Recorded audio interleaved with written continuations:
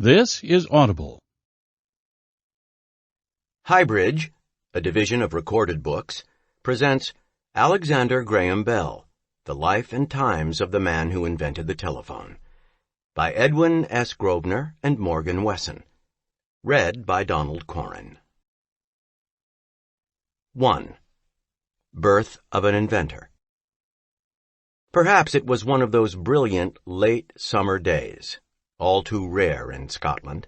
In any case, one morning in the early 1850s, the professor of elocution Alexander Melville Bell headed out of Edinburgh with his wife and 3 young sons for an excursion in the countryside south of town. The family drove the carriage past the craggy hill known as Arthur's Seat, and then by Queen Mary's Craigmillar Castle, finally stopping to picnic at Ferny Hill. The boys, Melville, Alec, and Edward, tumbled out to play. A nearby wheat field, with shimmering waves of ripened grain, proved irresistible to the middle son, Alec. 3 or 4 years old, he was a curious and independent boy, with curly brown hair and an often dreamy, thoughtful expression. Impulsively setting off to explore, he was soon deep among the shafts of grain that reached well over his head. Could you hear the wheat grow? Alec wondered. For a long time he sat listening intently to the silence. Then, in a panic, he realized he was lost in the dense wheat. He sobbed until he finally cried himself to sleep. "I was awakened by my father's voice," the boy would recall decades later. "Alec! Alec!" he shouted in stentorian tones that effectually dispelled my slumbers. Racing toward the sound, the wayward youngster was soon in his mother's comforting arms. This was Alexander Graham Bell's first memory. For the remaining 70 years of his life, he would follow similar wanderings, driven by an impulsive nature and a deep curiosity about the mysteries of sound and silence. Just as that first remembered wandering illustrates a lifelong pattern, the interests he had as a child, in the 1850s and 60s, set the stage for great successes as well as sometimes unattainable dreams.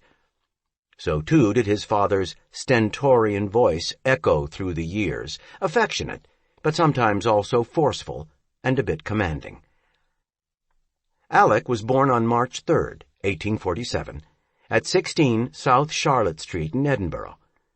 When he was about 9 years old, the family moved to 13 Hope Street, where he spent his boyhood. Alec's older brother Melville had been born 2 years earlier. His younger brother Edward followed in 1848.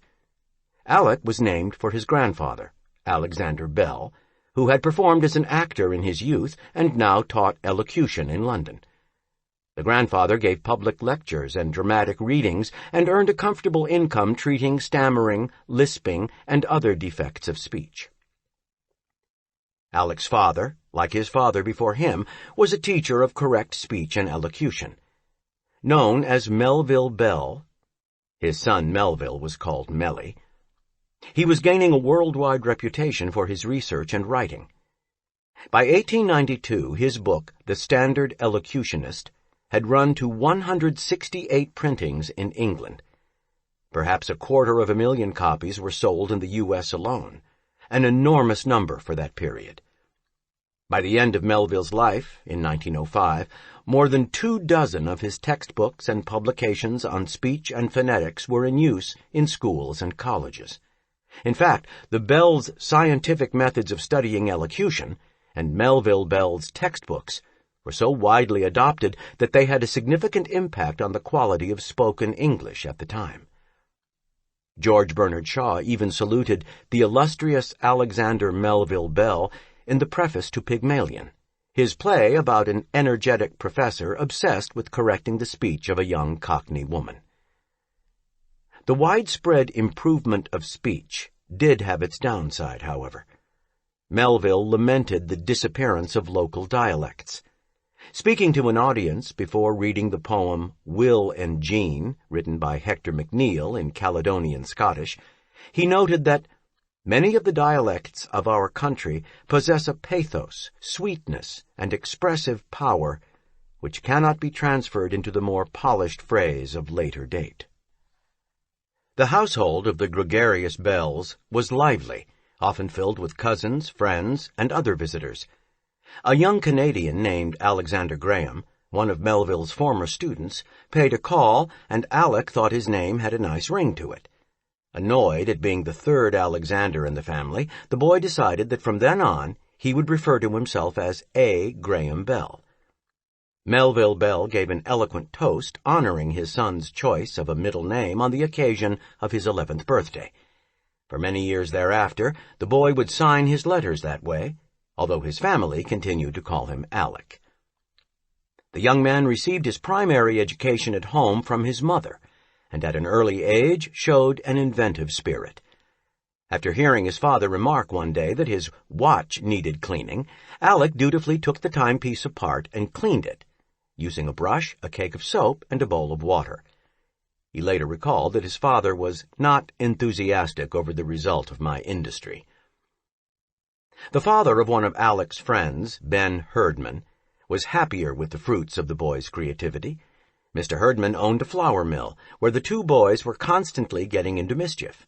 Finally, the exasperated miller called them into his office, and after speaking rather sternly to them, demanded, "Now, boys, why don't you do something useful?" "What should we do?" asked Alec offhandedly. Mr. Herdman thrust his arm into a bag of grain and said, "If only you could take the husks off this wheat, you would be doing something useful indeed." Apparently, Mr. Herdman and his workmen hadn't been able to find a way to separate the husks from the grains easily. First, the two boys found they could remove the husks with a little nail brush, although it involved a good deal of hard work from the mischief-makers, Alec later claimed. Then they decided they needed something more elaborate to do the same thing on a larger scale. Alec thought he had the perfect solution, an old vat with a rotating paddle wheel inside, which the boys had found on their explorations at the mill. The walls of the vat were provided with brushes of something rough. The boys poured the grain into the machine, and the rotation of the wheel forced the grain against the rough surface, effectively removing the husks. Half a century later, Alec recalled that it was a proud day for us when we boys marched into Mr. Herdman's office, presented him with our sample of cleaned wheat, and suggesting paddling the wheat in the old vat. Alec believed that the machine was still in use at the mill 50 years later, and commented that Herdman's injunction to do something useful was my first incentive to invention, and the method of cleaning wheat was the first fruit of my efforts. In those early years, Alec showed real musical ability. He could play by ear and improvise at the piano at a very early age, and he received an extensive musical education from the famous pianist Auguste Benoit Bertini. "My dream as a young man was to become a musician," he told an interviewer later, "and I used to smile, in a superior way, at the plans of my family to make something else of me." Though that dream faded with time, for the rest of his life Alec loved to play the piano late into the night. And more importantly, his natural musical talent and fine ear would prove critical in later work with the deaf and with the telephone. The year 1860 was a turning point for Alec, when he went to London to spend a year with his recently widowed grandfather. Alexander Bell gave the 13-year-old boy lessons in elocution, reading Shakespeare, and the treatment of speech defects.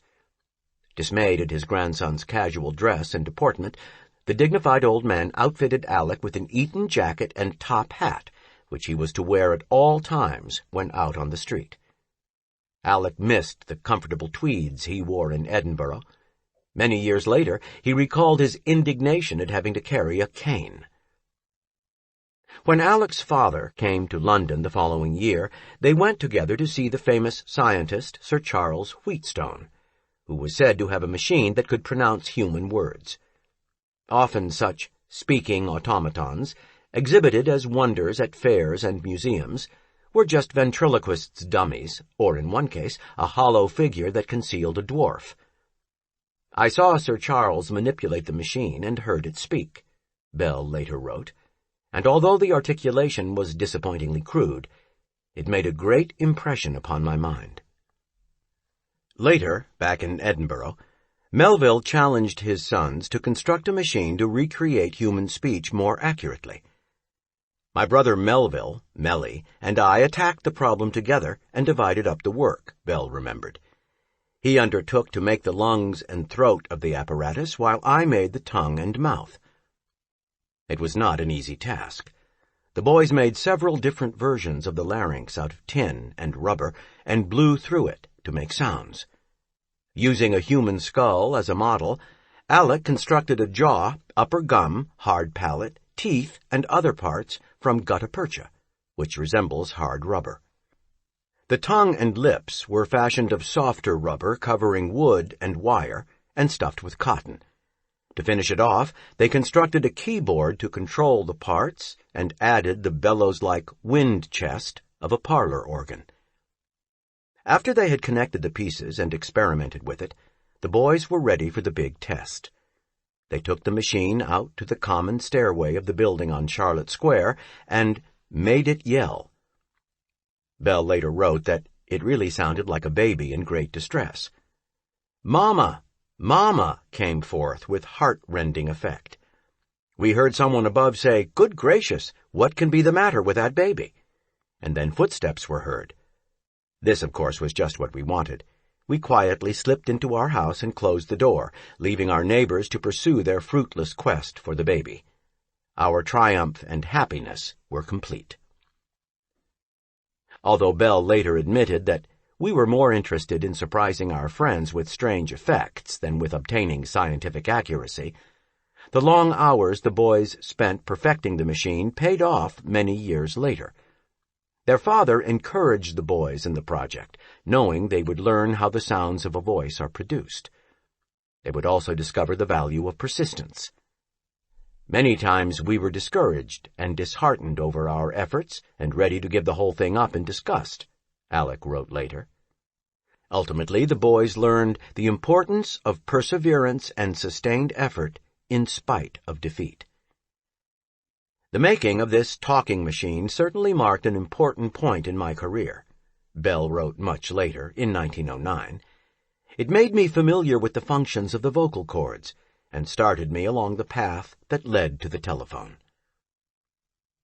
At this time, Bell's father was conducting his own extensive research into phonetics and the physiology of speech. For decades, experts had tried to develop a universal language, a single phonetic system that could be used to transcribe and pronounce any language from around the world. Over a 15-year period, Melville Bell identified and cataloged every sound a human mouth could possibly make and invented what he called visible speech, a system of symbols that indicated the position and action of the tongue and lips as they made sounds. Melville's sons became expert in visible speech. After giving an introductory lecture about the system, Melville would request audience members to suggest particularly difficult sounds, including words in any language. While the boys waited outside the lecture hall, these sounds would be written in symbols on the blackboard. When the boys came back into the room, they could invariably reproduce from the symbols the sounds the audience had proposed, whether they were words in Gaelic or Russian or the sound of a yawn or a kiss. Once the symbols required Alec to blow a puff of air while the tip of his tongue touched the roof of his mouth. After the audience burst into applause, he was told he had pronounced the Sanskrit cerebral T, offered by a linguist in the audience as one of the most difficult sounds for an English-speaking person to utter.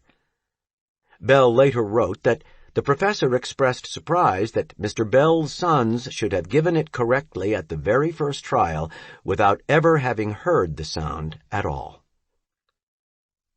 Incidents like these led Melville Bell to realize that his symbols could open up a new world to those with speech difficulties, particularly the deaf. Until this time, such people could learn speech only by imitating spoken words, which they, of course, could not hear. Visible speech offered a written system on which to base their learning. Alec had a natural sympathy for the deaf, since his mother, Eliza Simmons Bell, had lost much of her hearing. The boy's clear, resonant voice came through to her, and he was often at her side.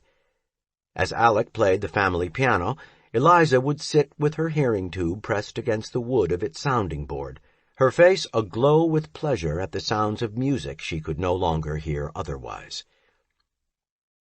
The Bell family spent the summer of 1860 traveling across Germany. In Berlin, Hamburg, and Potsdam, they enjoyed concerts and theater and studied the German language. While Eliza sketched and took rambles with the boys, her husband gave elocution lessons and photographed the countryside. Melville taught one stammerer. Although he could not speak a word of English, Eliza recorded in her diary, nevertheless he apprehended Melville's instructions so well that he spoke, or rather read, with comparative ease before the lesson was concluded. He said it was magic. The trip was a disappointment financially. Melville could get plenty of pupils, but no pay. The Bells were dismayed to learn that teachers of all kinds were poorly compensated in Germany, 1 shilling a lesson being the common fee for the best instruction. Even abroad the boys' mischievousness flourished unabated. Of a family outing to visit shops with friends, Eliza wrote, "Master Alec nearly sent some of the party back again, and horrified others by exercising his powers of ventriloquism.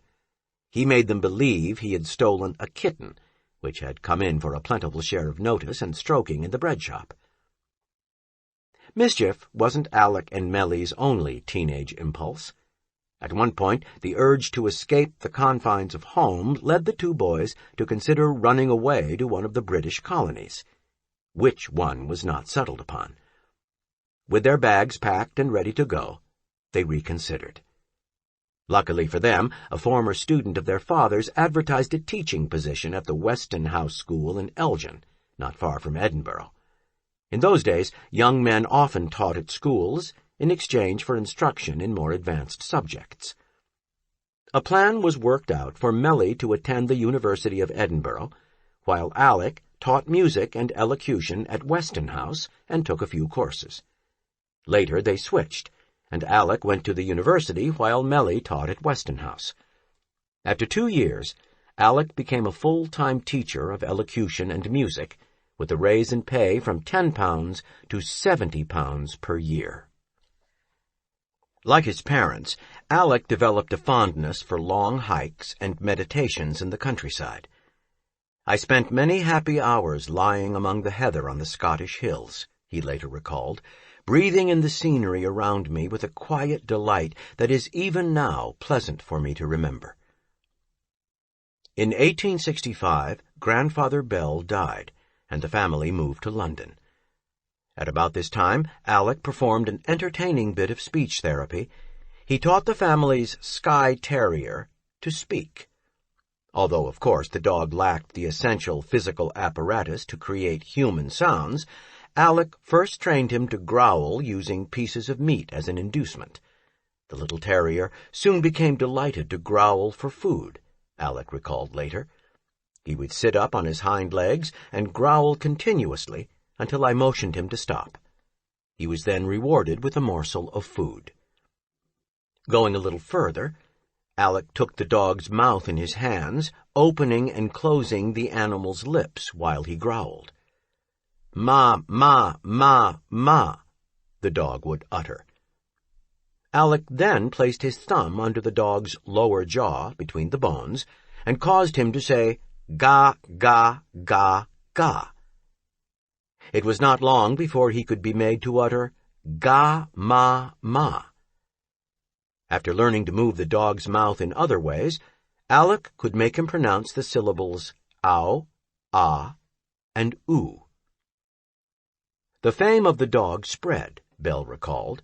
Many were the visitors who came to the house to see this dog sit up on his hind legs and, with a little assistance from my hand, growl forth the words, "How are you, Grandmamma?" The dog appeared to enjoy the applause, and afterward would sit up and growl again, trying to do the performance alone, without his master. Creating a canine conversationalist may seem to be an amusing adolescent diversion, but behind it was a grown-up intent. To study the mechanism of sound production and push for new possibilities in communication. About this time, Melville Bell was putting final touches on his visible speech system and discussing complex theories of speech with his sons. They debated whether vowel sounds, the foundation of human speech, were modifications of a single pitch or were compound, that is, made from resonances in different vocal cavities at the same time. Determined to settle the question scientifically, Alec began experiments to measure the pitch of sounds produced with the tongue. He compared these sounds to the pitch of different tuning forks, which he called pitchforks. He also devised instruments with stretched membranes to measure the vibrations in air created by human speech. These experiments paved the way for the appearance of the first membrane telephone, the ancestor of all the telephones of today, Bell recalled later in life. Alec wrote up his experiments in a detailed report, noting that different vowels are formed similarly, but with different volumes of air in the mouth, just as the musical tone changes when one blows across the mouth of similar bottles filled to different levels, or a dog's muzzled growl changes from ah to oo when his mouth is constricted. Alec discovered that vowel sounds are compound, made up of more than one tone, a fact not then generally known. In March 1866, Melville Bell encouraged his son to send the report to Alexander John Ellis, considered by many to be the leading phonetics authority of the day. Although Ellis wrote Alec that he was repeating the work of German scientist Hermann von Helmholtz in determining the musical tones of the vowels with tuning forks, Ellis was sufficiently impressed with the 18-year-old's achievements to nominate him for membership in the London Philological Society, of which Ellis was president. Even more importantly, he encouraged the young man to continue his research and offered to lend him Helmholtz's book, in which the scientist described his invention of a tuning fork sounder with which intermitting electromagnetic streams are produced by the vibration of a tuning fork. These vibrations are thus communicated to other forks, wrote Ellis, artificially producing vowels by tuning forks. It is not known whether Ellis's explanation at a subsequent meeting was unclear or Alec mistranslated the German in the book, but the young man mistakenly believed that Helmholtz had transmitted vowels electrically. Inspired by this misconception, Alec determined to study electricity. Within a few days after my interview with Mr. Ellis, he wrote, I came to believe firmly in the feasibility of the telegraphic transmission of speech, and I used to tell my friends that someday we should talk by telegraph. Soon he was reading about batteries and building a small telegraph in his spare time. During this period, and in fact for most of his life, Alec suffered from headaches and sleeplessness. His mother provided him with such Victorian remedies as chlorodyne and mercurius, and advised him to give up pickles, but to try a little beer. Be careful you don't catch cold again, was the motherly warning, and wear your flannel shirts till the warm weather is fully established, if it is ever going to be established again. The move to a new teaching position in Bath, England, seemed to alleviate some of Alec's symptoms, but his younger brother Edward didn't recover from his maladies so easily. In 1867, he had been expected to take over Alec's teaching post at Elgin, but a persistent illness forced him to pass up the opportunity. So long as Edward keeps still, Eliza wrote hopefully to Alec on March 22nd, he is not much troubled with his cough. But it was discovered that he had tuberculosis, a common disease in the crowded, smog-choked cities of London and Edinburgh. A few months later, the youngest Bell son succumbed to his illness at the age of 18. Sorrow we can never cease to feel for the loss of our darling Edward, Alec's mother wrote. He was a dear, good boy, and our way will be dark without him. The family did have some cause for happiness. Melly, the oldest of the three boys, had usually been the academic star of the family, winning numerous prizes at school, while Alec was an indifferent student. Now the oldest son was establishing his own practice in London in elocution and speech therapy, and he had fallen in love. "Melly seems to be very happy about his engagement with Carrie Ottaway," Alec wrote to his parents. "I only wish I were as fortunate as Melly is." Eliza wrote back to her son, "I am sure you have no need to worry. Depend on it, the right person will be put in your way at the right time." Melly and Carrie were soon married, and the following year a baby Belle named Edward was born.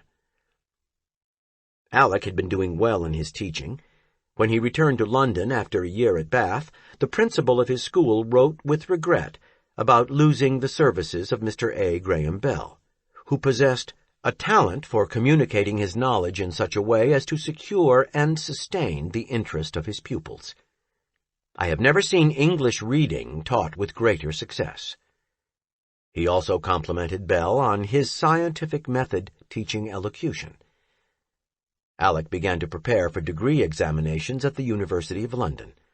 As an experiment, he used visible speech to instruct a class of deaf children at a London school run by another of his father's pupils, Susanna E. Hull, and was thus introduced to what proved to be my life work, the teaching of speech to the deaf. That year, when Melville Bell traveled to the United States to promote visible speech, he met a lawyer in Boston named Gardner Green Hubbard, who was backing and promoting a school for the deaf. Hubbard, who, with his deaf daughter Mabel, would play an important role later in Alec's life, had already heard about the young teacher's success with his students across the Atlantic.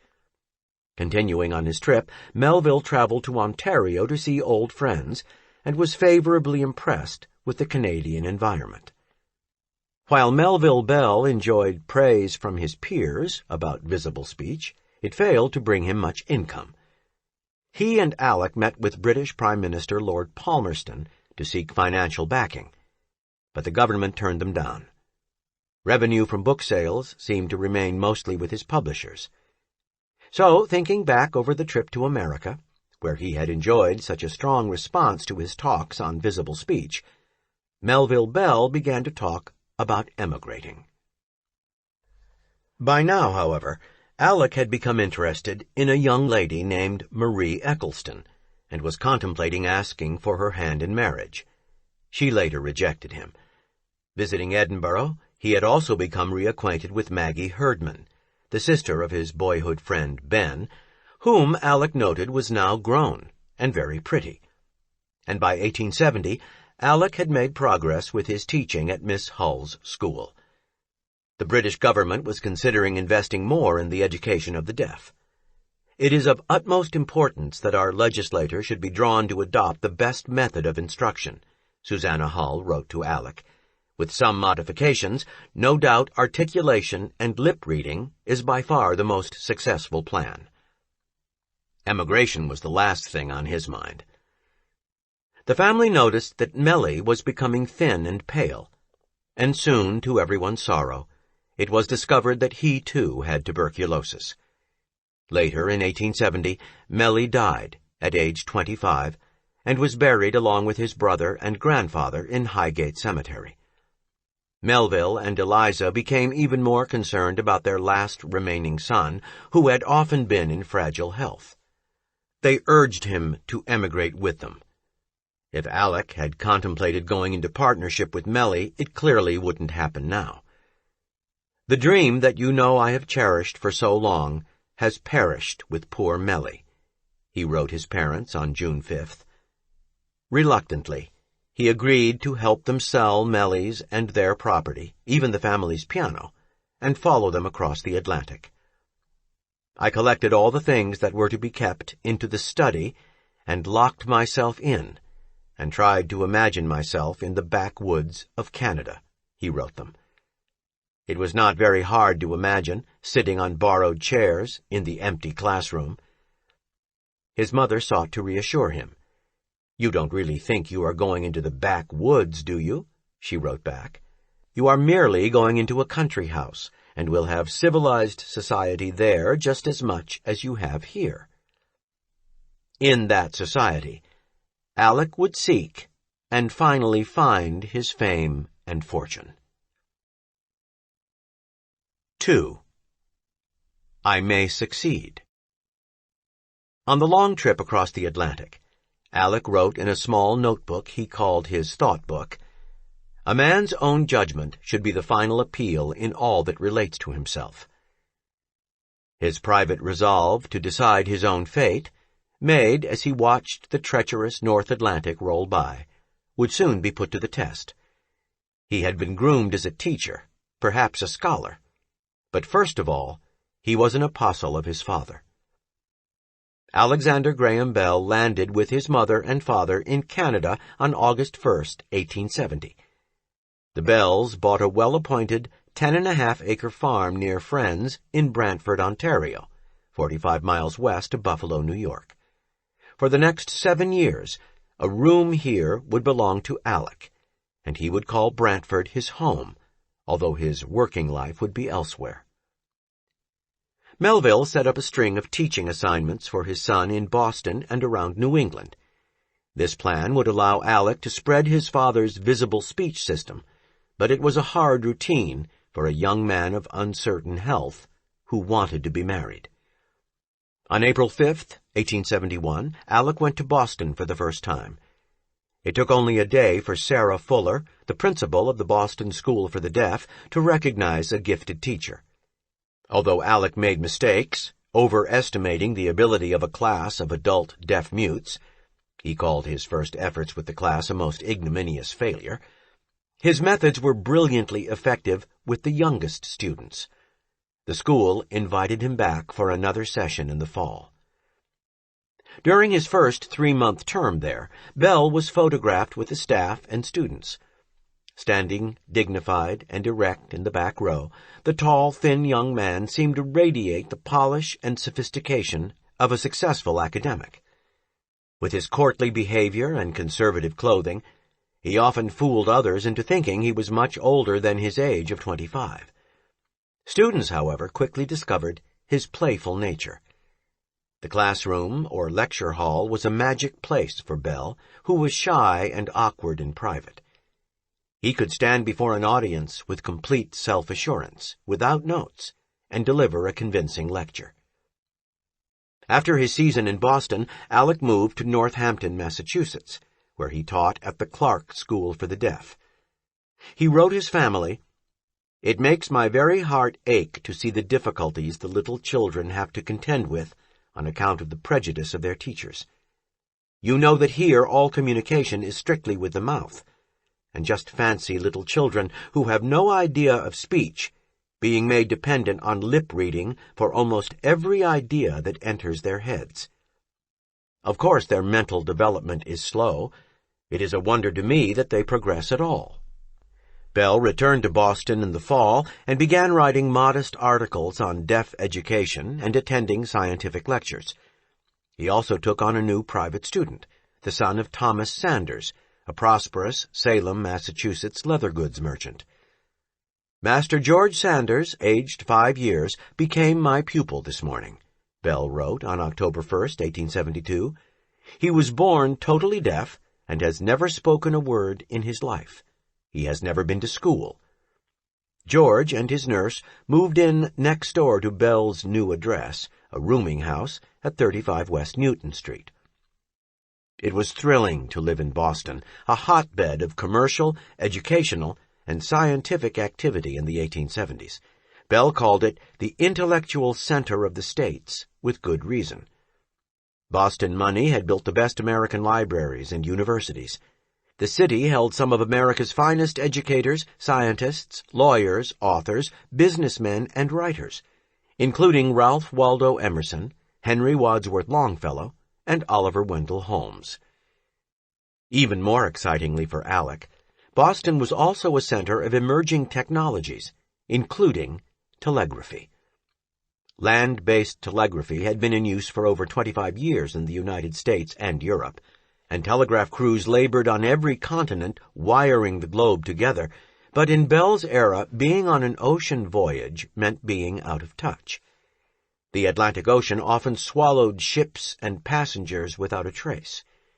Without modern communications, navigation systems, or weather information, ships fell victim to storms, ran aground, or were lost in ice and fog. International business deals could wither as a ship crossed from one continent to another. The first Atlantic telegraph cable was laid in 1858. It worked for only a matter of days. The 1865 cable snapped 600 miles from North America and fell to the seabed. Then, finally, in 1866, a fleet of 4 ships entered the harbor at the tiny Newfoundland port of Heart's Content. One steamship, the Great Eastern, dwarfed everything in sight. It was large enough to hold the 2,000 miles of telegraph cable needed to connect Ireland and Newfoundland. After finally landing and testing the third cable link in 1866, the officers of the fleet gathered in the little church at Heart's Content for a sermon preached on the text, "There shall be no more sea," and a Church of England service celebrating the joining of the Old World to the New. Then the Great Eastern turned about, and in another amazing feat for the time, grappled and salvaged the 1865 cable. New cable was spliced in, and both transatlantic cables were still working as Bell began teaching in Boston 5 years later. By 1850, telegraphy was big business in the United States. 8 years later, businessman Hiram Sibley of Rochester, New York, virtually owned telegraphy in the Midwest, renaming his company the Western Union Corporation after taking over small competitors. By 19th century standards, Western Union was huge, one of America's first truly national companies, with offices in every major city and town. It had a gigantic territory and enough money and power to buy or suppress technology outright. In 1861, Easterners read the first message sent over Western Union lines from the Pacific coast. "May the Union be perpetuated." This message did not flash instantly across America. Weakening signals meant that a message would halt at relay points, where operators would rekey it. A message could take hours, sometimes more than a day, to cross the continent, before finally being delivered on foot by messenger. This was expensive, and throughout the 1850s and 60s, the price of a long-distance telegraph message was prohibitive for all but the most important personal communication. The largest telegraph customers, businesses, had electric call boxes that rang for a messenger in central telegraph offices. In addition, a handful of rich European and American businessmen had stock tickers and call boxes at home, sometimes attached to switchboards that interconnected telegraph lines. In 1866, the same year the Great Eastern brought the cable to Newfoundland, Western Union swallowed its 2 remaining significant rivals, U.S. Telegraph and American Telegraph. With U.S. Telegraph came its president, William Orton, a former teacher from Oswego, New York, who took over Western Union itself in 1867. Orton steered the company through criticism of its policies and rates, and personally approved the purchase of new inventions. New owners, including the Vanderbilt family, moved Sibley out of Western Union. Investors in telegraphy included Junius Morgan's London-based investment bank, whose New York office was managed by his son, John Pierpont Morgan. Following the lead of the Rothschilds, who used carrier pigeons to courier breaking news, the Morgans put together a telegraph network to make quick profits in war bonds during the American Civil War. Clearly, the market was ripe for telegraphy-related inventions. An abundance of ideas, as well as motives, not the least of which was to earn much-needed money to hasten marriage prospects and independence, pushed Bell into becoming an inventor.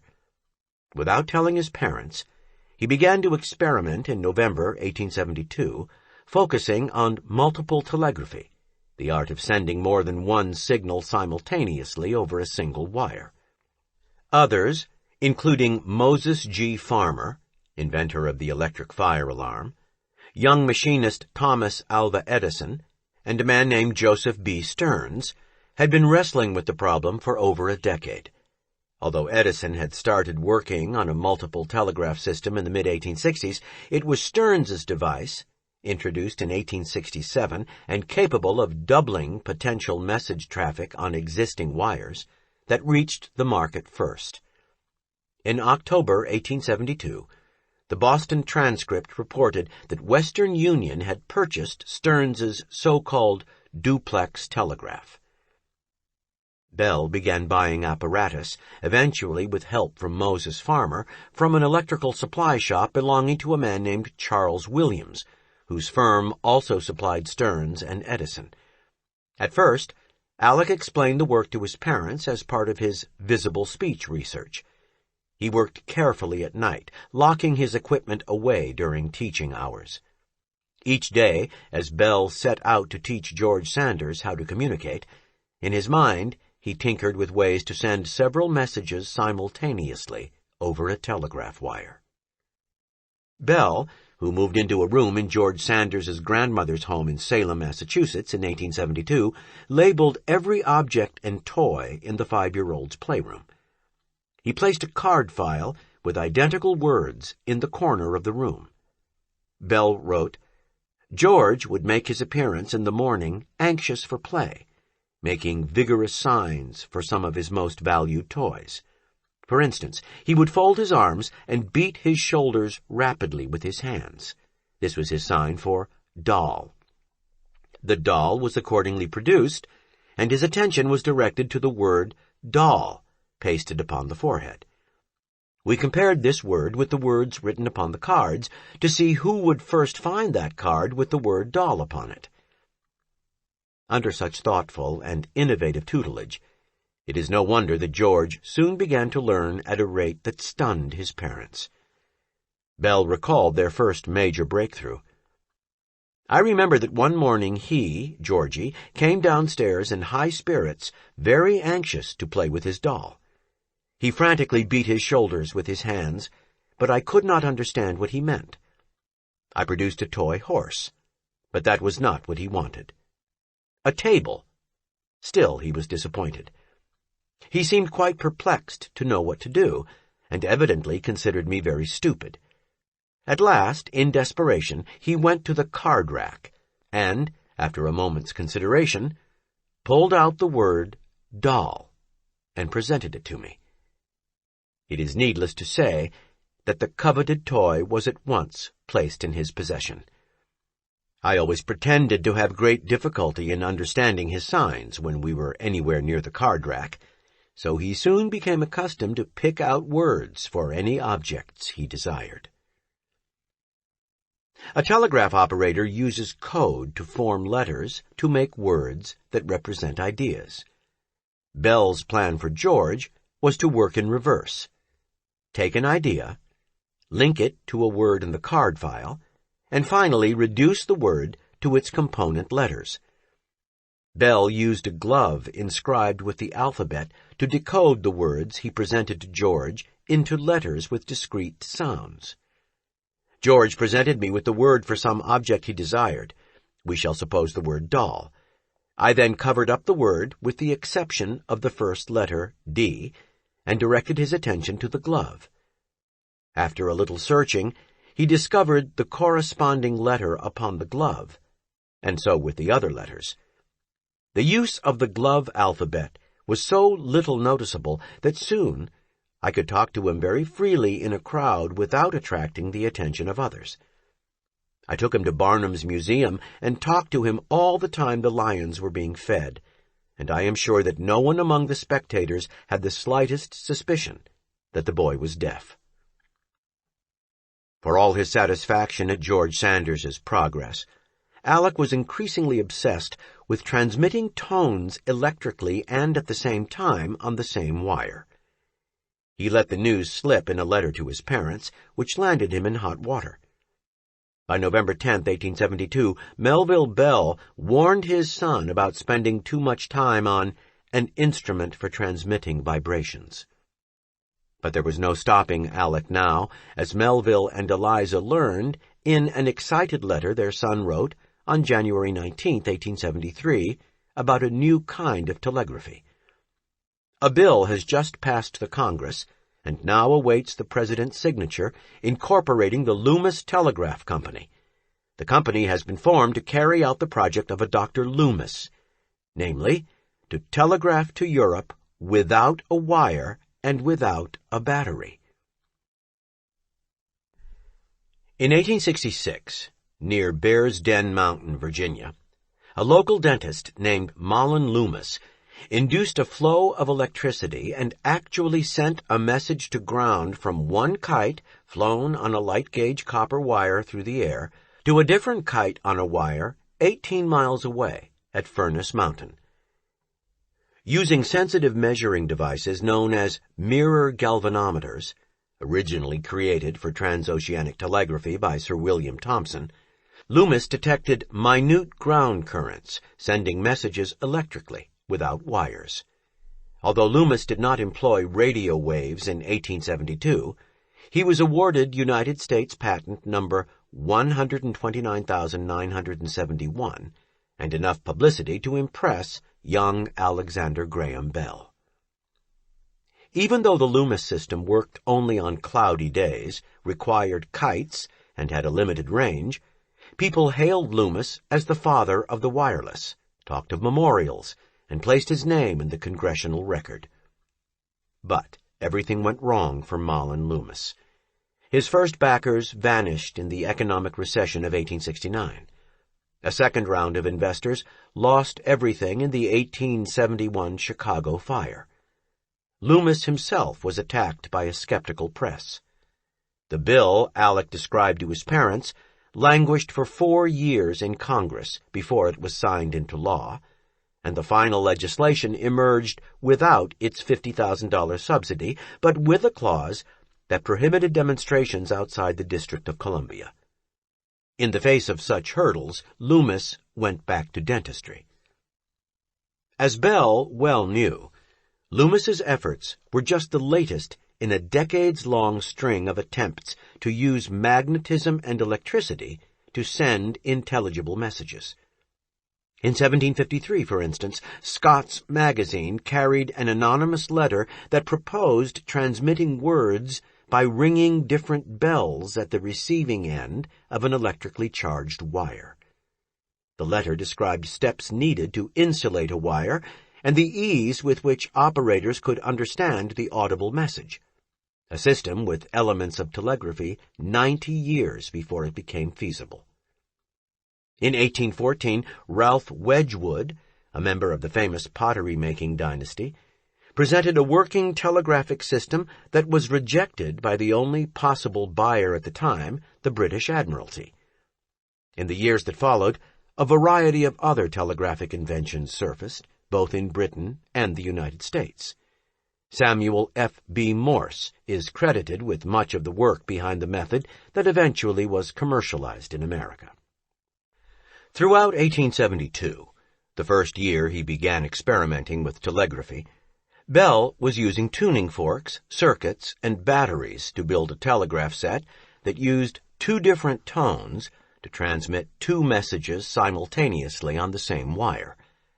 After mere months of work, Bell had invented a prototype telegraph that matched the accomplishments of the Stearns duplex telegraph used by Western Union. But he wanted more. He wanted to be able to transmit not just sounds, but the human voice. By mid-1873, Bell believed that a marriage of acoustic theory and electricity would eventually make the telephone possible. Some of his thinking was based on a popular book on electricity by J. Bayle, which he had come across in the Boston Public Library. It will be understood that the effect of transmitting musical signals of different pitches simultaneously along a single wire is not to obliterate the vibratory character of the current, as in the case of intermittent and pulsating currents, but to change the shapes of the electrical undulations, Bayle wrote. In fact, the effect produced upon the current is precisely analogous to the effect produced in the air by the vibration of inducing bodies. Hence, it should be possible to transmit as many musical tones simultaneously through a wire as through the air. For Bell, a simple parlor trick demonstrated the truth of this concept. I was familiar with the fact that when we sing a vowel sound into a piano, while the pedal is depressed, the piano reproduces not only the pitch, but approximately the quality of the vowel uttered. Eventually, Bell believed the same should hold true with a harp apparatus, a harmonic device resembling a xylophone that would resonate in response to human speech and transmit several tones along a wire. In grasping the need for an undulating electrical current to transmit these tones accurately, Bell had made a crucial jump past the work of all previous researchers. The importance of this breakthrough can be seen in the work of other inventors. In 1861, for example, a German schoolmaster named Philip Reis perfected the transmission of electric tones, though not actual voice transmission. Reis's description of his invention carefully stepped over the subject of intelligible speech. I succeeded in inventing an apparatus by which it is possible to make clear and evident the organs of hearing, but with which also one can reproduce tones of all kinds at any desired distance by means of the galvanic current. I named the instrument telephone. Reis's designs may have been inspired in part by the ideas of Charles Bourseul, a Frenchman who, in 1854, suggested the development of an electric telephone. But Bourseul's proposed device utilized a make-or-break contact system, contacts that opened and closed in tandem with the actions of the device's transmitting diaphragm. Bourseul wrote, "I have asked myself whether speech itself may be transmitted by electricity. In a word, if what is spoken in Vienna may not be heard in Paris. Suppose that a man speaks near a movable disk, sufficiently flexible to lose none of the vibrations of the voice, that this disk alternately makes and breaks the currents from a battery. You may have at a distance another disk, which will simultaneously execute the same vibrations." While Bourseul was widely published, he did not experiment with his own theory. Reis succeeded in producing a device that transmitted sounds. But since the crucial contacts between the diaphragm and the rest of the invention were of the make-or-break type, they were incapable by design of transmitting intelligible speech. Some historians insist that when these contacts are dirty, oxidized, or too tightly adjusted, the Reis telephone works. In any case, Reis never corrected his design and failed to market, or in patent terminology, reduce to practice, a telephone for human speech. More important, he never understood the basic theory behind telephony, without which the transmission of speech is impossible. It was a theory that Alexander Graham Bell was destined to describe. By May 1874, one prominent American inventor, Elisha Gray, had perfected what the New York Times called music by telegraph. He had succeeded in transmitting 8 tones electrically, though not simultaneously, to a receiver that reproduced a wide range of sounds, similar to one demonstrated in 1870 by physicist Edward Pickering. Gray had the backing of wealthy false teeth manufacturer Dr. Samuel S. White and the patronage of Western Union. Working from Western Electric in Chicago, Gray could marshal resources quickly. As fall approached, Bell was ahead of Gray and pulling closer to Thomas Edison in the race for improved multiple telegraphs, but he was paying a personal price for his hard work. His 16-year-old pupil, Mabel Hubbard, was sufficiently interested to observe, "He has his machine running beautifully, but it will kill him if he is not careful." But Bell was soon to encounter his own roadblocks to success. When he attempted to file a patent caveat, a notice of an invention in progress, on a harmonic telegraph, He learned that the United States Patent Office would not grant an alien the right to submit a caveat. He was informed that aliens were, in fact, eligible to apply for full-blown patents, but that in this case one would not be granted, because his invention was not yet finished. In January 1874, Bell wrote seeking patent protection in Britain. Her Majesty's Superintendent of Telegraphs gave him the bad news that England would not assure Bell of protection during an absentee application process. Worse, if he did secure a British patent, any compensation for his telegraph would be determined by Her Majesty's Postmaster General. Discouraged, Bell stopped working on the multiple telegraph altogether and turned to machines that seemed more relevant to his teaching work, machines that could reproduce human speech and sound waves.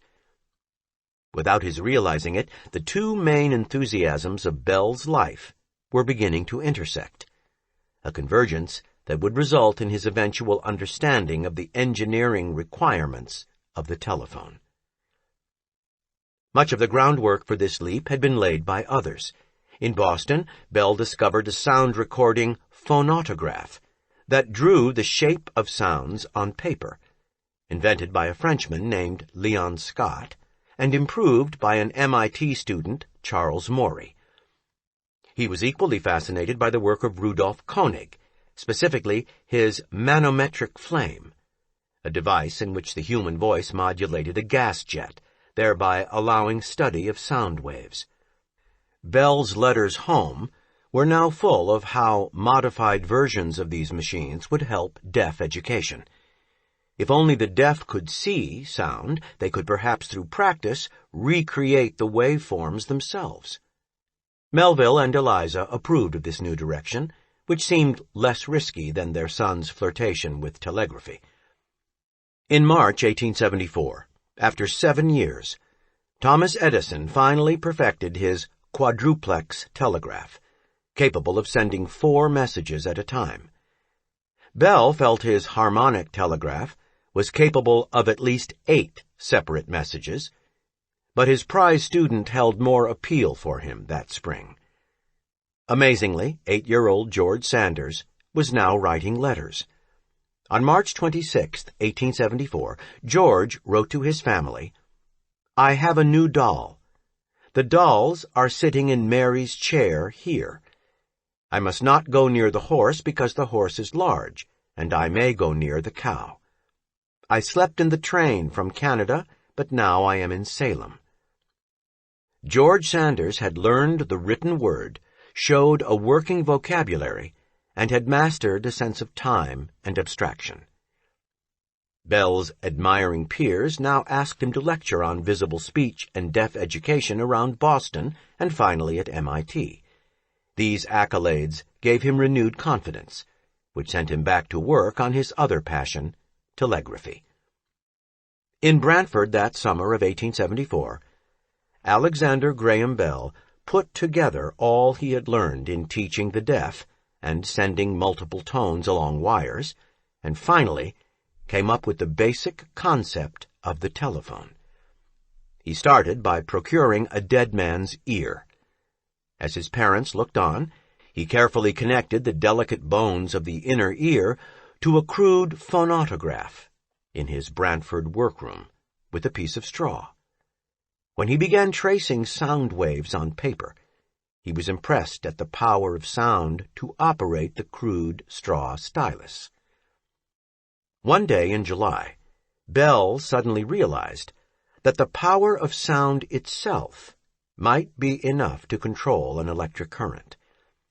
By studying the forms of sound waves in the manometric flame and in the tracings from his phonautograph, he finally understood that undulating current could mimic exactly the subtle changes in amplitude and frequency that make up speech. Still, as important as this concept was, without another step taken that fall, Bell's discoveries, too, would have been lost to history. In October, after George Sanders's father, Thomas, offered to back his work financially, Bell went to see Gardner Green Hubbard. Hubbard was a Cambridge, Massachusetts patent attorney, son of a Massachusetts Supreme Court judge, and the father of Bell's student, Mabel Hubbard. Bell was looking for just another backer, but instead, he found a technological visionary like himself. Using a piano to demonstrate the resonance of vowel sounds, Bell described his idea for a multiple telegraph. Hubbard not only understood, but he got excited and paced the room, happily expounding to his wife, Gertrude, about a multiple telegraph.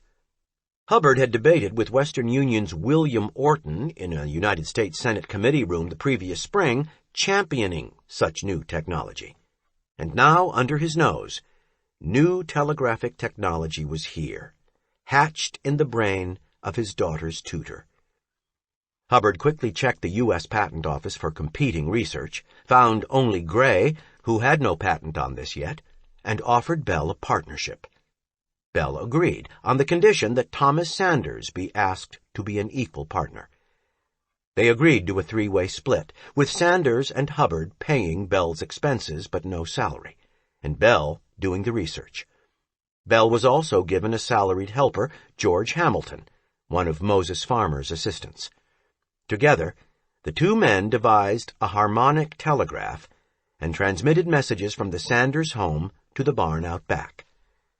By the fall, Alec finally understood, after Hubbard's prompting, that he was engaged in a fierce competition that would have only one victor. With the Bell flair for the dramatic, he wrote home on November 23, 1874, "It is a neck-and-neck race between Mr. Gray and myself who shall complete our apparatus first. He has the advantage over me in being a practical electrician, but I have reason to believe that I am better acquainted with the phenomena of sound than he is, so that I have an advantage there. The very opposition seems to nerve me to work, and I feel, with the facilities I have now, I may succeed. Portions of my apparatus will be ready for trial tomorrow. However, we shall see. I feel I shall be seriously ill should I fail in this now I am so thoroughly wrought up." 3. Mr. Bell, do you understand what I say? On November 23, 1874, in the same letter in which Alec trumpeted his race with Gray for multiple telegraphy, he also outlined for his family an idea he had concealed during his visit to Brantford the previous July. The idea to which I allude is an instrument by which the human voice might be telegraphed without the use of a battery at all. The vibrations of a permanent magnet will induce a vibrating current of electricity in the coils of an electromagnet. It was a crude description of what is today known as the magnetotelephone. In Bell's design, no make-or-break contacts would be employed, and the current remained continuous while fluctuating or undulating. This kind of signal would establish this telephone in the marketplace. Gardner Green Hubbard, the businessman now controlling Bell's fortunes, coached his protege carefully, urging him to work exclusively on technology that would generate telegraph messages and profit. Well aware of the horde of other inventors in the same race, Hubbard, with his experience as a patent attorney, knew that proper records now would win in a courtroom later. He made sure that Bell recorded his research. On November 24, 1874, he wrote to Bell, "Whenever you recall any fact connected with your invention, jot it down on paper, as time will be essential to us, and the more things actually performed by you at an earlier date, the better for our case. You must not neglect an instant in your work, so that we may file the application for a patent as soon as possible." In fact, in his letter of the previous day to his parents, Bell did ask them to please keep this paper as a record of the conception of the idea. An air of mild distrust lingered between Gardner Hubbard and his other partner, Thomas Sanders. Sanders viewed Hubbard as a promoter, which in 1875 generally referred to someone with loose ethics. Hubbard looked down on Sanders as a merchant, albeit one with legal skills, not clever enough to be trusted with important inventions. In spite of the friction, a mutual dependence held them together, for Hubbard needed Sanders' investment capital, and Sanders needed Hubbard's Washington connections. The final important member of the Bell partnership appeared early in 1875 and began to assist the inventor. Thomas A. Watson, a young machinist working for Charles Williams, replaced George Hamilton when Moses Farmer moved his operation and his helpers to Newport, Rhode Island. Bell appreciated Watson's craftsmanship and good company. Watson marveled at Bell's table manners, piano playing, and elocution. With Bell as a mentor and friend, Watson began to read literature and physics. Since both men lived in Salem, Watson's father ran a livery stable there, late-night experiments were convenient. In February 1875, the two men perfected Bell's vibratory circuit breaker, the key component in his design for a message recorder that could transmit and reproduce writing. Bell now filed for a patent for this new telautograph, or autograph-telegraph, as he sometimes called it. With the telautograph and multiple telegraph designs, the partnership had an array of telegraph equipment protected by patent applications. On April 6, 1875, the United States Patent Office issued patent number 161,739 to Bell for the telautograph. But the applications for Bell's multiple telegraph were suspended pending an interference, meaning that another inventor's claims conflicted with his. The interference was with Elisha Gray, and would soon grow to involve others, as patent officials examined their records. Bell sadly informed his partners of the complication. Hubbard responded reassuringly. "You are by no means good for nothing, but are today worth more than all the other men put together, for they stumble on their inventions. You work them out scientifically. You will come out ahead yet, so do not be discouraged or disheartened." In Washington that spring, Bell nervously sought an audience with the venerable Professor Joseph Henry, the nation's most widely respected theorist on the properties of electricity, at the Smithsonian Institution. Henry insisted on seeing Bell's equipment and hearing the noises Bell could generate in electromagnets. Bell's March 18, 1875 letter home describes this encounter. "I set the instrument working, and he sat at a table for a long time with the empty coil of wire against his ear, listening to the sound. I felt so much encouraged by his interest that I determined to ask his advice about the apparatus I have designed for the transmission of human voice by telegraph. I explained the idea and said, 'What would you advise me to do?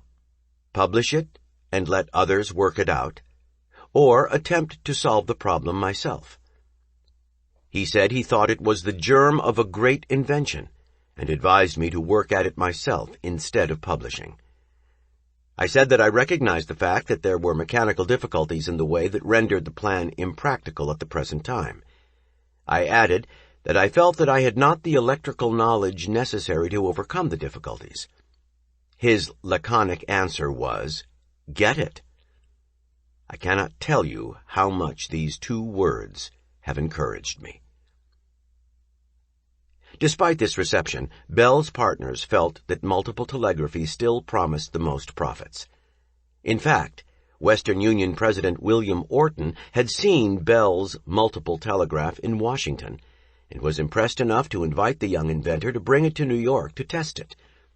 Orton was scrutinizing another invention, Elisha Gray's, at the same time, enjoying the position of being able to choose between rivals with similar potential. If Bell's visit with Joseph Henry had marked a true passing of the torch by an elder scientist to a young inventor, his experience at Western Union was something else again, a harrowing glimpse into the ruthless practices of 19th century capitalism.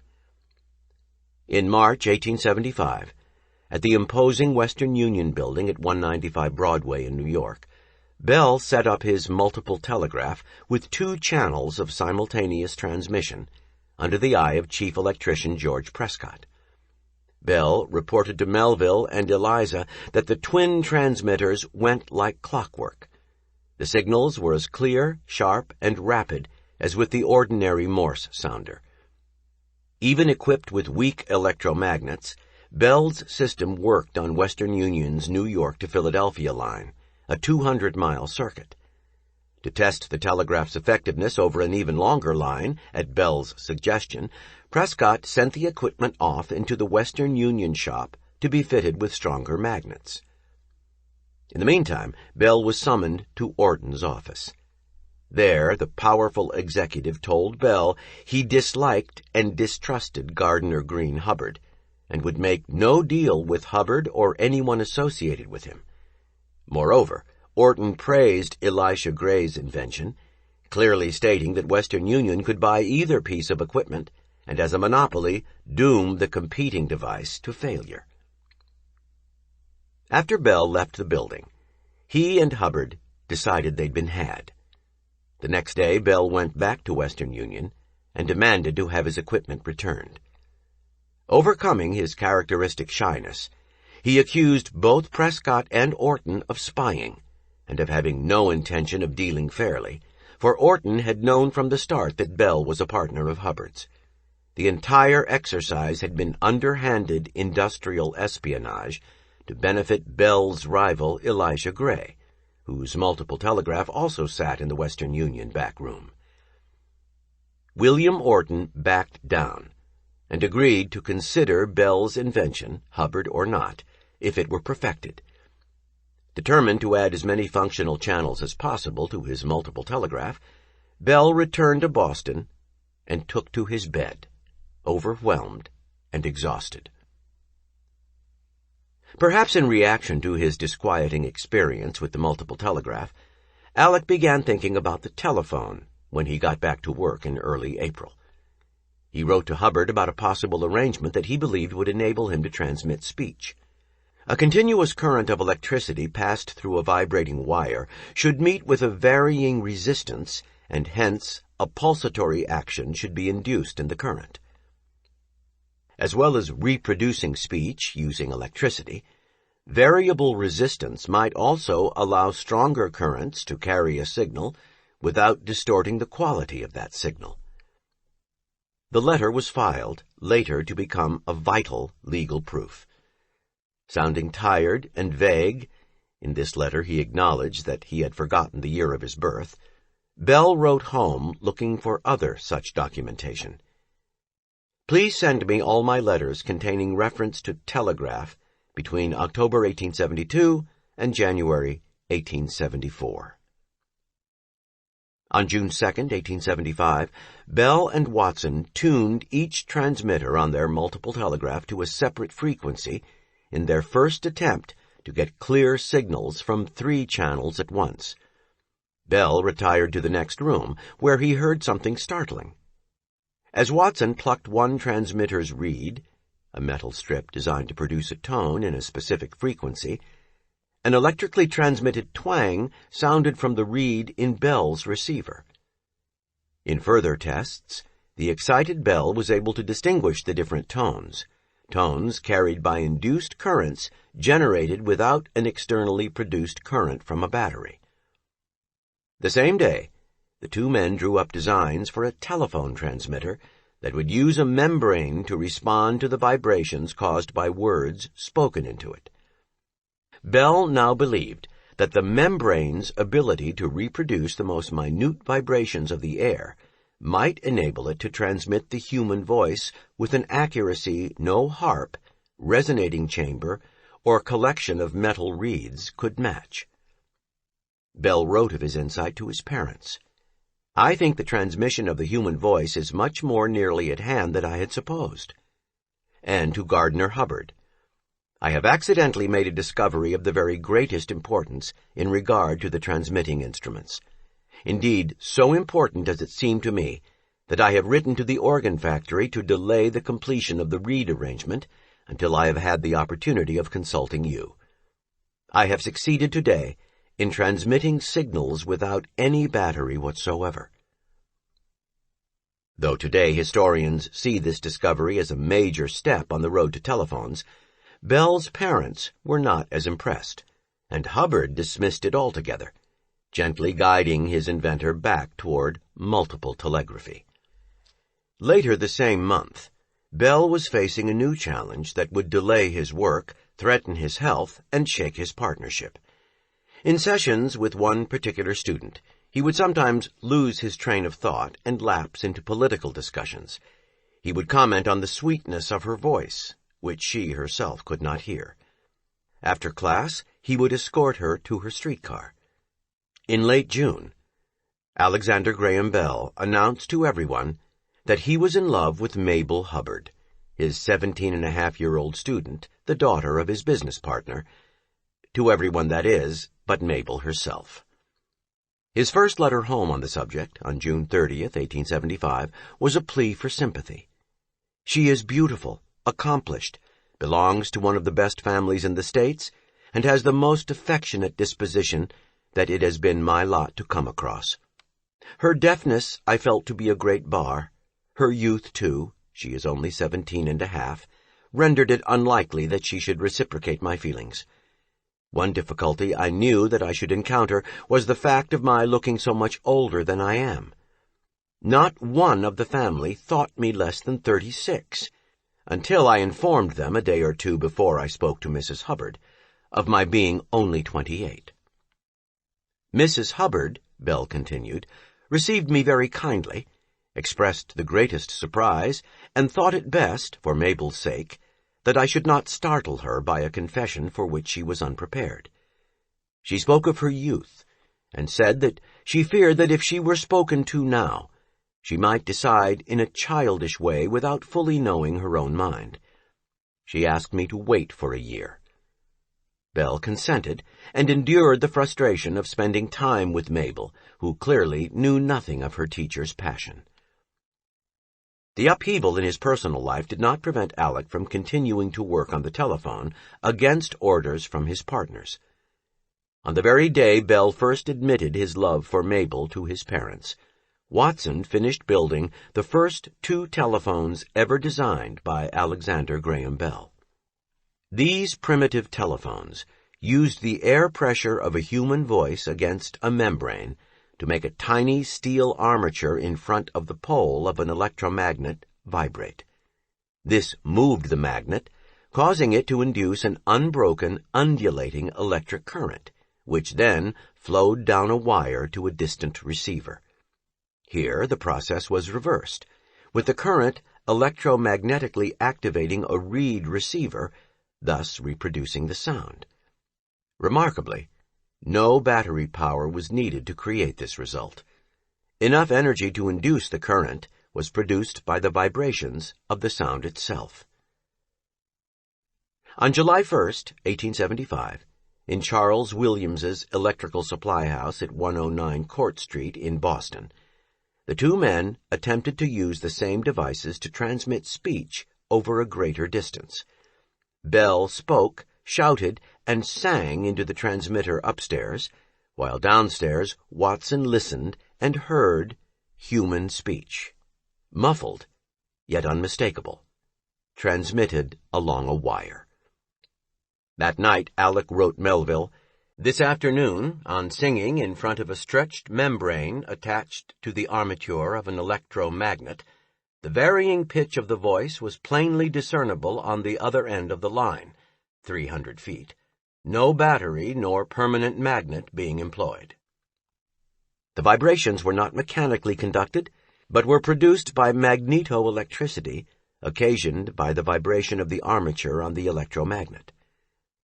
When the sounds are received upon another stretched membrane, instead of a steel spring which can only vibrate to certain pitches, it is highly probable that the timbre of the voice may be perceived. I feel that I am on the threshold of a great discovery. Meanwhile, Alec's parents finally replied to his letter about Mabel, but it was not the reaction for which he had hoped. Melville ignored the subject altogether, and Eliza politely questioned her son's judgment. She suggested that Mabel specifically was not a good choice, Eliza thought Mabel was congenitally deaf and mute, threatening future children, though she had actually lost her hearing due to a bout with scarlet fever when she was a young child, and suggested that Alec did not have the resources to support any wife at all. At first, Alec was enraged and refused to respond. Then, on August 18, 1875, he wrote an indictment of both of them and their insensitivity. I was for 10 days without any sleep, and at last was acting so strangely that Mrs. Sanders was about sending me into Boston to secure me under the impression that I had brain fever brought on by telegraphy, when I returned and confessed everything to her. This incident underscores how desperately alone Bell felt. He had no one but Mrs. Sanders to go to after his parents' cold shoulder. It would turn out, though, that Mabel's mother also cared for him. That summer, while Mabel was vacationing on Nantucket, Bell poured his heart out to her in a letter that he personally delivered against her parents' wishes. "You will regret this new burst of passion," warned Gardner Green Hubbard. Mabel responded to her mother, sounding torn, quietly happy that she was the object of a suitor, yet chagrined that it should be Bell. Mrs. Hubbard summoned Alec to share the contents of Mabel's letter. He was heartbroken to learn that Mabel did not want his attentions. Gertrude Hubbard, however, clearly thought this relationship had promise. Though Alec was not dashing, he was an intelligent, considerate, and educated man with prospects, so Gertrude decided to lobby on his behalf. For the remainder of the summer of 1875, Mrs. Hubbard would invite Bell to the house with short, chatty notes. On August 30th, 1875, Mabel wrote Alec a letter which revealed her to be a young woman mature beyond her years. Even at 17, Mabel took him in hand and steered him out of trouble. "Perhaps it is best we should not meet a while now, and that when we do meet, we should not speak of love. It is too sacred and delicate a subject to be talked about much, and till I know what it means myself, I cannot understand or fully sympathize with the feeling. Only, if you ever again need my friendly help and sympathy, it is yours." Taking heart from the fact that Mabel had not entirely rejected his attentions, Bell returned to inventing with a new purpose.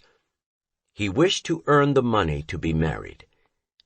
In September 1875, Bell began a patent description, completed in October, that described his idea about multiple telegraphy and telephony, although the word telephone itself did not appear, framing the ideas merely as improvements on telegraph technology. Bell went ahead with this patent without a perfected telephone, convinced that the voice he had heard over the existing prototypes proved that the concept was not only possible, but achievable. But Bell was torn. The teaching and lecturing that had been central to his life for so long were keeping him from work on his inventions.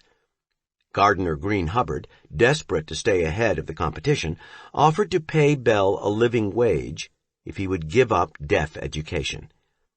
Even worse, he placed telegraphy and Mabel on one side and deaf education on the other, demanding that Alec choose between them. Both Alec and Mabel objected, and Gardner backed down. To resolve the conflict, Gertrude Hubbard advised her daughter to get out of the position she occupied between her father and suitor. Marriage, she hinted, might be one solution.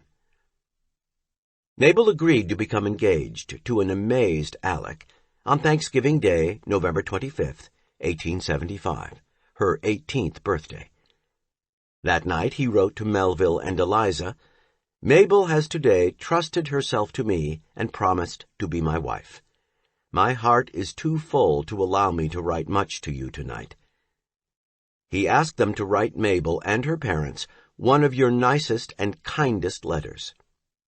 Mabel, it was reported later, liked the letter very much. Now that he was to be married, Bell was even more determined to make his inventions a financial as well as a technological success. Under their partnership agreement, Bell, Sanders, and Hubbard owned equal shares of the American patent rights to their inventions. However, Alec held 100% of all other markets. When he learned that in order to have an English patent on his telephone, it was necessary to file there first, Bell made a deal with Toronto businessman George Brown to file the patent in England in return for a share of the rights. Brown sailed for Europe on January 25, 1876. 2 weeks before Brown departed, Bell added crucial text, a clause on the variable resistance transmission of speech, to his copy of the American patent, but was unable to do so with the version Brown had. After arriving in England, Brown was advised that Bell's patent would be worthless, lost interest, and did not even file the application. Worse, he didn't bother to telegraph this news to Bell and his attorneys in America. Oblivious, on February 12, 1876, Bell wrote his parents, "My specifications are now in the patent office, but the patents are not to be completed until we hear from George Brown that he has taken out foreign patents." Fuming at the delay, Hubbard directed his Washington lawyers, Anthony Pollock and Marcellus Bailey, to file the patent behind Bell's back, which they did early on February 14, 1876. On that same morning at the United States Patent Office, Elisha Gray filed a patent caveat for a telephone, though he had not yet built one. The previous year, Gray had filed a patent for a multiple telegraph just days before Bell, and now here he was again on the doorstep of the Patent Office as Bell's next patent application entered the system. Zenas F. Wilbur, the examiner for the United States Patent Office in charge of the Bell patent application, noted the appearance on the same day of the two similar applications and suspended them both for investigation. Bailey and Pollock appealed to Acting Patent Commissioner Ellis Speer, and Wilbur was overruled. Speer decided that Bell's application took precedence because it was for a full patent, not a caveat, and had apparently been filed earlier in the day on February 14th. On February 29th, Bell arrived in Washington and found his earlier multiple telegraph applications now blocked by patent applications from 3 other inventors: Gray, Paul Lecour of Copenhagen, and Thomas Edison. Bell, a known inventor with a patent already to his credit, proceeded to the patent office to explain the telephone. Despite his amateur's grasp of electricity, he was articulate and courtly. He must have been a welcome change for the patent examiner, who was often faced with a bewildering array of frauds, backyard inventors, and seasoned crooks intent on grabbing a piece of the pie. Bell wrote Melville that night about his meeting with Wilbur. The examiner was about to issue my patent when he discovered that Mr. Gray had applied for a caveat for something similar before my patent appeared. He had applied on the 27th of January, and my papers were sworn to before a notary public in Boston on the 20th of January. Still, this altered the aspect of affairs, and judgment was delayed, and my attorneys sent for me to come to Washington. It was then my right to see the portions of Mr. Gray's specification which came into conflict with mine. I could not, however, see the caveat, but the examiner told me the point at issue. Mr. Gray made a sudden change in the intensity of the current without actually making or breaking the circuit, and the examiner thought that this constituted an undulatory current. I explained that it did not, and that even if it did, I had mentioned the same thing in my application filed February 1875, just 1 year ago. The examiner handed me my papers of that date, and I was able to point out the exact passage describing what Mr. Gray has only now taken out a caveat for. The examiner said that was so, and that he had not noticed that passage before as bearing on the subject. He allowed me to make an amendment upon my specification so as to refer to that application, and the patent was handed in this morning. The examiners, however, feeling that this is a very important case, could not decide to render judgment at once, and I am only waiting in Washington for the denouement. If I succeed in securing that patent without interference from the others, the whole thing is mine, and I am sure of fame, fortune, and success if I can only persevere in perfecting my apparatus." Wilbur had let slip a detail pointing Bell back at a line of research he understood, but had not aggressively pursued. Gray's caveat featured a clause outlining the use of a variable resistance liquid transmitter and undulating current for voice transmission, similar to Bell's conception. Bell had already presented this idea in May 1875. He went back to Boston and resumed his experiments. Finally, on March 3, 1876, his 29th birthday, Bell was advised that his telephone patent would soon be issued. Mabel quickly responded in wonder at the course of events. Alec, A-L-E-C, she convinced him to drop the K from his first name, seemed to be triumphing despite the enmity of William Orton, the man who had confounded her father for years. "I understand less and less how, simply by your right, you have beaten him. Him, the most powerful man in the country, and willing to spare no expense, honest or dishonest, to conquer you." Bell's telephone patent, number 174,465, was issued on March 7, 1876. It gave Bell and his partners unprecedented control over an invention that would change the world, but that would also require millions of dollars to develop and protect. At long last, in one of the most celebrated events in American history, Alexander Graham Bell was able to use his telephone to transmit a comprehensible message. The great moment took place in Bell's laboratory at 5 Exeter Place, where Bell and Watson worked to be free of nosy visitors to Williams's shop at 109 Court Street.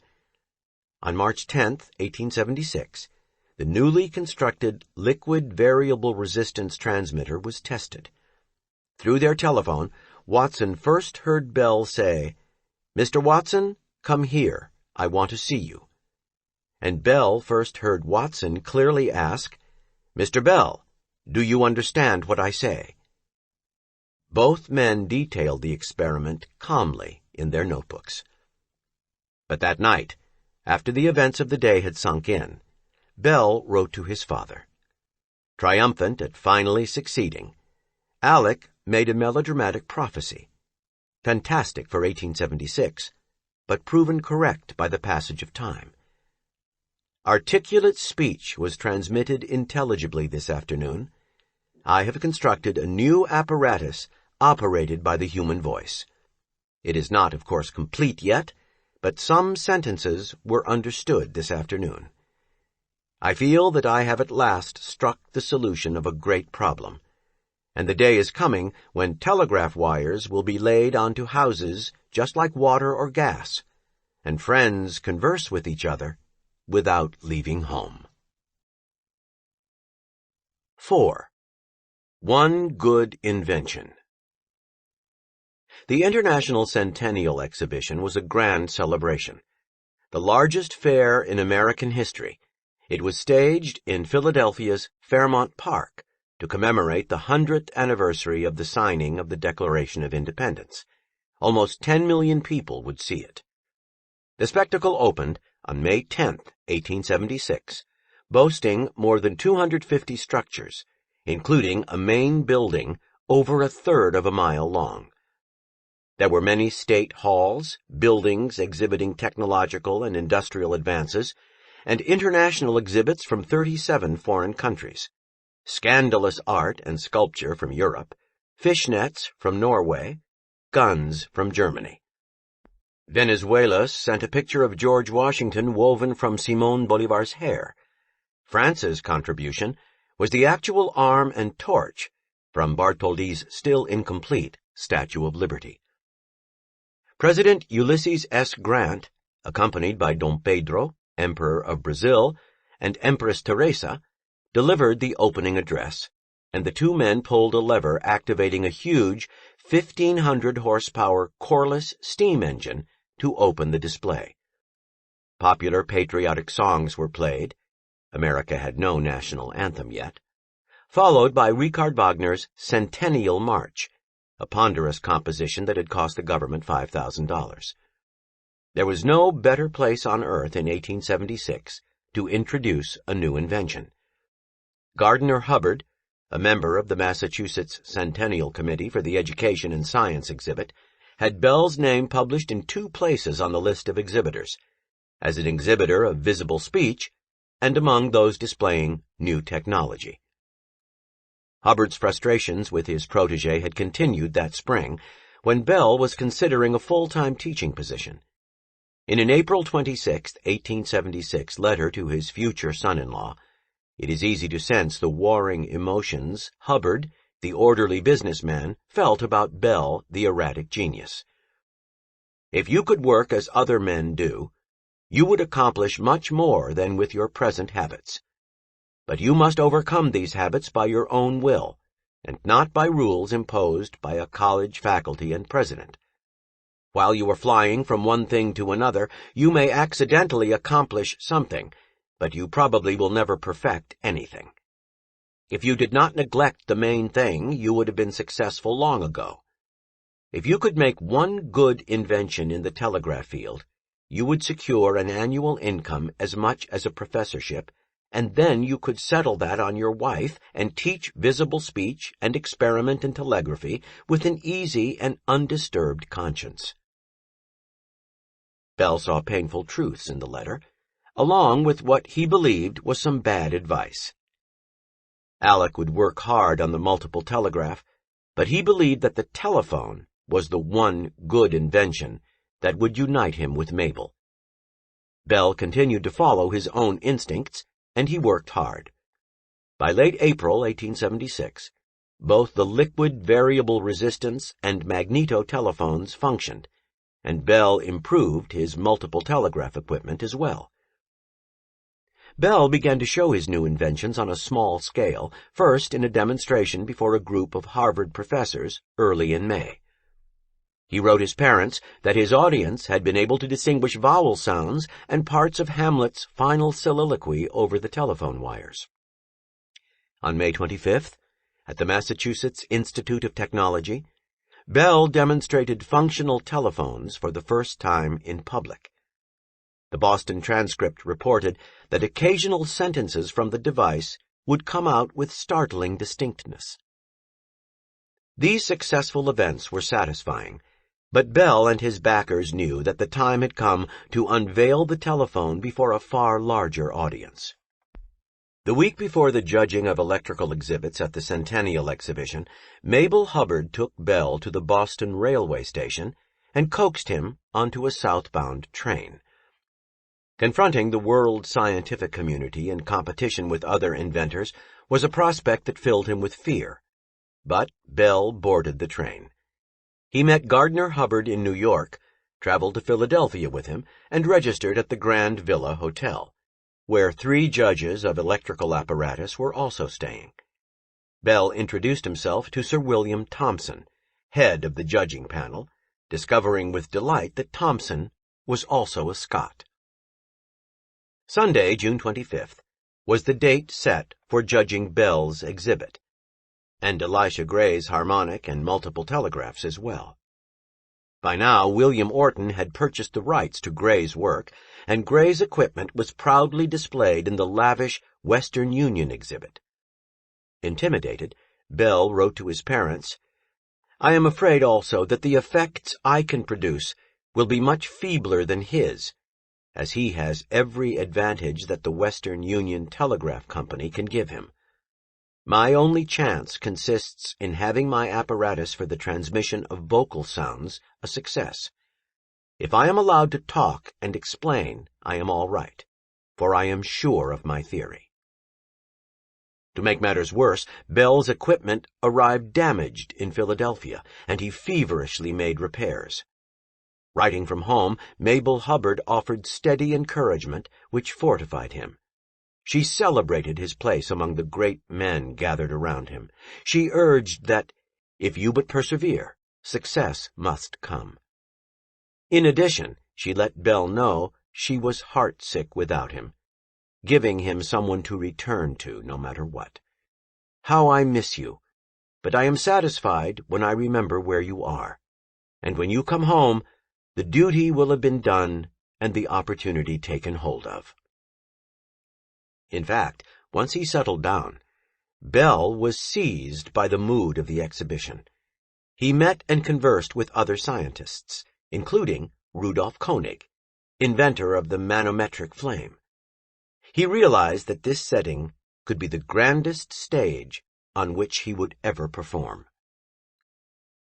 June 25th finally came, and officials closed the Centennial grounds to the public, it being a Sunday. It was unbearably hot in the cavernous main building, a gigantic glass-enclosed shed admitting a blistering summer sun. 50 scientists and dignitaries gathered in stifling, formal dress at the Western Union exhibit on the main floor. Elisha Gray demonstrated his harmonic and multiple telegraphs, aided by theoretical asides from Professor George F. Barker of the University of Pennsylvania. Gray's electrical transmission of music across 300 feet, including Home Sweet Home, was as loud and clear as Bell had feared. It caused a sensation. Excited spectators whispered, "Hush, hush," at the constant exclamations that almost drowned out the tunes being played on Gray's invention. Gray was a hard act to follow. In the end, it was Dom Pedro, the Brazilian emperor, who came to Bell's rescue. He had visited the Boston School for the Deaf that spring, and he had met Bell, who agreed to send the emperor Melville's books on visible speech. Now the Brazilian, who handled the summer heat easily, picked Bell out of the hot, wilted crowd and went over to him to ask after his Boston students and thank him for the books. Heads turned, and perspiring judges reluctantly followed the two men and Gardner Hubbard's nephew Willie Hubbard, assigned to help Bell. The party traversed the huge building, climbing stairs to the remote East Gallery, where Bell's inventions, including telephone receivers, sat on a Spartan wooden table. Alec first explained the theory behind his work and then operated his telegraph equipment. Telautograph, multiple telegraph receivers and transmitters, and a modified Koenig manometric flame. Sir William and Dom Pedro then used the Bell multiple telegraph simultaneously. In a letter to his parents 2 days later, Bell described what happened next. I then explained the undulatory theory and offered to test the transmission of the human voice. I stated, however, that this was an invention in embryo. I trusted that they would recognize, firstly, that the pitch of the voice was audible, and second, that there was an effect of articulation. I then went into a distant room and sang into the telephone. Willie Hubbard told me what happened. Sir William listened and heard my voice distinctly. I then articulated the sentence, "Do you understand what I say?" Sir William started up, exclaiming, "Do you understand what I say?" He listened again and said, "Yes. Do you understand what I say?" He then exclaimed quite excitedly, "Where is Mr. Bell? I must see Mr. Bell." Willie pioneered the way, but Sir William ran along before him and came suddenly upon me, shouting, "Do you understand what I say?"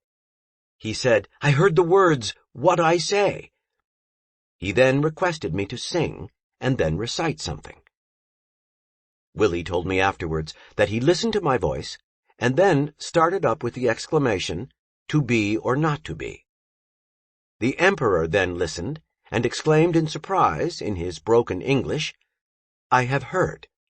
I have heard," and then listened again. Elisha Gray listened, finally discerning some words from Hamlet's soliloquy. "Aye, there's the rub." He later admitted that these were the first words he ever heard on an electric telephone, and he turned to the assembled scientists and repeated them. The group cheered. Later that day, Gray and Bell seemed to patch up their differences, and pledged to help each other in multiple telegraphy. Bell returned that same night to Boston and his students' end-of-term exams. One version of history has Gray consulting the design in his caveat and feverishly constructing a telephone that did not work that night in Philadelphia. Another states that the inventor had, in fact, brought a completed telephone with him to the exhibition, but had not tested it yet.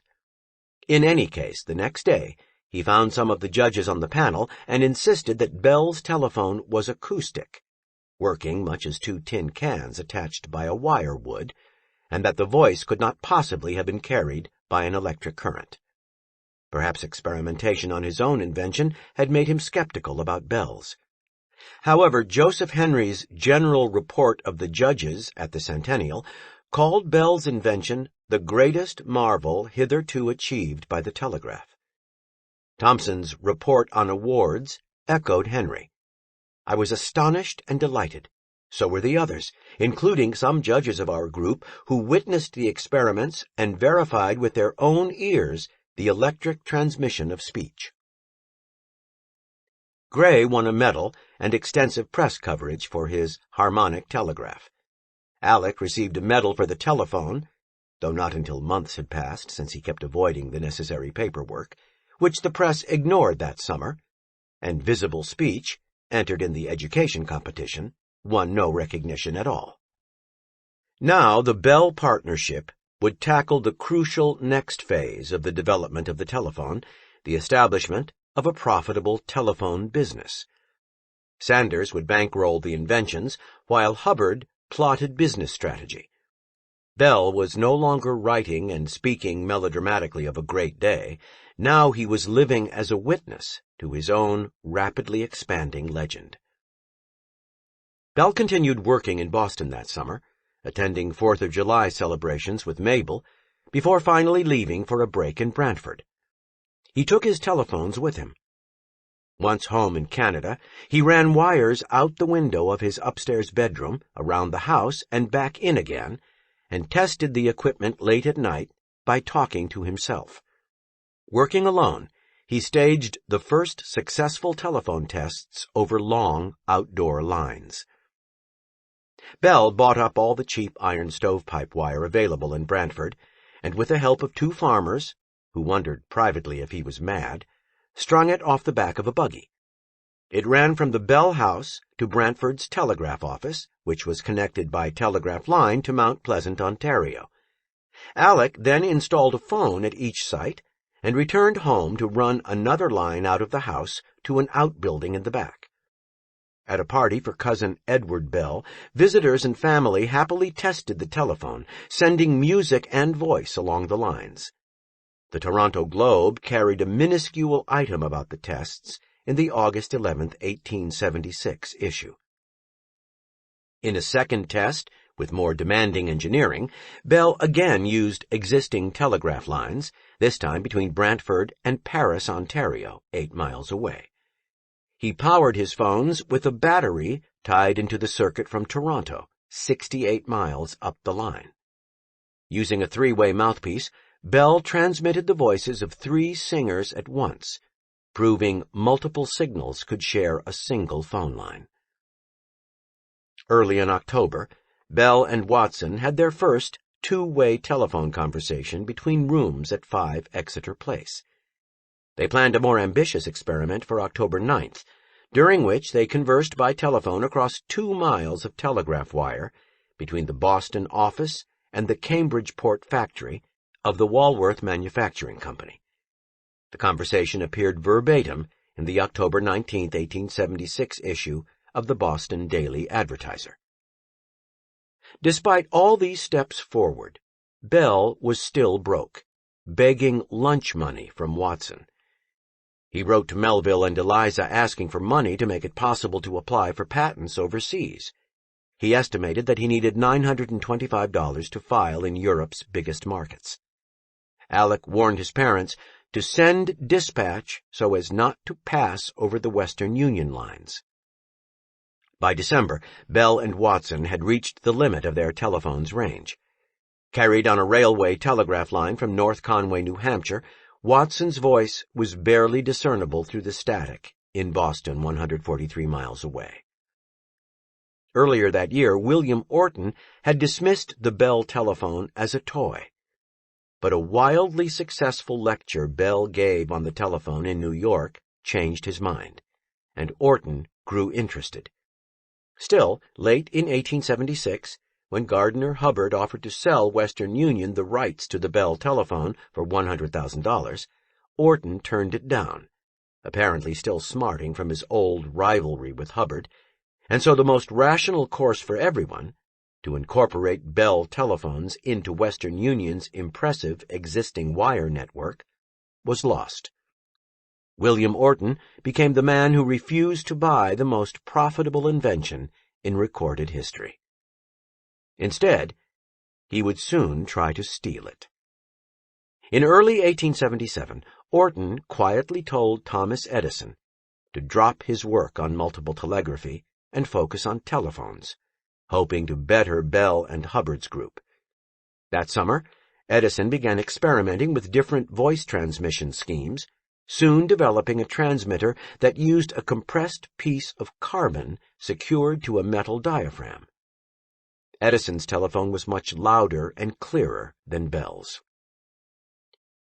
In December 1877, Orton set up the American Speaking Telephone Company, creating a telephone patent pool with the inventions of Amos E. Dahlbehr, Elisha Gray, and Thomas Edison. Now the Bell partnership would have to defend its own patents not only against every American electrical inventor of consequence, but against an entrenched corporation worth $41 million, while simultaneously building a national telephone business from the ground up.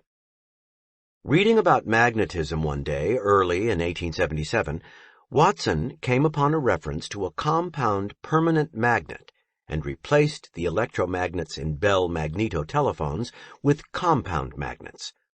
Bell wrote a patent to cover this work and other improvements.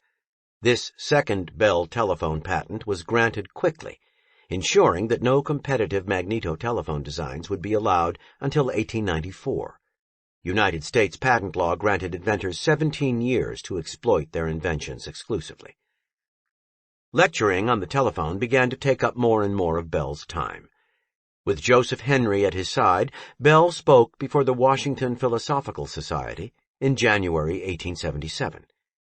The next month he appeared before a packed house in Salem, Massachusetts, as Watson both sang and spoke to the crowd by telephone from Boston. The event was such a success that the town fathers insisted on a repeat performance. Alec spent the money he earned from the Salem event on a unique piece of jewelry, a miniature silver telephone for Mabel Hubbard. Between lectures in Rhode Island, Connecticut, Massachusetts, and New York, Bell and Watson refined their equipment, substituting a metal plate for the membrane diaphragm to improve telephone signal quality once again. In March 1877, an article appeared in the Chicago Tribune claiming that Elisha Gray had invented the telephone. This provoked a series of letters between the two inventors, and in one, Gray credited the invention to Bell, admitting he had not built a working telephone before his rival. Again, the two men made peace. But on April 7th, 1877, a former reporter and current Bell business associate named John Ponton wrote Bell with a warning. About 2 weeks ago, Mr. Gray tried a private experiment with your speaking telephone between Chicago and Buffalo for Mr. Orton, in whose employ he is. According to all accounts, it was a most wonderful success, every word being heard clearly and distinctly. This interference must be attended to at once, or it may cause us a great deal of trouble. Ponton's words could not have been any clearer, but it appears that Bell ignored the warning, perhaps because of Gray's personal assurances. Early in 1877, the Bell phone looked like an old, wet-plate box camera, with a single lens-like opening that served as combination mouth and earpiece. Callers spoke into it, and then turned their heads to listen. In May, Bell and Watson developed the butter stamp receiver, a handheld receiver transmitter that made conversation and interruption simpler. In the meantime, the business of telephones was beginning to take off. Hubbard had decided to lease Bell telephones, not sell them, to homes and businesses, maintaining control of both the device and the system. Orders began to come in, but Hubbard's policy, however wise in the long term, limited early financial returns at a time the company was struggling to survive. A circular Hubbard had printed in May 1877 promoted telephones for the transmission of articulate speech through instruments not more than 20 miles apart. Conversation can be easily carried on after slight practice and with occasional repetition of a word or sentence. The advertisement praised the telephone's advantages over the telegraph: many more words per minute, relative privacy, economy, and reliability. Most of all, anyone could use a telephone at any time. The rates. The terms for leasing 2 telephones for social purposes connecting a dwelling house with any other building will be $20 a year. For business purposes, $40 a year. There was an additional fee to install the lines. Orders were to be placed through Thomas Watson, 109 Court Street, Boston. On July 4, 1877, just a year after Bell's centennial demonstration, Thomas Watson counted at least 200 telephones in service. By August 1st, the figure had risen to 778. Gardner Green Hubbard, now firmly behind this invention, happily wrote attorney Anthony Pollock, "The telephones are doing very well," and continued to seek investors and answer queries from across North America. One of the earliest customers was Edwin T. Holmes, owner of a Boston company that made burglar and fire alarms, who installed phones between his clients and his office in May 1877. All of Holmes' lines converged on a group of telephones placed side by side, making it possible to listen and relay spoken messages from one telephone to another. Charles Williams, who helped oversee the manufacture of Bell telephones, installed the first private residential phone line from his shop to his home 3 miles away. The Cambridge Board of Water Works installed a line as well. Of course, the telephone was not limited to the Boston area. In Hartford, Connecticut, for example, the Capitol Avenue Drug Store and a group of doctors hooked up, enabling physicians to authorize prescriptions by telephone without having to leave home. Capitalists in other regions wanted a piece of the Bell invention, and Hubbard let them have one, under license. In this way, on August 27, 1877, Hilborn L. Roosevelt incorporated the New York Telephone Company. That summer, one of New York Telephone's first lines crossed the East River on the towers of the incomplete Brooklyn Bridge. It connected J. Lloyd Hayes' Manhattan Wire Company headquarters with his Brooklyn factory. Bell elected his father as owner of the Canadian telephone patents, and on August 29, 1877, Melville hooked up 3 homes in Brantford on a single wire, creating an early party line.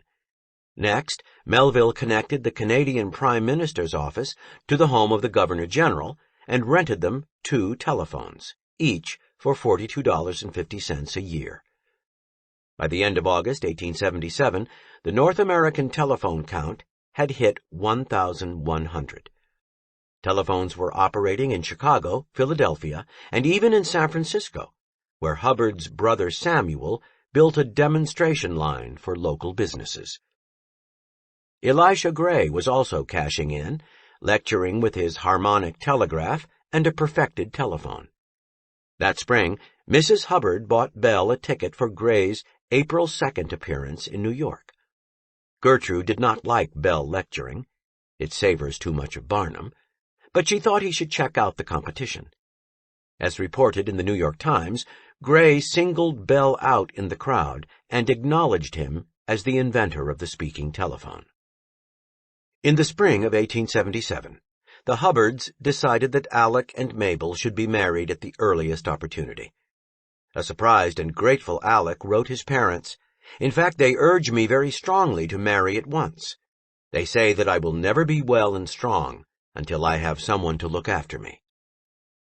In a modest ceremony at the Hubbards' Cambridge home on July 11, 1877, 19-year-old Mabel Hubbard and 30-year-old Alexander Graham Bell were married. Mabel later remembered the scent of lilies placed around the room. Her gown, she wrote, was perfectly simple, all one piece from neck to feet. As wedding gifts, Alec gave Mabel a cross of 11 pearls and 1,497 shares of Bell Telephone stock, keeping only 10 shares for himself. The newlyweds took off on a brief honeymoon to Niagara Falls, with a stopover in Brantford, where Mabel met Eliza for the first time. "Mrs. Bell is just as nice and kind as she can be, so bright and quick," Mabel wrote to her parents. A longer wedding trip began in August 1877. The newlyweds arrived in England to find that Bell was famous. Alec lectured, and the couple was dined and feted by the cream of English society. Bell even demonstrated the telephone for Queen Victoria. Late in October, he wrote to Gardner Hubbard for advice in introducing his invention in Europe. Money was tight, and Mabel was expecting a child in the spring. "The only thing is that business, which is hateful to me at all times, would fetter me as an inventor. Still, I must do something for a living, and do it now." Hubbard advised Bell to go slow and to use the agents he had hired to help introduce phones to each European country. The Bells stayed on in England, for doctors advised against an Atlantic crossing until after the baby's birth. Elsie May Bell arrived at 7:15 on May 10, 1878, according to a letter home from Alec, with as lusty a shout as ever demonstrated the possession of a healthy pair of lungs. After almost a year, it was clear that Bell had done little to establish the telephone in Europe. Hubbard himself took over before Edison and Gray could sweep the continent. Now at the peak of his inventing power, Edison had devised a novel kind of receiver that allowed his company access to the British market without a Bell patent license. Back home in the United States, both the Bell and Western Union systems continued to extend their reach. Railroads quickly distributed phones across the American West to those with the money to get them. By 1878, in southeastern Colorado, the Prairie and J.J. Cattle Companies installed a private telephone network across 150 miles of ranch land using fence posts. Denver put in a Western Union telephone exchange. Telephones were reported in use in New Mexico to connect timber and gold camps on the Maxwell land grant. California mining companies built lines from camp to camp, including the state's first long-distance line, connecting York and Liberty Hill, on January 22, 1878. The rise of the telephone, and the striking advantage Western Union had over the Bell system, is shown by the fact that, on reaching a new market, Western Union, with its wire network already in place, often hooked up telephones to existing spare lines. Conversely, Bell workers typically straggled into town, desperately stringing new wire on the heels of well-equipped Western Union crews. The result was that by the end of 1878, major urban markets had not one but two competing telephone systems. By this time, Western Union phones were using Edison's carbon button transmitter. This advantage might have doomed Bell Telephone but for the work of Emil Berliner and Francis Blake, two inventors who came up with even better designs. After seeing Berliner's transmitter, Watson purchased it on the spot and brought Berliner, a Washington dry goods clerk, into the company. Showing remarkable faith in Bell Telephone, Blake even accepted Bell Company stock as payment in exchange for his new transmitter.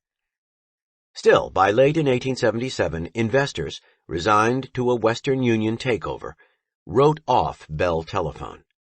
Bell stock prices stayed low, and Western Union began quietly buying it up. Gardner Hubbard decided it was time to fight back against Western Union. He began to prepare a patent suit, picking Peter A. Dowd, a Springfield, Massachusetts, Western Union agent and distributor, as the infringer. Hubbard also hired a brilliant young U.S. Postal System official, Theodore N. Vail, at $3,500 a year, including an annual bonus, as general manager of Bell Telephone.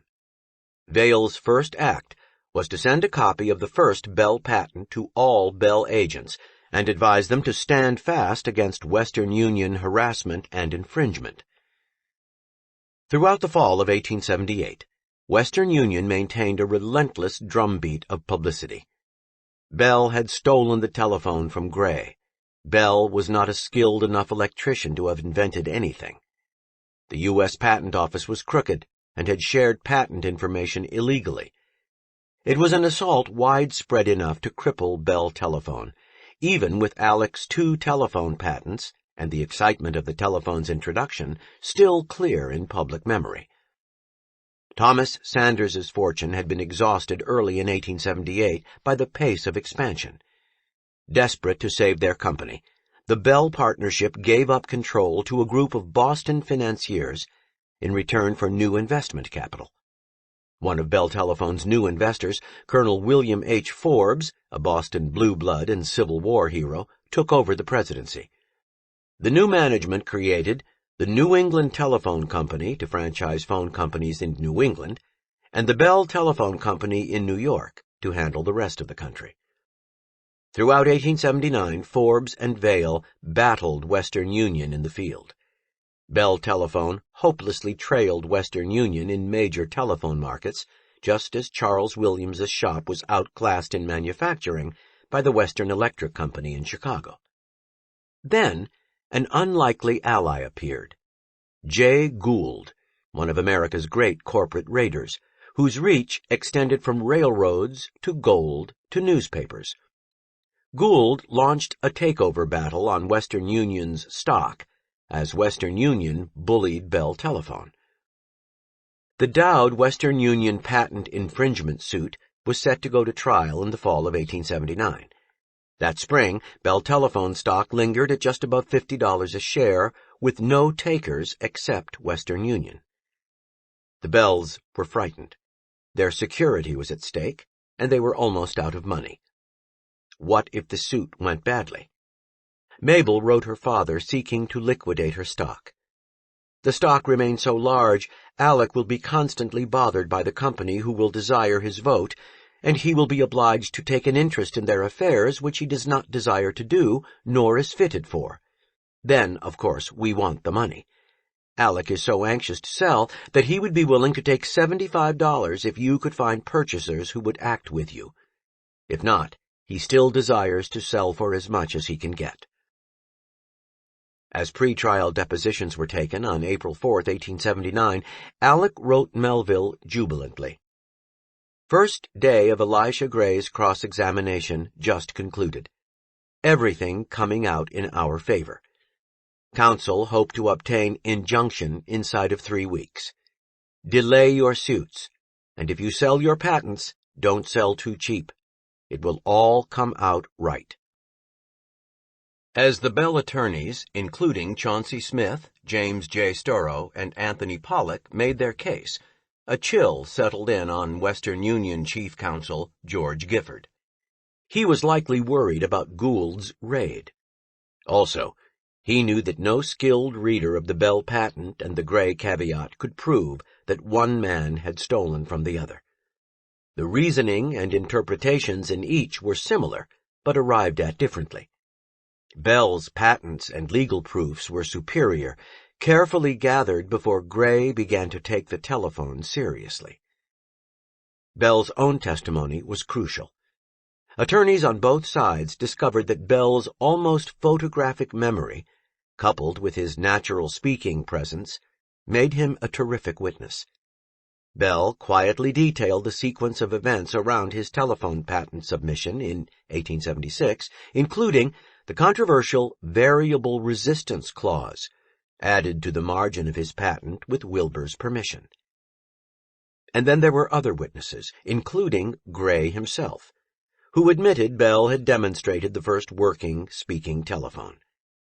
Most damning of all for Western Union was Elisha Gray's letter to Bell on March 5, 1877, composed as the two men grappled with claims in the Chicago Tribune. Gray had written in his own handwriting, "I do not, however, claim even the credit of inventing it, as I do not believe a mere description of an idea that has never been reduced to practice in the strict sense of that phrase should be dignified with the name invention." A lawyer next to Gray in court looked mournfully at his client as Gray reputedly confirmed the letter as genuine and said to him, "I must swear to it. You can swear at it." Other grounds of the suit were no stronger. Thomas Edison, for example, had designed his transmitter after the Centennial demonstration. This left as possible winning issues only fraud in the patent office, which was hard to prove, and Amos Dolbear's invention of a magneto-transmitter. Although Dolbear's work was not quite simultaneous with the discovery by Watson early in 1877 of the compound magnet transmitter, Dolbear's claim still looked the best, though it would cover only magnetophones. On balance, Western Union decided that the risks were too great to continue its defense. Attorney Gifford offered to settle with Chauncey Smith. He demanded half of Bell Telephone, but Smith refused. As negotiations picked up again in New York, and observers watched the tiny company successfully battle the powerful monopoly, Bell stock slowly began to rise. Alec and Mabel watched hopefully, unsure of the outcome. They had sold about 700 of her shares of Bell Telephone, but her remaining 810 shares still represented a small fortune in 1879. Soon, they began to cash in. On September 9th, Alec wrote Melville, "I sold 200 shares for Mabel yesterday at $300 a share, which places us in possession of $93,000, in addition to the $12,000 received from the English Telephone Company. We have still left 600 shares, which we could sell today at $337 per share, so our remaining American stock is worth over $200,000. Just a month later, on October 10, 1879, Alec wrote again, "Shares are now setting at $500 per share, and I have offered one lot of 50 shares at that figure to one person, and another lot of 50 to another person at $525. And again, on December 20th, 1879, "I calculate our shares to be worth about $700, so that $1,000 is a speculative value. I intend to sell another 100 shares at $1,000 if I can." By this time, Western Union had folded its hand to avoid a disastrous trial. On November 10th, 1879, Gifford directed Western Union to sign an out-of-court deal by which Western Union transferred at cost all telephones, lines, switchboards, patent rights in telephony, and any pending claims belonging to Western Union to the Bell Telephone Company. In return, Bell agreed to stay out of telegraphy and to pay Western Union 20% of all telephone receipts for the next 17 years. It was a stunning victory for Bell. After only 2 short years in the telephone business, Bell Telephone shareholders held title to a successful monopoly with 14 years left to run. However, an out-of-court settlement did nothing to extinguish the claims of Dolbear, Edison, and Gray, each of whom could and did pick another time and courtroom to sue Bell Telephone. Telephones were profitable, and the money was tempting. A round of new patent suits was prepared. And being a monopoly had another price as well. When the press and public rose up in condemnation of the robber barons who controlled the railroad, finance, and telegraphy monopolies, Bell and his telephone company, so recently a popular underdog, were condemned as harshly as the rest. 5. The highest incentive a man can have. Around the time of Alec and Mabel's wedding, in 1877, the Hubbards decided to move to Washington, D.C., where they had long maintained a second home. After the Bells returned from England, they considered moving there too.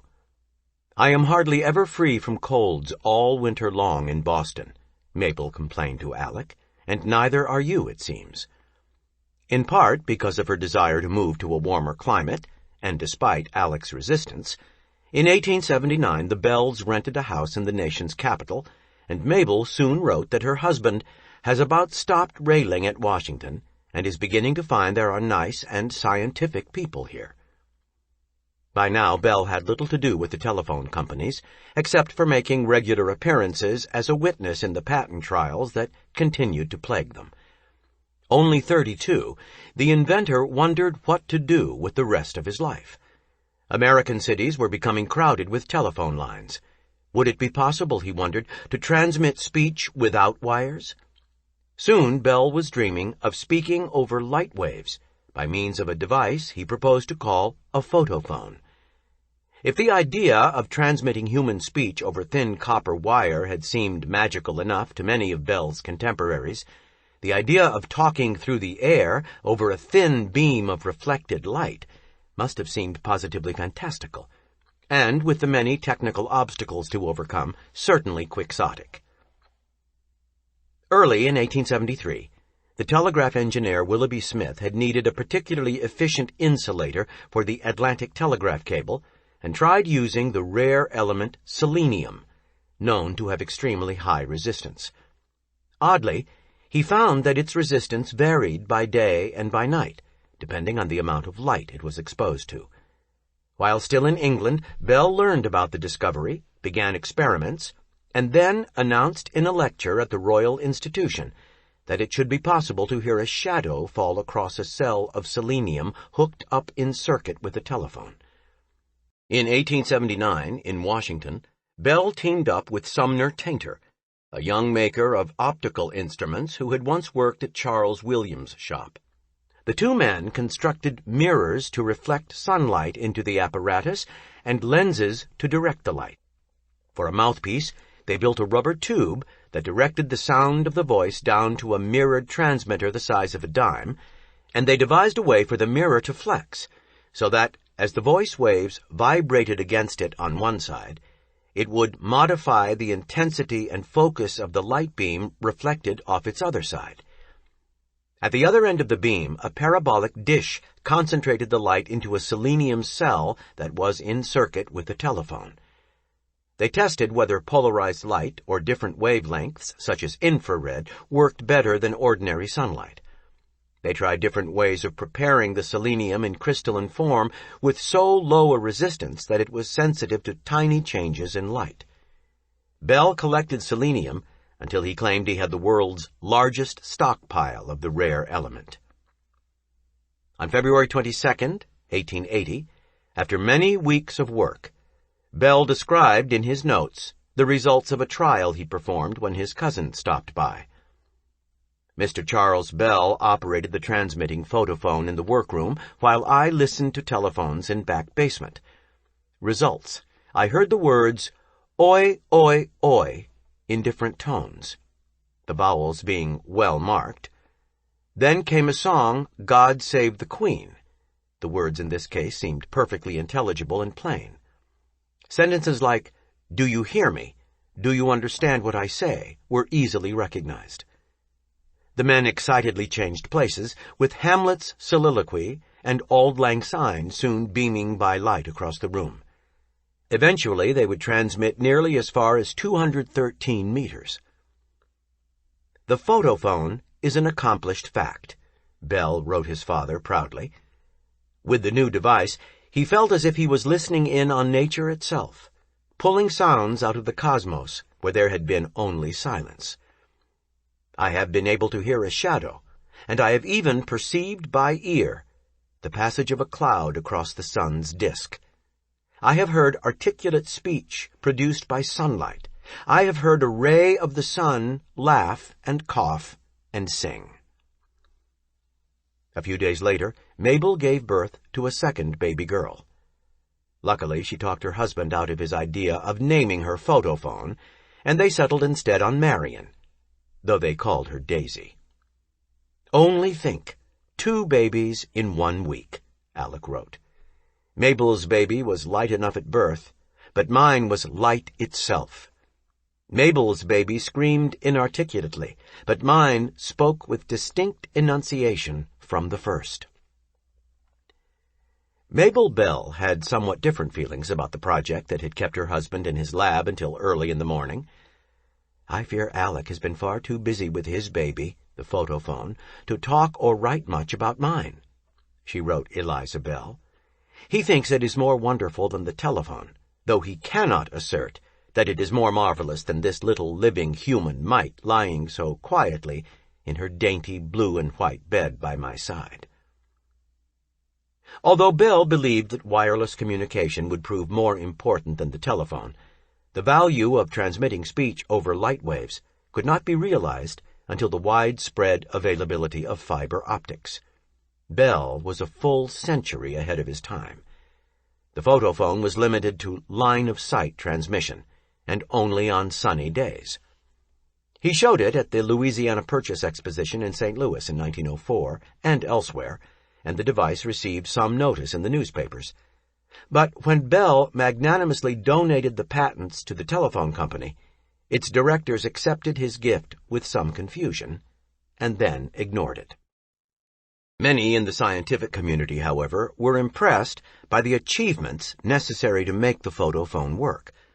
The French scientist Ernest Macquardier pointed out that in using light for transmission, Bell was employing radiant energy, including invisible infrared rays, and that the new invention should not be called the photophone, but the radiophone. Although he was not trying to send or detect radio waves, as they were later called, Bell nevertheless conveyed speech clearly via radiation, 2 decades before Marconi invented the wireless. The year 1881 would be a fateful one for the Bells and for all Americans. Early in the year, they inaugurated a popular young president, James Garfield, a tough former Civil War general.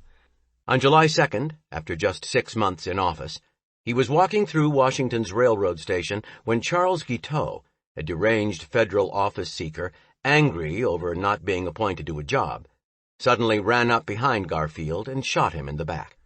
The president was taken to the White House, and for many days lay in critical condition with the bullet lodged somewhere near his spine. "The whole world watched," Bell recalled, "and hopes and fears filled every passing hour. No one could venture to predict the end so long as the position of the bullet remained unknown. It might need extraction or become encysted and remain harmless indefinitely. One doctor after another, coming from around the country to offer their input, stuck their unwashed fingers into Garfield's wound. The causes of infection were not yet clearly understood in the early 1880s.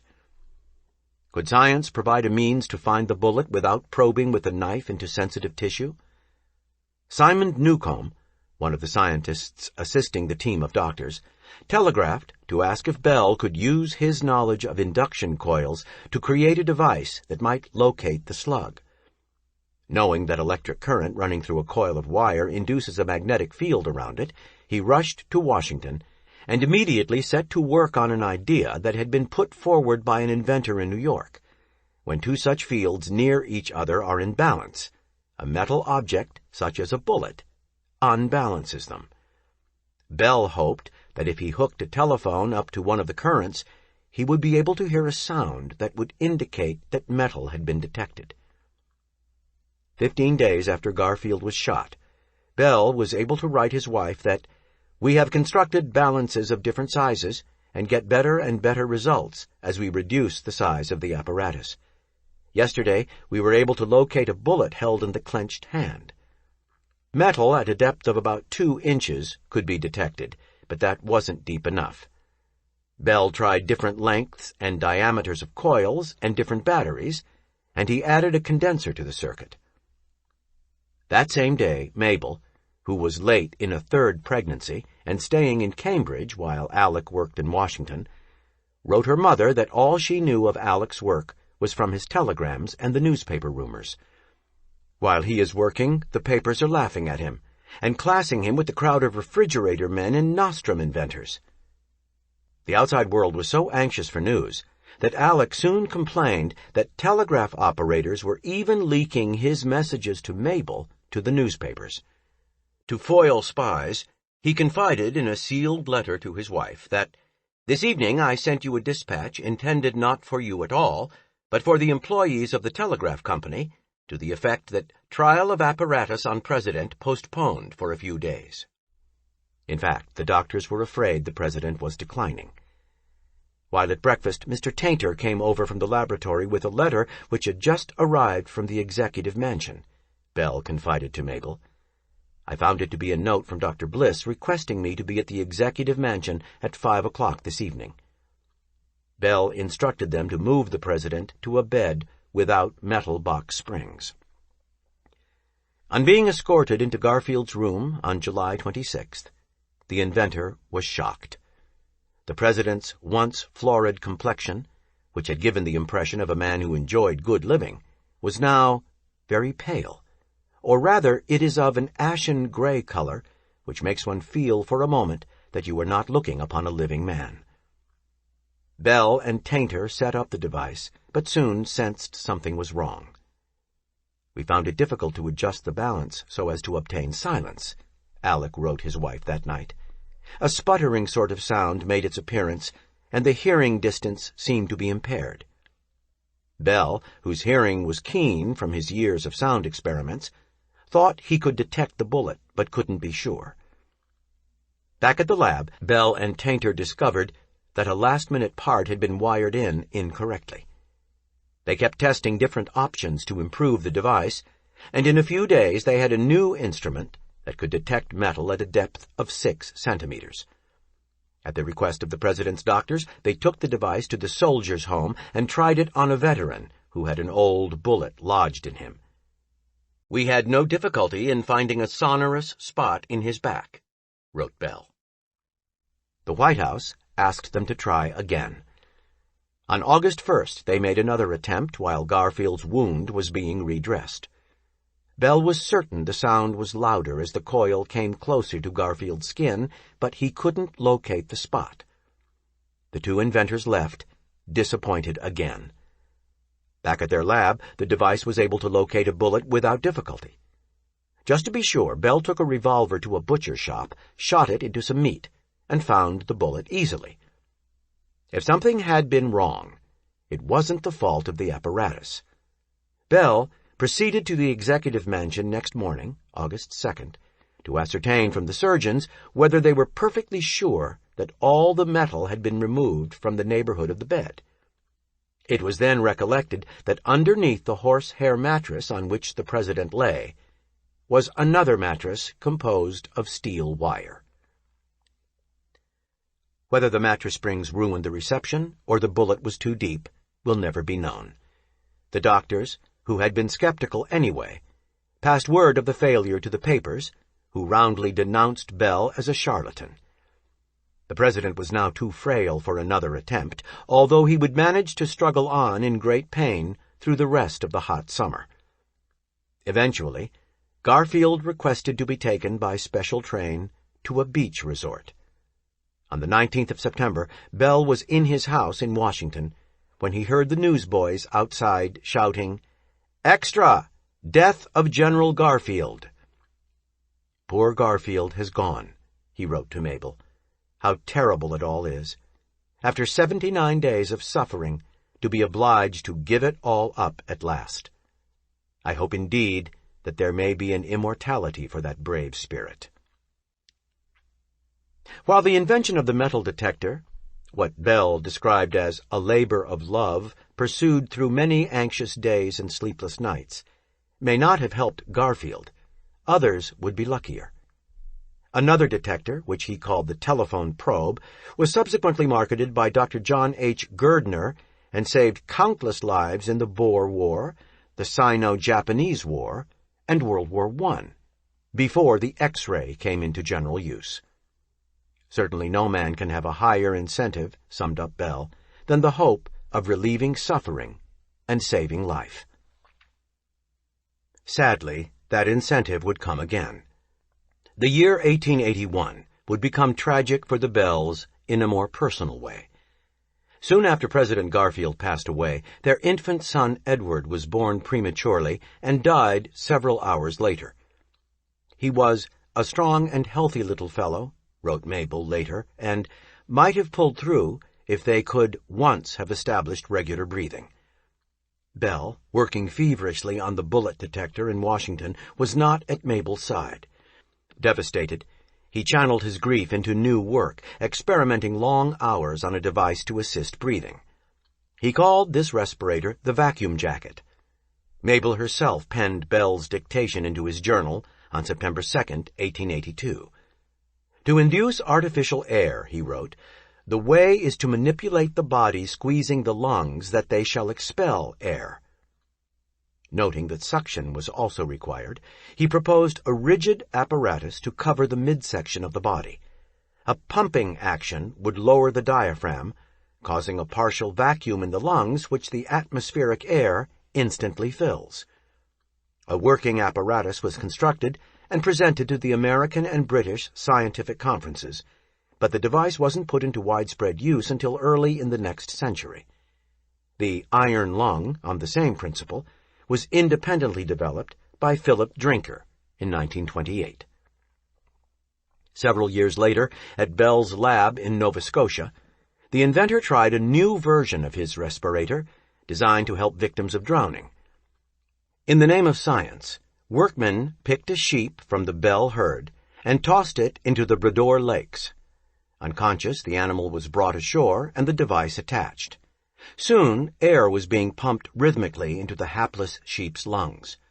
Eventually, its eyes opened, and the animal kicked and struggled to its feet.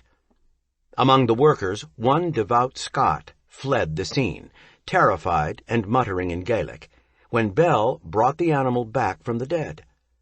Bell inquired what he had said. Another workman replied, "He said you are surely the devil, and he'll have no part of this work." After the man refused to return, Bell sent him severance pay. But the devil's money was never accepted. In the fall of 1882, the Bells moved into their new home on Rhode Island Avenue, which a journalist called the largest and probably the most costly of the new houses in Washington, and the inventor looked around for another project. He thought back on discussions he had had with his father-in-law 4 years earlier about the phonograph, which Edison had invented while trying to develop a telegraph that would indent Morse code signals onto paper. Edison discovered that if the cylinder containing the indentations was spun quickly enough, it produced sounds vaguely like a human voice. It didn't take much of a leap to add a diaphragm to the device that would pick up sound vibrations and transmit them to the stylus, which inscribed a record of the vibrations on the cylinder as it turned. Some observers viewed Edison's phonograph as an outgrowth of the telephone. Bell himself realized how close he had been. He wrote to Hubbard in 1878, "It is a most astonishing thing to me that I could possibly have let this invention slip through my fingers when I consider how my thoughts have been directed to this subject for so many years past. So nearly did I come to the idea that I had stated again and again in my public lectures the fundamental principles of the phonograph." Bell recalled that in 1874, when he had demonstrated the phonautograph, he told lecture audiences that if the motions indicated by the curves could be produced mechanically in any way, the sounds would be audible. Edison's phonograph was a crude affair, which recorded on a tin-foil cylinder with the needle riding up and down. As the cylinder was spun again, the needle replayed the sounds. But they weren't reproduced very clearly, and replaying distorted the recording. One scientist called it the most wonderful and most useless invention ever made. Edison himself put it aside as impractical.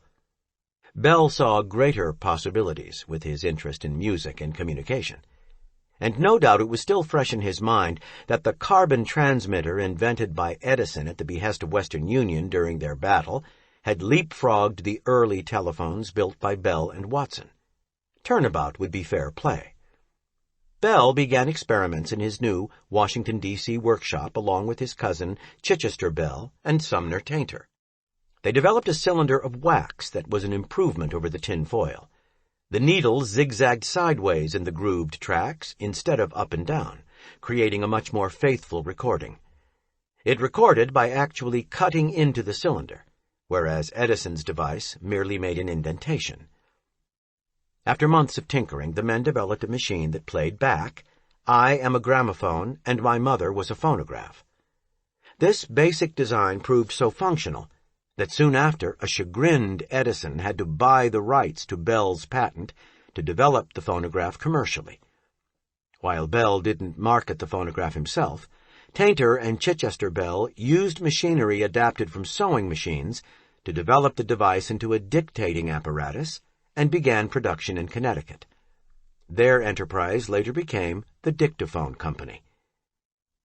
A year before they were married, when the telephone experiments only hinted at the promise of a more prosperous future, Alec was already dreaming of taking Mabel away to a summer retreat, our own little island on which to build our summer mansion when the world has been kind enough to give us a fortune. After a visit to Lake Ontario in August 1876, he wrote approvingly of the cool of the lake, where one could enjoy the sail and breathe in a little of nature's great restorer, fresh air. By the early 1880s, the Bells searched in earnest for somewhere they could escape the pressures of their demanding routine. They visited Colonial Beach, Virginia, Atlantic City, and Newport, but neither Alec nor Mabel was temperamentally suited to the pretensions of high society. Alec needed a cool, quiet place to work, away from the interruptions created by his fame and wealth that plagued him in Washington. Mabel hoped for a place with salt water, mountains, and valleys and cool climate, far enough from fashionable centers to allow them to put their little girls in trousers and live a simple, free, and unconventional life. In the summer of 1884, the Bells rented a house in Manchester by the Sea on Boston's North Shore. Nearby was the reef known as Norman's Woe, made famous in Longfellow's poem The Wreck of the Hesperus, and the doleful clanging of its fog buoy sounded a warning for perils ahead. After the Bells returned to Washington, their memories of the big Manchester house, with children playing happily and cousins and neighbors coming to visit, would be lost in the fog of a long, difficult winter. The patent trials were not over yet. Earlier in the decade, several promoters in Tennessee had invested $4.50 for a corporate seal for the Pan Electric Company.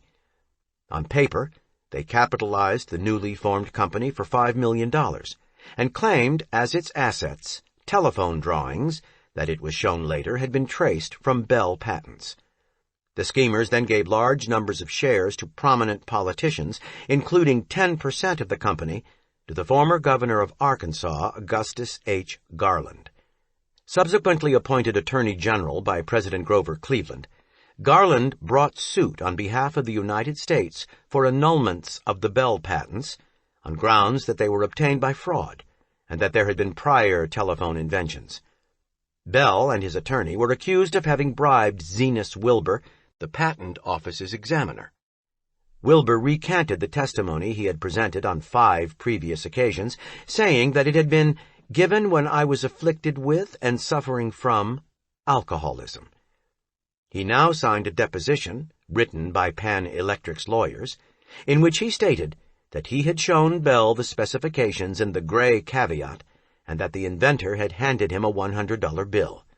Bell replied in a deposition reprinted in the Washington Post, denying the allegations and stating that I never presented, paid, gave, or handed to Zenas Frank Wilbur any money or any valuable consideration or thing whatever for any purpose. All the proceedings in the filing of the application, Bell insisted, were free from fraud and trickery and honest in all respects. As with all the 600 suits regarding the key telephone patents, the Bell companies did not lose the Pan Electric case. The New York Times would eventually print an expose of the Pan Electric conspirators, which would rock the Cleveland administration. A Senate committee looked into the propriety of public officials dabbling in private speculations, but voted along party lines. The case itself dragged on without a decision, as the plaintiffs had probably intended, until after the Bell patents expired in 1893. By the summer of 1885, the repeated personal attacks leveled at Alec in the courts and newspapers had taken their toll. Mabel wrote that he felt his life has been shipwrecked. Needing to get away, far away, they decided to journey to Newfoundland with Melville, who had spent several happy years there as a young man and wanted to return. While in that part of eastern Canada, they would travel through Nova Scotia, where Gardiner Green Hubbard owned an interest in a coal mine. He had asked them to check on it for him, and Mrs. Hubbard told them the firs and spruces in the area were the most beautiful she had ever seen. Back in 1877, when the Bells were married, a well-known travel writer, Charles Dudley Warner, had published a bestseller, Bedeque and That Sort of Thing, which described the kind of distant and lovely spots for which the Bells were yearning. Thus inspired, they set out to trace Warner's route to Eastport, Maine, and then to the tiny village of Bedeque, on the Bredor Lakes in northern Nova Scotia. The children had been wild with delight ever since they started on their travels, Mabel Bell reported to her mother from Maine. She thought Eastport a lovely place where the air was so exhilarating after Boston. They visited a lovely, hard, pebbly beach forming a perfectly beautiful bay. Not a house anywhere, all around sea and sky and forest primeval. Then the family made their way by steamer around Nova Scotia and through the Bredor Lakes, coming at last to the little town of Bedeque. Warner had described a small hotel in the building of the telegraph house where he was waited on by the young daughter of the owner, the charming Maud, a flitting sunbeam of a girl. But when the family arrived in Bedeque, Elsie and Daisy were too tired to leave their cabin on the steamer, so Alec walked through town alone, returning to tell them that he had, sure enough, encountered the charming Maud at the telegraph house. The steamer pulled out from the wharf, and they sailed to Sydney, where Melville Bell joined them. The group continued on to Newfoundland, and in St. John's boarded another steamer whose captain, William Smith, was known for his fast trips. Years later, when Bell's grandchildren gathered around him after dinner to listen to his stories, he loved to tell the tale of that adventure. As the Hanoverian groped through the fog, Grampy was on the bridge, listening to hear if the sound of the ship's horn echoed back from a cliff, recalled grandson Melville Grosvenor. Sound travels at about 1,070 feet per second, he would explain. You can count the seconds before the echo of the horn returned, divide the number by half, and calculate the distance. Suddenly, Grampy heard a faint echo. "You are close to shore," he warned the captain, who, sure of his navigation, was skeptical. The horn sounded again, and the shorter echo showed the ship was closer. Still, the captain paid no heed. Suddenly, a cliff loomed out of the mist of Portugal Cove. The ship struck and became a total wreck. That was a story I heard Grampy tell many times, his grandson remembered. But in my grandmother's diary and letters to her mother telling about the wreck, she related that Grampy overslept that morning as usual and came on deck just as the ship struck. Even so, Mabel gave her husband some credit. The women had to be lowered over the side by basket into a lifeboat bobbing in the waves. Once ashore, Bell found himself with a pistol, guarding the ship's bullion from tough, bearded characters who kept lurking around. Alec was the only man the captain would trust, Mabel later said. The Bells were shocked by the exorbitant prices charged by the inhabitants of Portugal Cove. Alec and Mabel paid dearly for necessities for themselves, as well as for many of the other shipwreck victims. The papers here say that we speak well of these people, but that must be an invention of the editor, Mabel wrote. Alec hoped that the people would be kind to the steerage passengers, but no, they stole their food and were as horrid as they could be, she added. We came to Newfoundland, and we certainly have managed to see more of it in these 2 days than we expected, Mabel wrote her mother. We had a pretty hard time of it. If the wreck was a gentle one, the rescue was a hard one, badly managed, or rather not managed at all. A more stolid, inhospitable set of people than these of Portugal Cove I hope never to see. I do believe I had the only man in the whole crowd with a head on his shoulders. After a rough cart trip from the Cove across to Trepassey, 8 miles away, they were taken by the Royal Navy ship HMS Tenedos to the city of St. John's. The Bells noted with interest that on the Navy ship the captain ordered the sailors to take soundings every moment from the time we weighed anchor until we dropped it, while on the merchant ships the attitude had been laxer. Mabel observed with pleasure that her little girls came in for their share of the attentions of the young sailors of the Tenedos, and she feared they would be sick with all the candy they were kept supplied. Gardner Green Hubbard, on hearing reports of the fate of the Hanoverian, telegraphed to ask his daughter if she had had a good shipwreck and what their plans were. The family inquired about boats to Sydney or Halifax. Mabel Bell's trunk was retrieved from the broken ship and returned to her. It looks exactly as if it had been with Rip Van Winkle in his 20 years' sleep, so dilapidated as it is anywhere, she wrote, the contents just soaked through, not a dry stitch. Finally, they booked passage to Cape Breton and proceeded with a journey that would land them in a new home. 6. The Bell Monopoly. Back on March 25, 1878, Alexander Graham Bell wrote a far-seeing letter to a group of British capitalists in which he sketched out the basic advantages and appeal of telephony. The telephone may be briefly described as an electrical contrivance for reproducing in distant places the tones and articulation of a speaker's voice, so that conversation can be carried on by word of mouth between persons in different rooms, in different streets, in different towns. The great advantage it possesses over every other form of electrical apparatus consists in the fact that it requires no skill to operate the instrument. All other telegraph machines produce signals which require to be translated by experts, and such instruments are therefore extremely limited in their application. But the telephone actually speaks, and for this reason it can be utilized for nearly every purpose for which speech is employed. Bell continued, predicting underground conduits for cables, lower rates, household telephones, quick, widespread public acceptance, and most important, long-distance telephone lines connecting cities, towns, and continents. Bell's words were prescient, but also premature.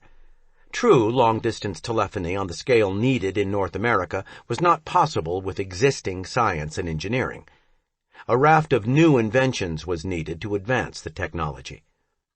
Many of these inventions came from by now familiar sources.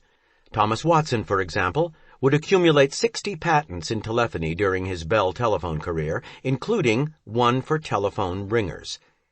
His ringer used 2 coils of wire, a permanent magnet, and 2 bells rung by an armature. Until October 1877, when Watson applied for this patent, telephone callers would yell into or thump their phones, and this weak sound coming from the receiver itself would summon people to the phone. After the 1879 settlement with Western Union, the telephone entered a troubled period. In fact, by 1880, when one might expect the device to have been growing increasingly popular, the novelty of a telephone call was wearing off. While telephone calls saved time, cemented friendships, brought news, and cut down on legwork, they were also expensive, intrusive, and often unreliable. Many people, content with the telegraph, even insisted that the telephone was entirely unnecessary. The amount of new money needed to address these problems and expand the telephone system was formidable. Bell Telephone, operating with no subsidy save the indirect one of a patent monopoly, was faced with the overwhelming task of wiring most of the continent. At the same time, telephone technology was improving in leaps and bounds, becoming obsolete every few years. By contrast, the telephone was spreading with maddening slowness. By late 1879, fewer than 70,000 telephones had been installed in the United States, nearly all in large cities. There were even fewer phones overseas, though the total was growing steadily, particularly in Sweden. On March 13, 1879, New England Telephone and Bell Telephone merged into one corporate entity, the National Bell Telephone Company, selling 7,250 shares of stock to the public. National Bell lasted little more than a year. On April 17, 1880, with the infusion of capital from the Western Union settlement, National Bell became the American Bell Telephone Company, selling 73,500 shares. New telephone installations continued. In February 1881, American Bell officials counted 132,692 telephones in North America. By the end of 1882, there were 3,300 in Chicago, 3,125 in New York, 1,252 in San Francisco, 1,804 in Philadelphia, 825 in Cincinnati, and over 1,200 in Boston. In 1883, American Bell engineers estimated they had 13,653 miles of telephone line strung around North America. Almost all of this was low-quality, open, uninsulated, single-line iron wire, grounded to earth, which made it prone to interference from ground currents. That is, the stray electricity from the earth, courtesy of distant lightning strikes and other phenomena. In 1882, a former Boston telephone operator, John J. Carty, discovered, as had Bell among other researchers, that a two-wire metallic circuit, such as is in use today, was considerably quieter if kept away from ground currents. But two-wire circuits were expensive. They used twice as much wire, which relegated them exclusively to use on long-distance lines for much of the 1880s. The open overhead wires used to convey telephone messages were prone to another problem: crosstalk, the phenomenon of telephone conversations from one wire mysteriously jumping by induction to another on the same pole or in the same cable bundle. Bell realized that telephone signals and wires sometimes behaved like crude radio transmitters and receivers when close together, and his twisted wire metallic cable, which he patented in Great Britain in 1878, addressed this problem in part. After a decade of trial and error experimentation, Bell engineers John A. Barrett, Angus Hibbard, and others devised wiring plans, insulators, and cables that minimized the problem. Carefully crisscrossing the wires canceled out crosstalk, but it also meant expensive telephone line work. Other problems, atmospheric static, weak signals, and technical glitches in old or faulty telephones, posed additional challenges. And then the birth of another technology, electrical power, threatened to drown out the telephone altogether. Power lines caused static. In 1882, American Bell got a first-hand taste of this new problem as Edison Electric installed a power grid in Manhattan and wrecked telephone reception. To make matters worse, electric streetcars appeared the same year in Chicago, providing another source of stray currents. Every time a trolley car bumped across a cable junction or turned a corner, sparks sent ground currents like rifle shots up telephone lines nearby. To address these problems, telephone lines were gradually rerouted and insulated. More metallic circuits were installed, and research on underground telephone cables continued. By the end of the 1880s, American Bell was forced to use metallic circuits for each urban telephone line. But for the time being, telephone calls remained frustratingly noisy. It had been 5 years since Mark Twain's new telephone line had been laid across Hartford in 1878 to a closet under his front stairs.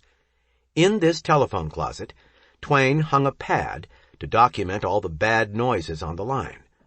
Twain marked out 7 days of the week, AM and PM in each day, and coded his telephone reception as follows, with 1 to 4 crosses representing the level of interference.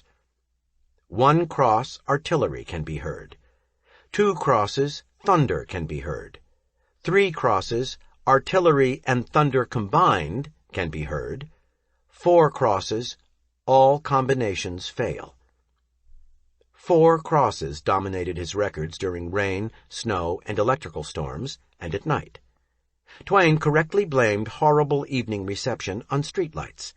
In fact, once Hartford's primitive arc lights had been turned on each night, Twain hung up his phone, for it was useless until dawn. No longer a celebrated name on a tiny switchboard, Twain was now one of hundreds of daily callers. His swearing, sent right back at him by male operators, now routinely got him disconnected. Twain teased Bell in holiday greetings published in the New York World that wished everyone everywhere Merry Christmas, except the inventor of the telephone. Responding to a cheerful letter of complaint from Gardner Hubbard, the famous writer railed at the Hartford telephone system, calling it the very worst on earth. As for the operators, if you try and curse, they shut you off. It is this ostentatious holiness that gravels me. Every day I go there to practice and always get shut off. In the early 1880s, the range of a telephone call still hovered, with exceptions, around 40 or 50 miles. People dared not use their telephone during an electrical storm for fear of electrocution or hearing loss. Typical waiting times for a connection got longer and longer as more and more phones were installed and demands on overworked switchboards increased. Freeloaders added to the problem. With no way to meter and count calls, American Bell at first charged a fixed rate that allowed unlimited telephone use. This often resulted in outsiders using others' telephones, tying up the lines, jamming switchboards, and making incoming callers furious at Bell operators. In 1881, for example, Bell manager Angus Hibbard tried to control the chaos in the switchboard room of his Milwaukee exchange by eavesdropping from his office 2 floors below. We suspended a transmitter near the ceiling of the operating room and connected it to a hand telephone placed near our desks on the 2nd floor. From time to time, in busy hours, one of us would listen, and when the tumult of the war of the words from yelling boys was too loud, we would go bounding up the 2 flights of stairs, burst in on the crowd, perhaps hustle some of the worst offenders out into the hall or down the stairs, and try to restore peace. My sympathies went out many times to the boy who, angry, excited, and tearful, would whimper, "I couldn't help it. I'll bet if anyone would call you what he called me, you would give him just what I did." And when he asked wistfully, "Say, boss, must I lose my job?" it was often good business to tell him to run around the block, cool off, and forget it. American Bell marketed telephones almost exclusively to businessmen and the urban elite, ignoring housewives, farmers, and anyone who lived in a small town. Isolated North Americans who desperately needed a telephone could not get one if they tried. The company ignored Bell's idea, also championed by Gardner Green Hubbard before Congress in the 1860s, of an affordable household communication service available to all. Theodore Vail, George Ladd, John Sabin, and other Bell managers attempted to sway company policy in favor of these consumers, but during the 1880s, company president William Forbes was unmovable. Though Hubbard no longer ran American Bell by the middle of 1880, he still had control of the International Bell Telephone Company. Bell himself had not fully capitalized on his own foreign patents, and caught Hubbard siphoning assets and power away from the trust for Elsie and Daisy and into his own company. He wrote Hubbard a blistering letter accusing him of stealing the Bell name and riding roughshod over the interests of his 2 grandchildren. Alec boomed, "I am the inventor of the telephone, and an inventor has a natural and inalienable right to the product of his brains, even though that right may not be protected in certain countries." Alec was referring to the countries that had no patent law, Turkey and Egypt among others, where Hubbard had set up international Bell companies competing with contacts Bell himself had made. After exchanging letters, the 2 men made a truce. In the meantime, William Forbes and American Bell spent much time and effort protecting the telephone monopoly, crushing all attempts at patent infringement. In St. Louis, for example, American Bell piled the telephones of the Pan Electric Company in the streets and burned them publicly as an example to others. One company that American Bell ignored was the Hawaiian Telephone Company, a firm that was too small, isolated, and unprofitable to bother with. What would soon be known as the Bell System companies expanded the monopoly's reach. For those who wished to join American Bell, Theodore Vail and William Forbes put a 5-year cap on some of the licenses they issued, giving permanent licenses only to companies in which American Bell held a majority position. They described this process in their first report to shareholders in 1881. Many applications are now being made for permanent licenses, and we have begun to give such permanent contracts in places where the business is being prosecuted with energy and success in exchange for a substantial interest in the telephone business throughout the country, so that you will not be dependent upon royalties for a revenue when the patents shall have expired. This confederacy of local companies was controlled by the parent Bell firm. Forbes constantly looked toward the shareholders and was congratulated for consistently delivering profits and dividends, doubling profits every year until 1885. Vail, on the other hand, channeled every dollar he could wrest from Forbes into research and system improvements. Even as inventors quickly pioneered improvements, their work languished, as money went instead to shareholders, and especially into long-distance telephone technology. For Vail hoped most of all to build a united national telephone system. He correctly assumed that without a national phone network to tie the regional companies together, business would suffer after the expiration of Bell patents in 1893 and 1894. Some basic telephone research was conducted at Western Electric Labs. Other breakthroughs were devised by Bell field operation managers such as John J. Carty and Angus Hibbard. Inventions were also purchased from independent inventors such as Thomas Edison and Elisha Gray. In 1882, Angus Hibbard heard about Thomas Doolittle's new hard-drawn copper wire, strong enough to hang from telephone poles and a far better conductor of signals than the iron lines in widespread use. Hibbard ordered just enough open copper wire to run a single metallic circuit the 90 miles between the Wisconsin state capital, Madison, and Milwaukee. The line was opened with fanfare by the state governor. A few weeks later, the Madison Bell manager learned Alexander Graham Bell would visit Milwaukee to deliver a lecture on acoustics and invited Alec to try the line. Hibbard was thrilled. Dr. Bell said he had never before talked over so long a line and told of his tests of the telephone on lines in Canada and around Boston. In fact, Alec tactfully praised each phone office he visited, in this case overlooking the many lines that ran well in excess of 90 miles that he had tested in his career. Besides, the quality of the signal genuinely impressed Bell, who was beginning to feel left behind by his own technology. Hibbard ordered more copper wire and constructed more long-distance lines. A new problem emerged. Some members of the local Indian tribe greatly admired the uninsulated shiny copper, which glowed in the sun, and they expropriated lines right off the poles between Black River and La Crosse to make jewelry, temporarily interrupting long-distance service. Hibbard had replacement copper lines dipped in tar. These new lines remained intact. As metallic circuits and properly transposed copper wires became increasingly common, long-distance calls began to move out beyond the old range of 50 miles.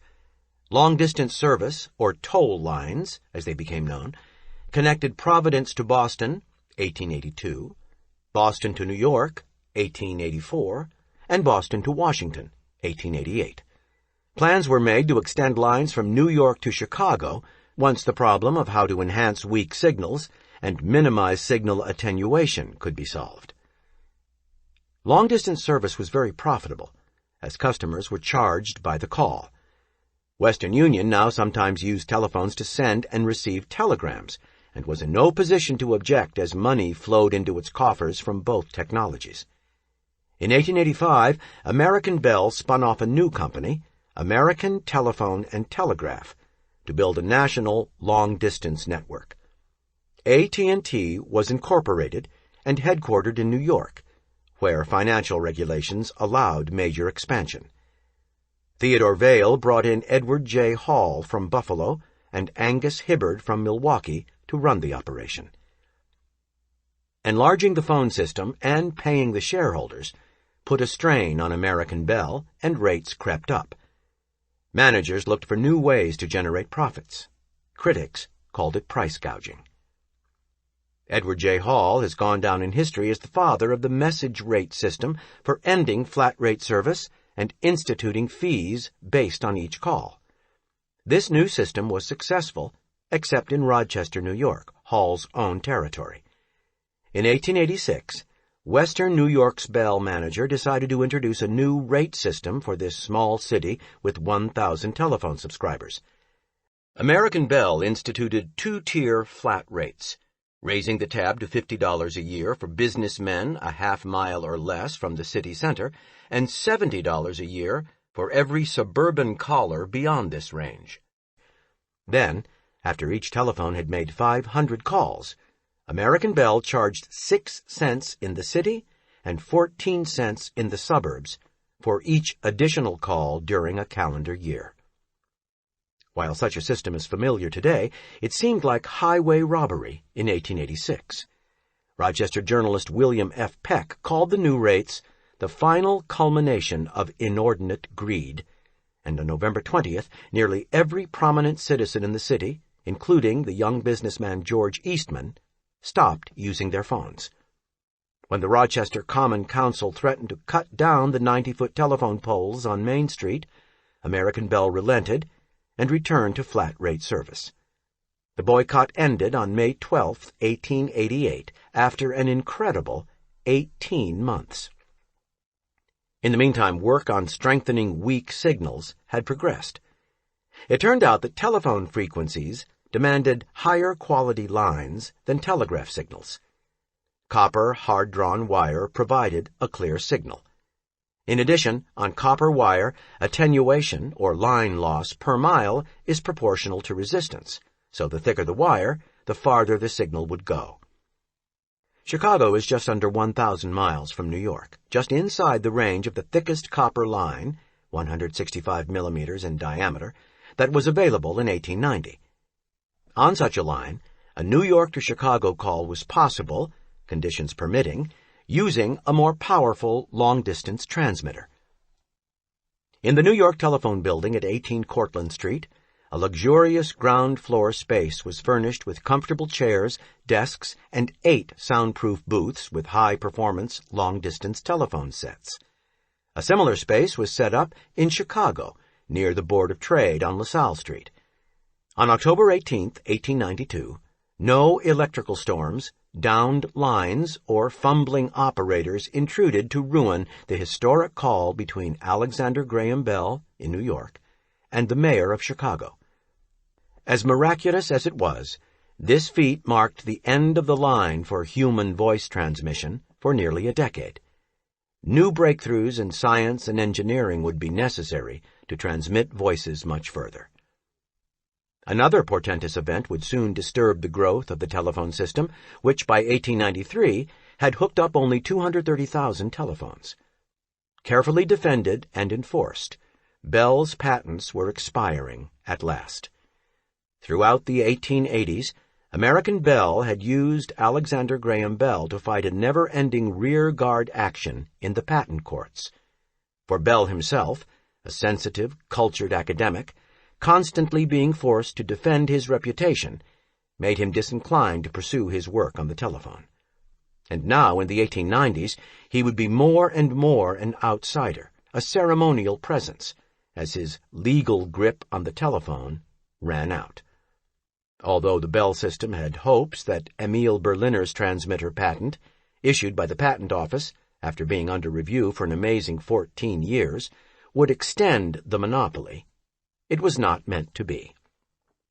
Inventors, manufacturers, and businessmen looked at the relatively small telephone network installed by the monopoly and made plans to invest their time and money. A new kind of boom, a telecommunications boom, was building up steam. New telephone companies could now use their own technology, serve markets ignored by Bell companies, cut prices, and threaten even the precious long-distance lines that were finally knitting the Bell system together. For the next 20 years, telephone companies would compete for customers, providing telephones for American farmers and the middle class with impressive results. An important part of Alexander Graham Bell's prophecy was about to come true. 7. It will all be up with us. In the late summer of 1885, in retreat from their rough landing in Newfoundland, the Bells returned to Baddeck, Nova Scotia. One day, Arthur McCurdy, the editor of the local Cape Breton Island Reporter, was trying to talk on the telephone to his brother Lucien from the family store. The McCurdys were among the few in town able to afford the luxury of one of the new-fangled instruments. This day it was proving to be a problem. As he struggled with the phone, McCurdy noticed a tall, distinguished-looking gentleman peering through the window of the newspaper office. Without waiting for an invitation, the stranger walked in and asked, "Your telephone won't talk back to you?" McCurdy explained that it had been working fine that morning, and now he could hear his brother, but Lucien couldn't hear him. There was no one this side of Halifax who could repair it, he complained.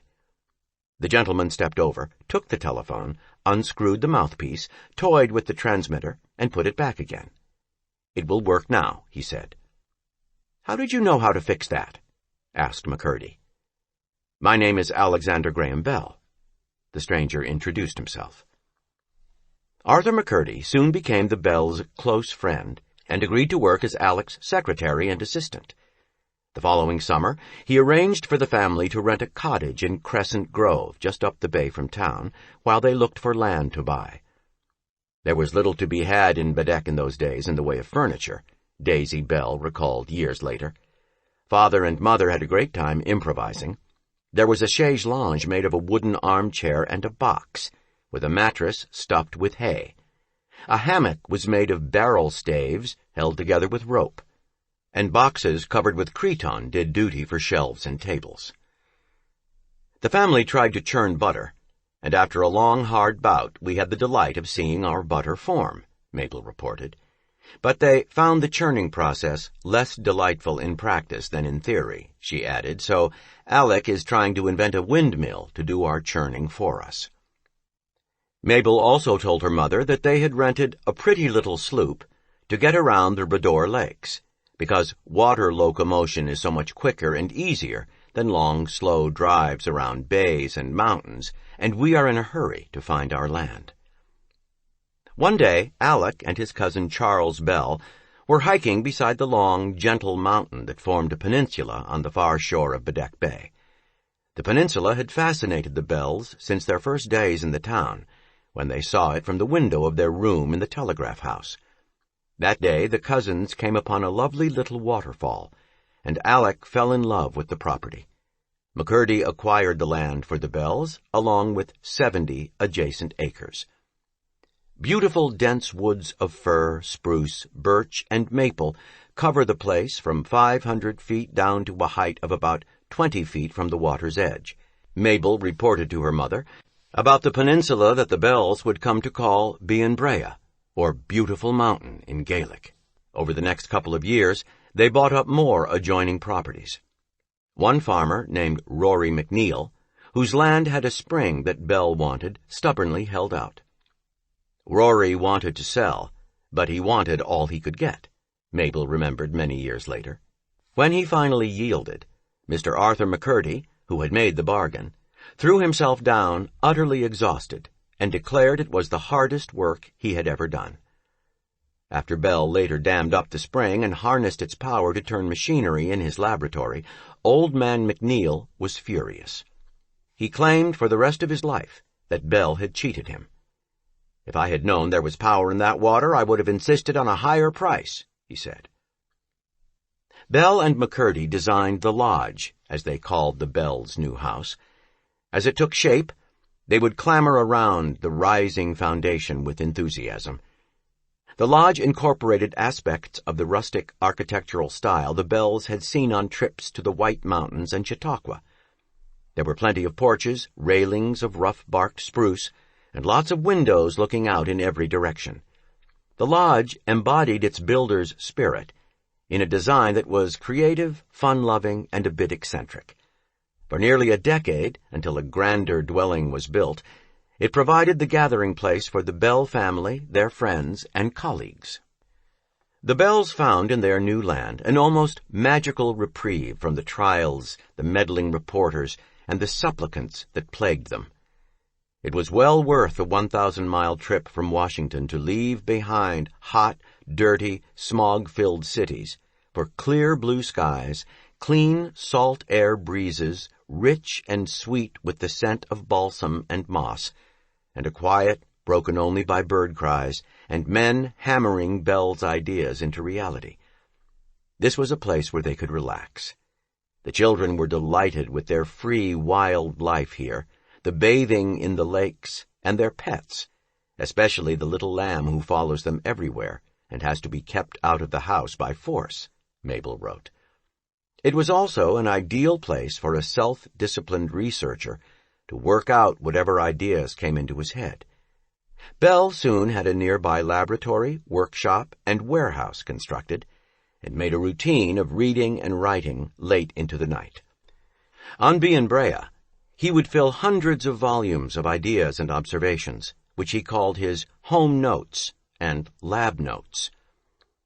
Back in Washington, on a spring day in 1893, a reporter from McClure's Magazine, a leading publication of the day, interviewed Bell in his book-lined study. The discussion ranged widely, and Bell spoke of the great inventions which he sees with prophetic eye in store for the world. The reporter wrote that he became as enthusiastic as a schoolboy when the interview turned to recent experiments in flight. 9.5 years before the Wright brothers made their historic flight at Kitty Hawk, Bell told the reporter emphatically, "I have not the shadow of a doubt that the problem of aerial navigation will be solved within 10 years. That means an entire revolution in the world's methods of transportation and of making war." It was a shocking statement for a serious scientist to make. The scientific community was almost unanimous in its insistence that flying was impossible, and the media ridiculed birdmen. In a popular and widely reprinted poem, Darius Green and His Flying Machine, an airman flung himself from a barn loft and found a painful, though comical, landing in a tangle of umbrella parts, pieces of a harness, and a carriage cover. Bell, in his comments to the reporter, was not merely indulging in fantasy. The possibility of flight had fascinated him since, as a boy, he used to climb Corstorphine Hill, west of Edinburgh, to watch birds soar overhead for hours. From my earliest association with Bell, he discussed with me the possibility of making a machine that would fly like a bird, Thomas Watson wrote in his memoirs. I fancy that if Bell had been in easy financial circumstances, he might have dropped his telegraph experiments and gone into flying machines at that time. Bell was so certain that flying was practicable that, just before he went to England, in 1877, he made me promise that as soon as the telephone business became established, if it ever did, I would leave it and start experiments with him on flying machines. On their honeymoon, when Alec and Mabel visited the romantic ruins of 13th-century Pluscarden Abbey, the inventor surprised his young bride by spending most of the day sketching birds in flight. 200 or 300 crows performed their revolutions only a few feet above my head, Bell wrote in his diary, noticed some points concerning the use of the tail in flight, and included detailed drawings of wings and tails in motion. He wrote in the diary his 8 principles so far as developed of aerial navigation. "What a man my husband is," Mabel wrote to her mother. "I am perfectly bewildered at the number and size of the ideas with which his head is crammed. Flying machines, to which telephones and torpedoes are to be attached, occupy the first place just now from observations of seagulls." And now, in the 1890s, Bell turned back to that early interest in competition with his friend Samuel Langley, the secretary of the Smithsonian Institution. Slightly older than Bell, the astrophysicist was a gruff but dignified bachelor, who opened up with only a few acquaintances. Langley had published essays on such subjects as the spectrum of sunlight and the temperature of the moon, and since 1886 had been fascinated with the idea of flight. He began extensive experiments on aerodynamics, and by late 1891 he had tested 31 model flying machines, propelled by twisted rubber. From the top of the tower of the Smithsonian Castle, Langley would observe as an assistant launched the models out the window. He tested various combinations of wings and propellers, and finally selected tandem wings, that is, two separate set of wings, forward and aft, as the most efficient design. Langley turned heads that year when he announced in the Smithsonian Contributions to Knowledge that, as a result of his recent experiments, he was certain he could build a flying machine. He wrote that it was possible to construct machines which would give such a velocity to inclined surfaces that bodies indefinitely heavier than the air could be sustained upon it and moved through it with great velocity. While other leading scientists were appalled, Bell was intrigued. In May 1891, he had designed an apparatus to test the lift of various propellers. On June 15th, Alec wrote excitedly to Mabel, "Langley's flying machines, they flew for me today. I shall have to make experiments upon my own account in Cape Breton. Can't keep out of it. It will all be up with us some day." Later, in Nova Scotia, Bell began serious investigation. Leaving Langley to concentrate on horizontal flight, Bell first tried helicopter-like devices. His earliest experiments revealed that he could get more lift from a two-bladed propeller than from one with 4 or 8 blades.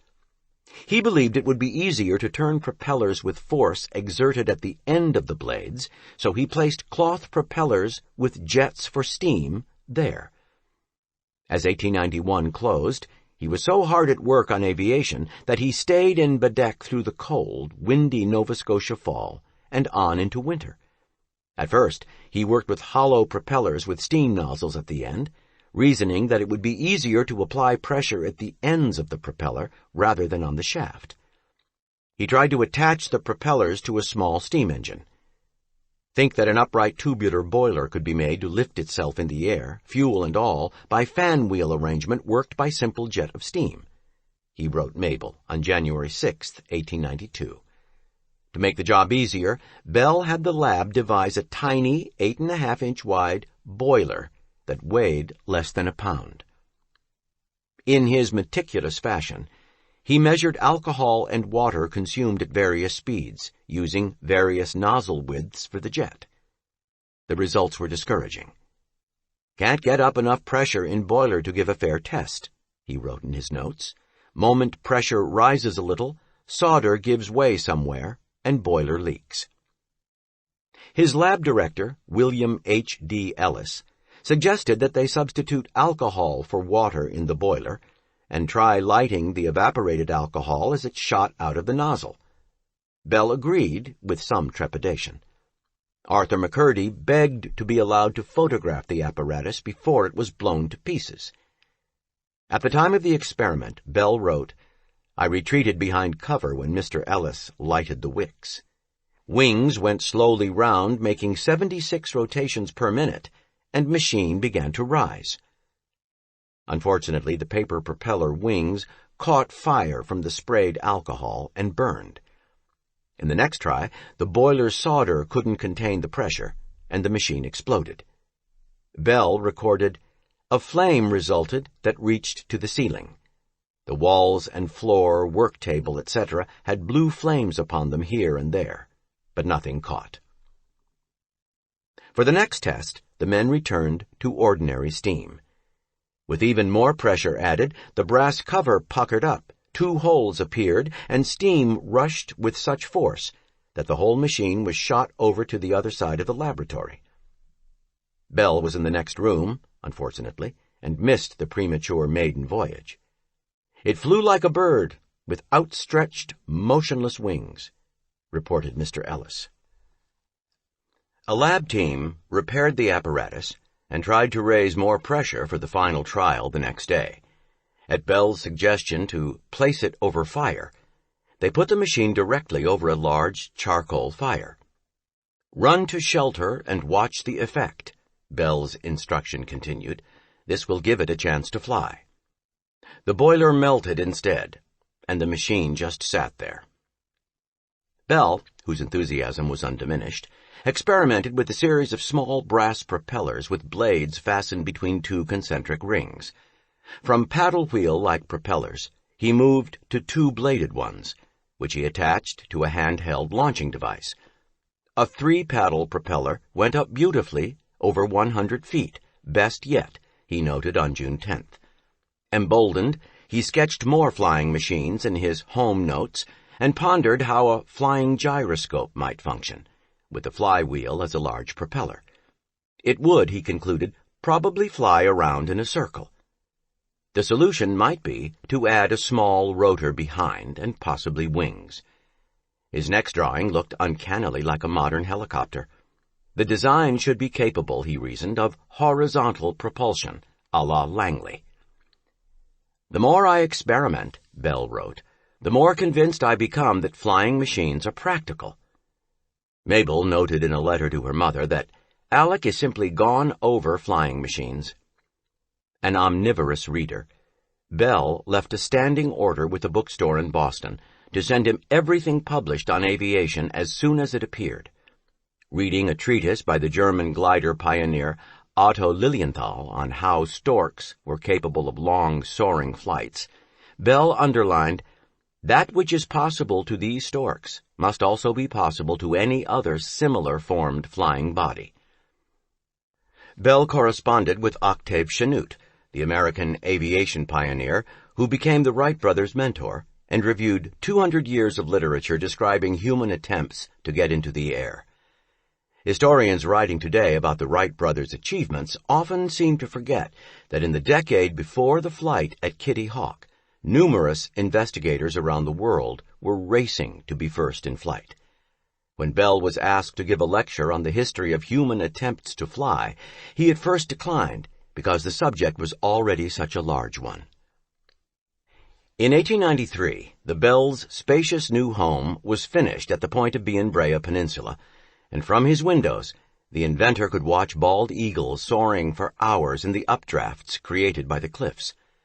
Samuel Langley signed the first page of the guest book for the new house, and Arthur McCurdy soon helped him buy land nearby. Bell's valet, Charles Thompson, later recalled seeing Alec and Langley sitting in silence on the houseboat's deck, watching gulls fly effortlessly overhead. "Isn't it maddening?" Langley asked at last. "I was just thinking how beautiful they were," replied his host. The next year, Bell continued his aeronautical studies. He conducted elaborate tests on the lift of various propellers set at different angles to the horizon. He studied biplane wings versus 3- and 4-winged structures. By January 5, 1895, Mabel could write her father that Alec thinks he is ahead of Langley and everyone else. He hasn't a machine that would fly, but he thinks from his experiments that he is getting at the laws that govern their flight. But Langley's work was progressing too. Back in Washington, Bell was amazed after he witnessed his friend's latest experiments. "This morning," Bell reported to his wife on May 9, 1895, "we rose at 5 o'clock to witness an experiment with his flying model. 2 other experiments were successful." Bell was effusive in thanking Langley for letting him observe the experiments. "Although, as you know, my mind was, theoretically at least, quite prepared for the result, I must confess that it was a rather startling experience actually to see a steam engine flying in the air like a bird. I shall count this day as one of the more memorable of my life." In fact, although the 1895 flight went only a few hundred feet, it was a significant achievement, the first ever powered flight of a heavier-than-air machine. One of Langley's few supporters, Bell championed his friend's experiments, gave him a $5,000 gift, and lobbied for other funds. For his work with heavier-than-air flight, Langley continued to endure ridicule from the press, the scientific community, and other quarters. The adverse publicity upset the Smithsonian director so much that he avoided reporters and kept his experiments secret, which, of course, only heightened curiosity. Langley's experience may have been one reason why, 8 years later, the Wright brothers conducted their experiments in such secrecy. By 1896, Langley was readying a larger steam-driven model, 1/4 scale, at Quantico, Virginia. He and Bell called their machines aerodromes, from the Greek for flying vehicle, rather than aeroplanes, a term they insisted referred exclusively to the wing surfaces. Langley trusted only Bell and a few assistants to be present when he launched the new machine from the top of a houseboat on the Potomac River. Bell brought a camera, and on May 12th made the only photographs of that historic event, the first long flight of a self-propelled, heavier-than-air machine. Langley's aerodrome resembled an enormous bird, soaring in the air with extreme regularity in large curves, Bell wrote, sweeping steadily upward in a spiral path, the spirals with a diameter of perhaps 100 yards, until it reached a height of about 100 feet in the air. At the end of the course of about a half a mile, when the steam gave out, the propellers which had moved it stopped. And then, to my further surprise, the whole, instead of tumbling down, settled as slowly and gracefully as it is possible for any bird to do, touched the water without any damage, and was immediately picked out and ready to be tried again. A second trial was like the first, except that the machine went in a different direction, moving in one continuous gentle ascent as it swung around in circles, like a great soaring bird. No one could have witnessed these experiments without being convinced that the practicability of mechanical flight had been demonstrated, wrote Bell. While Bell continued his own experimentation with heavier-than-air machines, in 1896 a tragedy occurred that helped push his work off track. Otto Lilienthal, the great German aviation pioneer, had been experimenting with hang gliders since 1861, when, as a 13-year-old, he strapped wing flaps to his arms and ran down hills. By the mid-1890s, Lilienthal ran a successful machine shop in Berlin, but he continued to perfect gliders, jumping off succeedingly higher hills, roofs, and towers. He learned the danger of stalling when his weight shifted too far back while flying at 35 miles per hour at a height of 65 feet. I gripped tight hold, seeing nothing but the blue sky and little white clouds above me, he wrote later. Suddenly, however, the apparatus stopped in its ascent, and going backward again in a downward direction, turned bottom upwards and rushed with me vertically towards the earth. Lilienthal was lucky that time, escaping with only minor injuries. Then, in July 1896, his glider tipped vertically again and plunged to the ground. But this time Lilienthal's spine was broken. The next day, he died. Bell, like the rest of the aviation community, was stunned. "A dead man tells no tales," he dictated in his notebook. "He advances no further, and his death acts as a deterrent upon others. How can ideas be tested without actually going into the air and risking one's life on what may be an erroneous judgment?" 2 years later, in 1898, the Spanish-American War started Bell thinking again about aviation's practical applications. "The more I read of the war news, the more I realize the importance of a flying machine in warfare," he wrote. "An aerodrome hovering would give exact information at once, not only for scouting purposes, but for actual offensive work." He renewed his efforts, refusing to accompany his family to Europe the next summer. "My problems are great problems not to be solved without difficulty and determined work.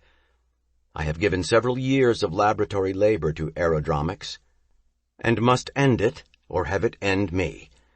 My children have the greater part of their lives before them. Mine is behind. I am not willing to die without completing some of the problems I have in hand. The Spanish-American War inspired others to think aviation as well. That year, 2 young bicycle makers in Ohio looked into the subject. My brother and I became seriously interested in the problem of human flight in 1899, Wilbur Wright later wrote. We accordingly decided to write to the Smithsonian Institution and inquire for the best books relating to the subject. Langley's office obliged by sending a large amount of material, including research by Langley, Lilienthal, and Chanute. The Wright brothers later said that knowing that the head of the most prominent scientific institution of America believed in the possibility of human flight was one of the factors that led them to undertake their own preliminary investigations. While Langley had just received a $50,000 grant from Congress to build a man-carrying machine, he felt that he had at least completed his primary task, the demonstration of the practicability of mechanical flight. Many serious scientists, however, still weren't convinced, among them one of Bell's old friends, the astronomer Simon Newcomb. Early in September 1901, Bell inadvertently invited both Langley and Newcomb to Nova Scotia at the same time. While these 2 distinguished scientists respected each other, they usually tangled on any subject. One evening at Brea, Langley asserted that a cat held upside down and dropped invariably turns over in the air and lands on its feet. Newcomb instantly took exception and said all that mattered was how you held the cat. He pointed out that an animal could not turn in the air unless it had a foot on a solid object to push against. The debate escalated. "Here's a good chance for an experiment," said Bell. "Let's try it." Turning to his butler, Charles Thompson, he ordered, "Charles, round up some cats." After dinner, the whole party adjourned for cigars and coffee on the veranda, 15 feet above the lawn. My father was afraid the kitten might get hurt, Elsie Bell Grosvenor recalled years later, so we all scurried around and got a mattress and pillows which we placed on the ground to break its fall. With great ceremony, the cat was presented to Simon Newcomb, who held it upside down over the balcony, squalling and squirming in discomfort, and let it drop to the mattress below, which was encircled by a crowd of dinner guests and children. Deftly, the cat landed on its feet and sprinted away. "An accident," said Newcomb. "Let's try it again." As before, the cat flipped in the air and landed on its feet. Newcomb shook his head and said, "It is impossible." The scientists debated for hours about how the cat could accomplish this miracle of aviation, but never came up with a solution. More serious was their argument over the possibility of manned flight. Newcomb dictated an essay into Bell's journals, which was later published in McClure's, summing up the thinking of most scientists at the time. What became known as Newcomb's Law proved that manned flight was impossible. As a flying machine is built larger, its weight is cubed, while its lifting surface is only squared. That meant that even though Langley had shown that a powered 14-foot model could fly, a machine large enough to carry a person could not get off the ground. Bell disagreed. If a kite flies well in a breeze, say 20 miles an hour, when loaded with the equivalent of a man and motor, then, if provided with an engine, it should travel through the air at 20 miles an hour, he wrote a couple of years later in the June 1903 National Geographic. So far as the pressure of the air is concerned, it is surely immaterial whether the air moves against the kite or the kite against the air. Unfortunately, we do not have a suitable engine. Kites were the ideal means to study the principle of aerodynamics, Bell believed. Soon a bewildering assortment of different shapes were taking to the skies over Badek: boxes, pyramids, rings, and winged craft. He concentrated on complex structures made up of dozens of tetrahedral cells, pyramidal units made of strips of black spruce and covered on two faces with red or white silk. Bell's grandson, Melville Grosvenor, later recalled that Grampy's laboratory was right below our house, and the kite field just above. I never knew what Grampy would be up to, but whenever a good fresh breeze sprung up, I knew an experimental kite would fly. Some of Bell's friends were dismayed at his obsession with flying machines. "I suppose Mr. Bell has nothing but kites and flying machines on his tongue's end," wrote Helen Keller, who visited in 1901. "Poor dear man, how I wish he would stop wearing himself out in this unprofitable way." But Bell was not about to give up, nor was Langley, who was ready at last for manned flight. The problem facing all would-be early aviators was the same: the lack of an engine strong enough to power propellers, but light enough to lift itself off the ground. By December 1903, Langley had a full-scale flying machine ready for the big day. Barely able to watch as the workman prepared his machine for flight, he ruminated over the efforts of 16 long and painful years of experiments. Unfortunately, it was all to end in frustration. As the machine took off, a guy wire caught on the launching gear, and the poor man watched his dream crash into the Potomac. Langley never recovered from his disappointment, Bell recalled later. He was humiliated by the ridicule with which his efforts had been received. Shortly afterward, the Smithsonian secretary suffered a stroke, and within a few months he passed away. Ironically, a few weeks after that disaster, the work of Langley, Bell, and the other aviation pioneers was finally vindicated. Working in total secrecy, the Wright brothers had made great progress, and in December 1903 made their first flight at Kitty Hawk, North Carolina. "I wish to express my admiration for their work," Bell would later say at the Smithsonian when presenting the Wrights with the Langley Medal for Aviation in 1910. The brothers may not have known all the reasons why Bell could appreciate the enormity of their feat as few others could, but they must have been grateful for his acknowledgment that the Wrights are eminently deserving of the highest honor from us for their great achievements. 8. The Rise of Independence. Until the expiration of Alexander Graham Bell's patents in 1893 and 1894, only the richest North Americans could afford telephones. Now the legal system that had protected one man's invention opened the science and engineering of telephony to others, raising the curtain on a new era of pell-mell expansion in the telephone business. In relative terms, only a handful of people had their own telephones at the beginning of this era, since American Bell had expanded the telephone system at a rate of only 6% annually since 1881. The number of phones in America had only roughly doubled by 1893. In contrast, by late 1907, the number would increase 20-fold, to a total of 6,118,578, and only 51% of these telephones were owned by American Bell. American Bell was a great investment between 1877 and 1894, when it paid stockholders $25,895,811 in profit.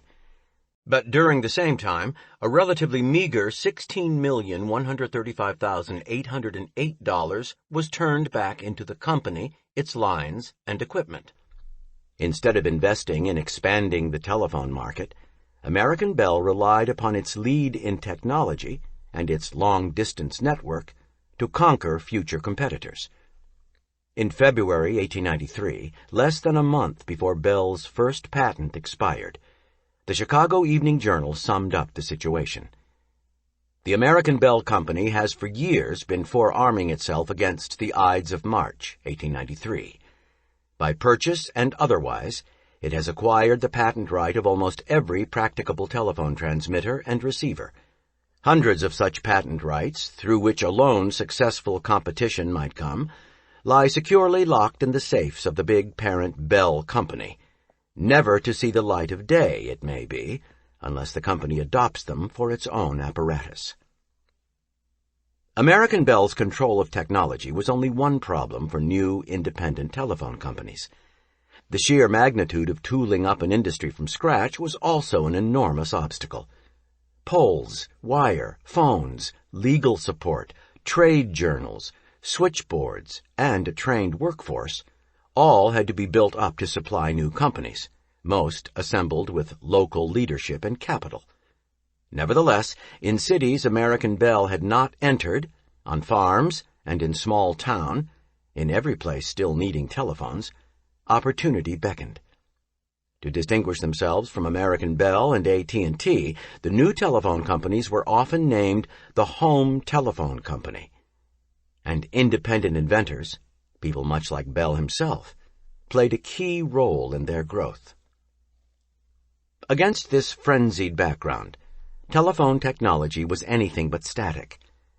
In the ongoing attempt to improve the quality and range of telephone signals, some researchers looked back to William Thomson, the first great scientist to accept Bell's telephone, whose own work on the telegraph had earned him a knighthood.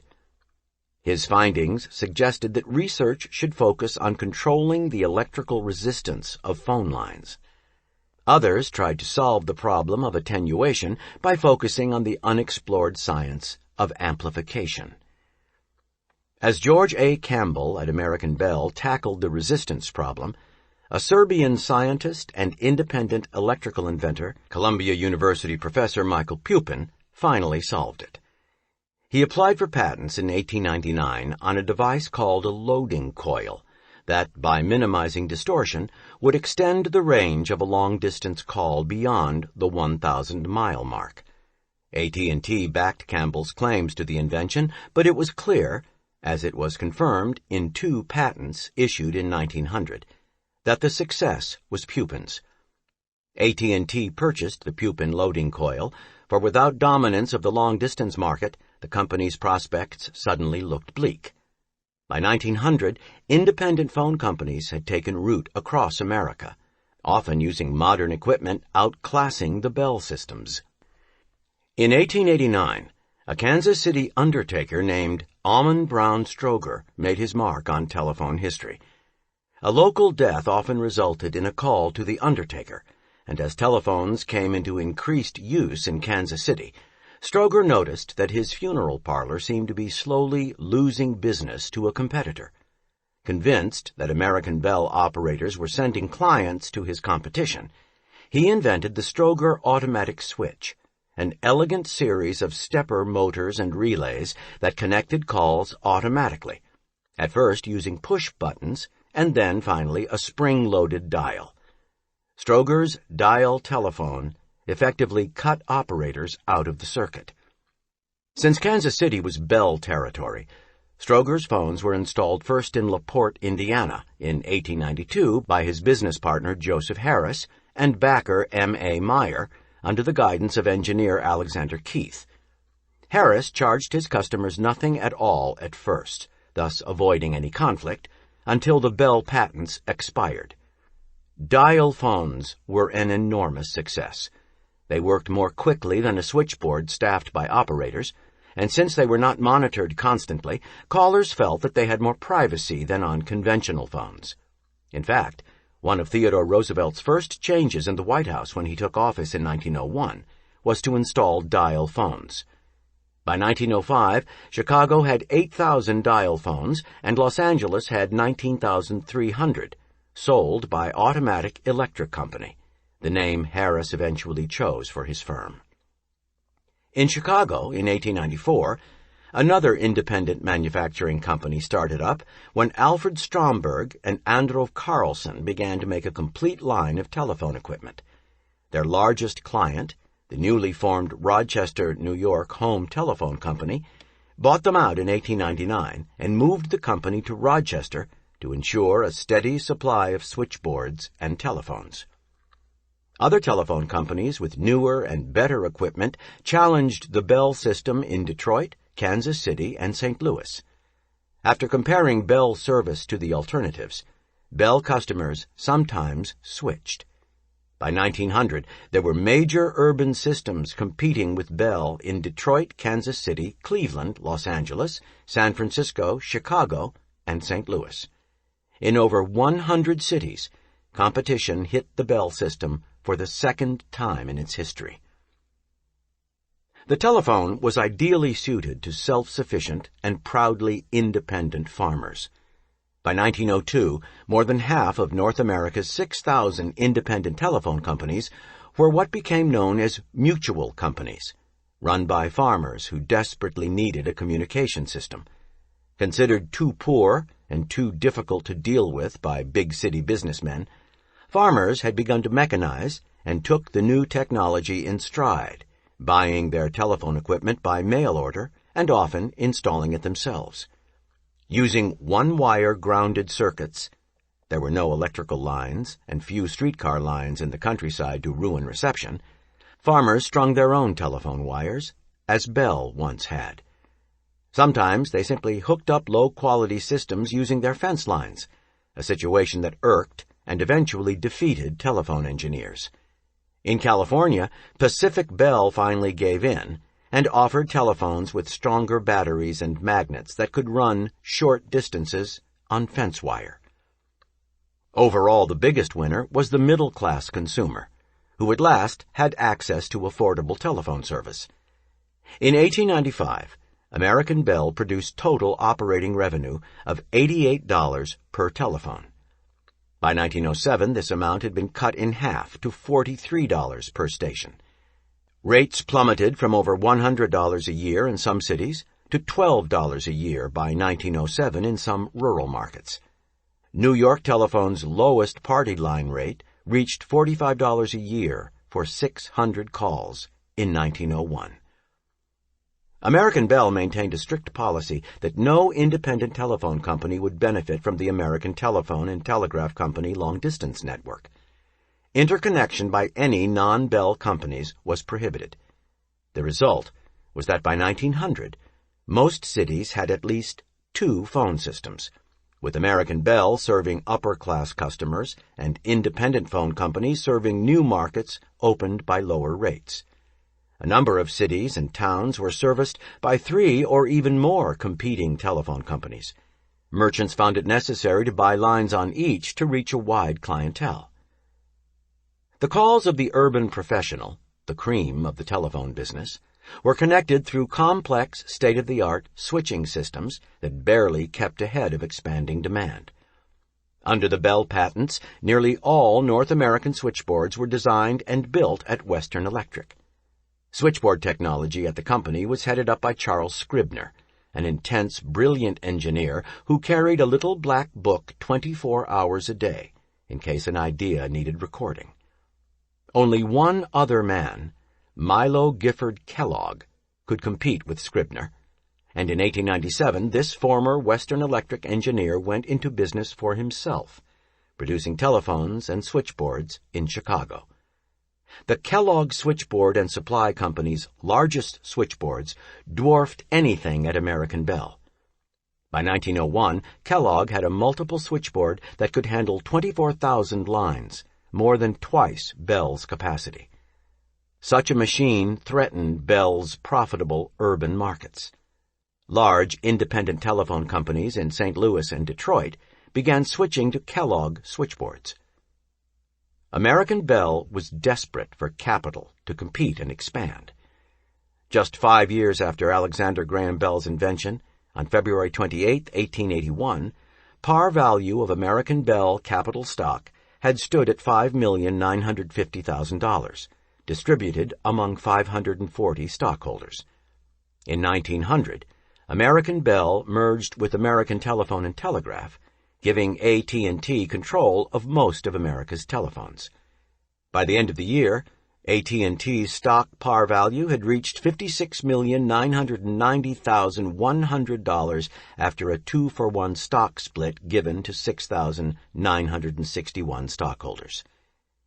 But even as the former monopoly issued stock, there never seemed to be enough money. And finally, in 1903, it appeared that there were more independent telephones in North America than there were Bell telephones. although the Bell system disputed the figures and still claimed a majority for itself.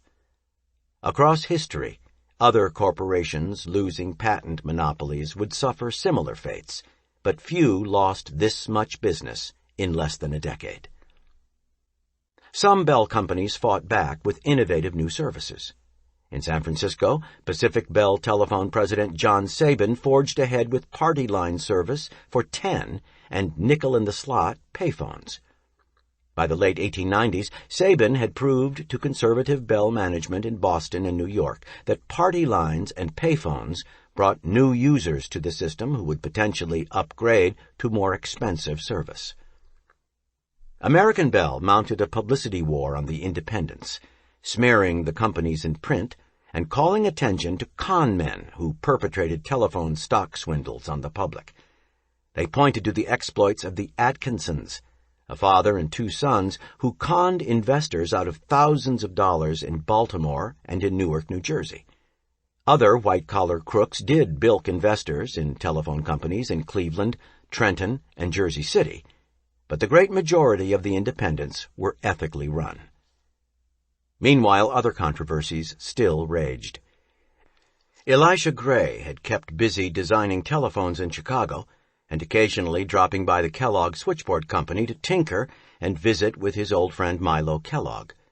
Then, a few days before his death in early 1901, Gray wrote a letter to an electrical journal in which he implied once more that Bell had stolen the telephone from him.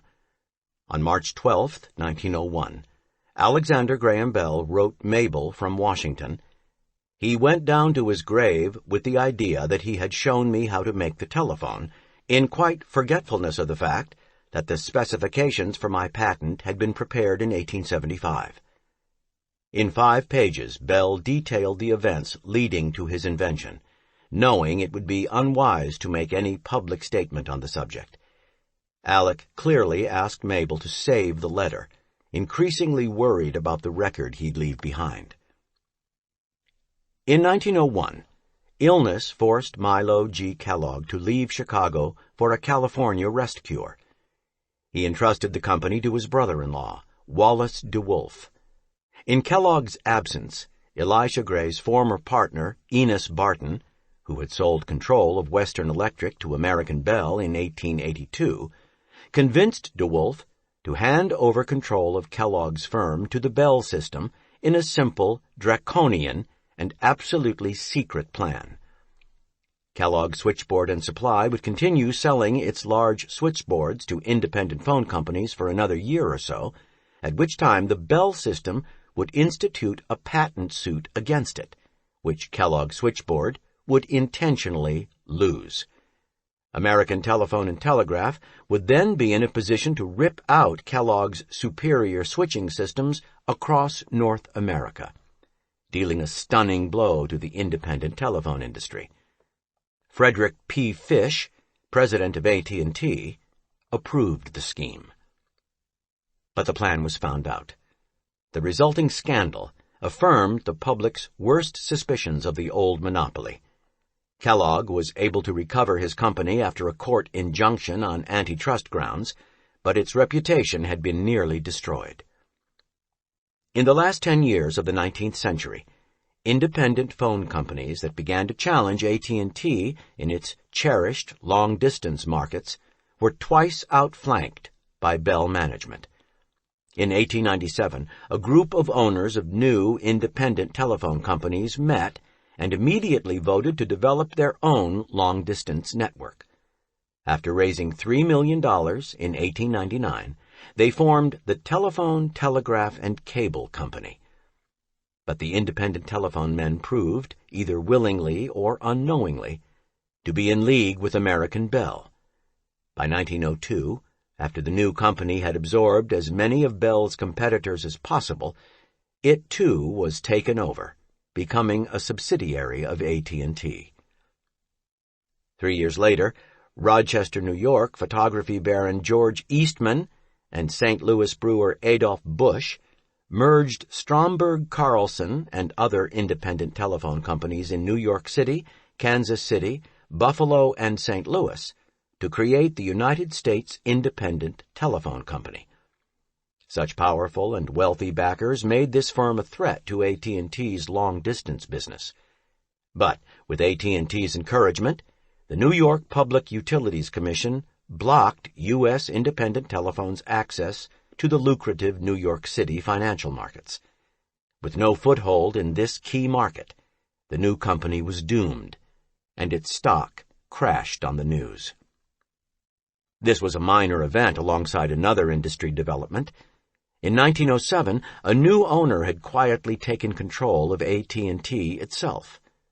Earlier, J.P. Morgan had masterminded monopolies in railroads, farm equipment, and banking. Morgan loved using telephones and had used his to save the country's banking system in 1907, quickly rounding up the funds to stave off a general collapse following a series of bank runs. For years, he had indirectly assisted AT&T. Although he had seemed to be backing a string of his own telephone companies, he had actually been carefully fueling the rivalries between AT&T and the independent telephone industry. Finally, by providing AT&T with what it needed most to win its war with the independents, $130 million in financing, Morgan took control and placed Theodore Vail back in charge of AT&T. The former American Bell executive, who had left in 1888 in disgust over William Forbes's refusal to upgrade service and expand the phone system, returned in triumph. Vail was still firmly focused on creating a national telephone system. He now set out to do this with help from the most powerful banking combine in American history. Where AT&T could not undercut or discourage independent telephone companies, Morgan assisted by buying them out. Many owners were eager to sell, hurting from years of competition with the Bell system. The Taft administration looked the other way, and after the recession of 1907 and 1908, American Bell began to grow again. For average citizens, control of Bell's invention and business intrigue were mere footnotes, as telephone calls at last became an everyday experience. As the new century advanced, North Americans were infatuated with the telephone. Telephones were the subjects of songs, postcards, and advertising.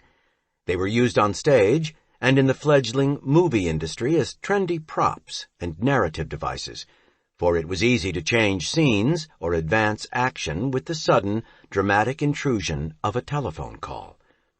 By 1905, just about everyone in North America had encountered or used a telephone.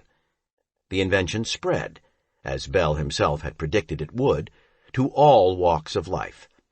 People sometimes gathered by party line to worship, sing, or gossip.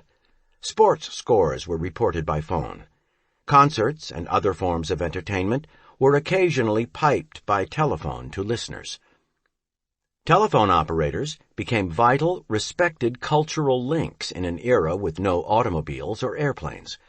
Although urban travel had been aided by electric streetcars, telephones were by far the most efficient method of communication. Telephone operators also provided a bewildering variety of news and information. Hundreds of thousands of calls were made daily to ask the time and the weather. At the Bedeck compound in Nova Scotia, the dozen Bell family buildings were connected by a magnetotelephone system. Everyone on the peninsula shared the party line, so each person was assigned a particular number of rings to signal that a call was for him or her. The arrangement made eavesdropping a simple procedure. It was easy to lift the receiver quietly when bells were heard, no matter whose call it was. The Bell's cousin Lena, whose eyesight had declined to the point that she could no longer read, whiled away the hours listening in on others' telephone calls. Alec and Mabel's granddaughter, Mabel Grosvenor, who as a girl observed Cousin Lena eavesdropping, remembers the elderly woman frequently breaking in on the circuit when calls got too private to remind callers, "Now remember, I'm listening." And Lena wasn't the only one.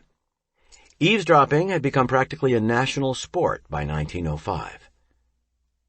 As the telephone spread to rural areas, installers and callers learned tricks to lower costs and make service tolerable.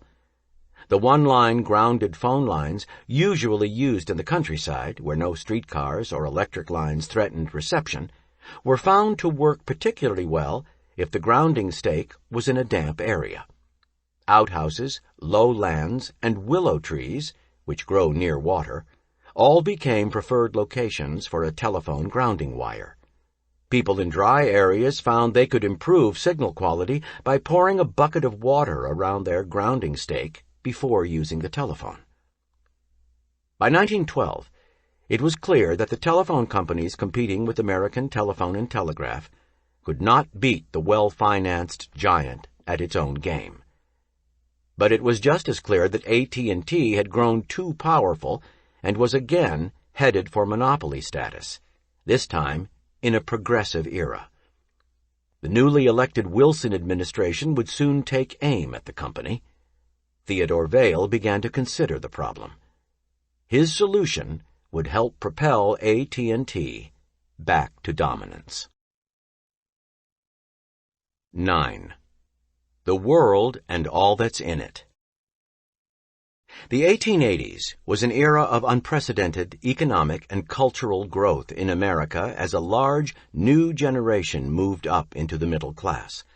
This generation's desire to improve itself through education helped create a golden age of magazines. Ambitious editors bought up highly paid writing talent and pushed the circulations of new magazines, such as McClure's, well past those of their older, more sedate competitors. Bell was very much a man of his time. In his dedication to what he called auto-education, he subscribed to dozens of different journals and even launched or supported 5 different publications, including National Geographic. In 1881, the old rivalry between Bell and Thomas Edison spilled over into the field of publishing. Science magazine had been founded the year before with funding from Edison, but the frugal inventor soon tired of the deficits and withheld support. Bell had written for the magazine and respected its editorial quality. He felt that science, like the British Nature, appealed to a broad audience interested in current research. In 1882, he and Gardner Hubbard acquired the rights to Science and hired as editor a respected young entomologist and writer named Sam Scudder, who happened to be a Hubbard cousin.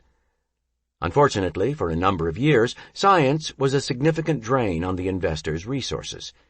They put some $80,000 into the magazine, of which about $60,000 came from Bell, and eventually the publication was signed over to the American Association for the Advancement of Science, which adopted it as its official journal.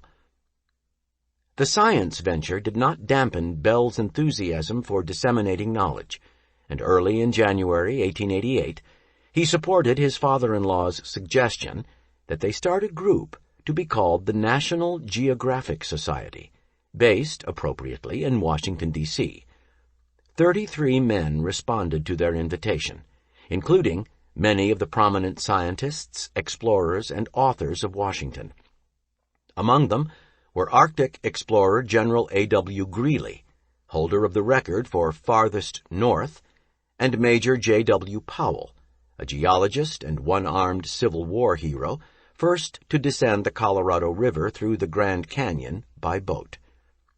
Hubbard was elected president and announced, "By my election, you notify the public that the membership of our society will not be confined to professional geographers, but will include that large number who, like myself, desire to promote special researches by others and to diffuse the knowledge so gained among men, so that we may know more of the world upon which we live."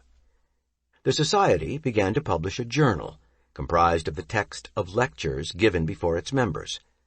The terracotta-colored magazine appeared irregularly at first, a single issue in the first year, and then mostly quarterly after that. In the first issue appeared a description of the blizzard of 1888, the worst in American history, which killed 400 people. 6 full-page color diagrams traced the storm's progress with barometric information painstakingly compiled from records of ships in the North Atlantic. In Across Nicaragua with Transit and Machete, young explorer Robert Peary began his long association with the Society. Peary's article was illustrated with colored lithographs, remarkable for a magazine at the time. Despite Hubbard's efforts to keep the Society popular, scientific articles on geology or physiography outnumbered those with wide appeal. Nevertheless, during his 10-year term, Hubbard put much energy into making the geographic work. The Society grew from 200 members to more than 1,000 and became truly national. In April 1897, Edwin A. Grosvenor, a professor of European history from Amherst College, spoke before the Society on the subject of Constantinople. Gardner Green Hubbard was ill at the time, so the Bells took on the duty of entertaining the visiting lecturer, and the professor dined several times at their home. "I wish you could have been here to meet Mr. Grosvenor," Mabel Bell wrote her younger daughter, Daisy. "He has been so entertaining that Papa has forgotten deaf-mutes, etc. for a while. He has told us about Constantinople and Greece, the Turks, and everything Eastern. He is very proud of his wife and 3 boys, and Grandmama is already talking of having them up to Badek. She thinks if they are anywhere as nice as their father, they must be worth cultivating." Father of 3 eligible sons, Professor Grosvenor could not have failed to notice Elsie Bell, who, almost 19 years old, was already attracting suitors. The Bells concurred that their daughter should meet as many proper young men as possible. A few months later, Mabel Bell happened to read a short notice in the Harper's Weekly of July 17, 1897, about the commencement at Amherst, where the identical twin sons of Professor Grosvenor had both received prizes. She seized upon it as reason enough to invite the young men to Nova Scotia for a summer house party, and they quickly accepted. After several days' journey by train and then steamer through the Brador Lakes, Gilbert, who was known as Bert, and Edwin arrived. Soon Elsie and Bert were off canoeing and taking walks together, while Ed escorted Daisy. The twins were fascinated by the inventor, his father, and his uncle David Bell. With their huge, bushy white beards, the 3 older men would sit together in the evening, reading to each other, reciting Shakespeare, telling jokes, and guffawing. The inventor usually would sleep all morning, do lab work in the afternoons, then study and write in his home office until very late at night. The twins stayed up several nights, talking with Bell and trying to smoke cigars. Though Bert and Elsie stayed in touch after the summer, Elsie Bell was quite the young lady about town in Washington. At one point, her mother wrote, "Elsie has 4 men in tow today." Still, Mabel Bell felt none were suitable, and wrote her husband, "I wish I knew how to place her in the way of meeting wealthy and nice young men." A few days later, a note arrived from Amherst. Mrs. Bell cabled her husband, "Mrs. Grosvenor invites children to Amherst for commencement week. May they go? Dutiful wife." "Children may go if they don't flirt too much. Dutiful husband," was Alec's reply. Gilbert Grosvenor later hinted that during the week at Amherst, Elsie finally began to think seriously about him. "Our journey home was rather a dismal affair after Bert and Ed left us," Elsie commented in a note to Mrs. Grosvenor. "Daisy gazed out of one window and I out of the other, and thought how horrid it was to have to leave Amherst, and all Daisy said was, 'Shoot it.' I wish we didn't have to leave." In December 1897, at age 75, Gardner Green Hubbard died at Twin Oaks, his home in Washington. Bereft of his leadership, the National Geographic Society languished. Mabel Bell wrote that her father's death jeopardized the work of the last 10 years of his life. The Society needed a well-known figure to revive it. Unable to enlist General Greeley, The Board of Managers asked Hubbard's widow to convince Bell to take the position. Mabel recalled that his mother-in-law's tears saved the Geographic Society, for nothing less induced him to take up the presidency and establish the society on a permanent basis. Bell was elected president in January 1898. Bell had an instinctive editorial sense. His enthusiasm and constant suggestions spurred the editors on and inspired the magazine's turnabout. But the inventor was moody. He could shift suddenly from boyish enthusiasm to outrage at the many demands made upon his time. Once he complained bitterly to his wife about a presidential address he had to prepare for the society. "I began working in the laboratory today, and the National Geographic may go on in the best way it can without my address." And the demands on his time were many. In 1898, Congress appointed Bell a regent of the Smithsonian. Bell joined the executive committee of 3 regents who were directly in charge of the affairs of the Smithsonian and would remain in the post for 18 years, considering it a major responsibility. Throughout 1898, this and other commitments kept Bell from the lab in Nova Scotia as well as from watching over the National Geographic. For a year, the society drifted. The magazine appeared late, turned out with half-hearted effort by volunteer editors. As the lecture program faltered and membership growth stalled, the society fell $2,000 in debt. The part-time editor, John Hyde, who had a full-time job at the Department of Agriculture, was on the verge of resigning. Less than 2 weeks before one issue was to appear, he wrote Bell, "I have not as yet received a single line of the matter that is to form the March, the Nicaragua, number. It is just the same old story. At the meetings of the committee, the members are very zealous and will promise anything, will even show some resentment that they are not asked to do more. But it is almost one person's work to get them to carry out their promises." What was needed was a permanent employee, and Professor Grosvenor's twin sons came to mind.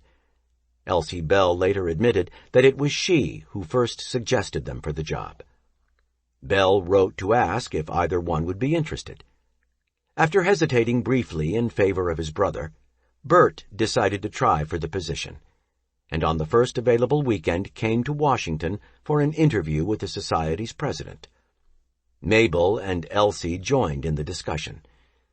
Mabel controlled her husband's finances. Elsie had her own interests. Bell related a new scheme: to get the magazine going by involving the public as members of a society, rather than just as magazine subscribers. At that time, geography was considered a dismal subject forced on school children. Bell didn't think it needed to be.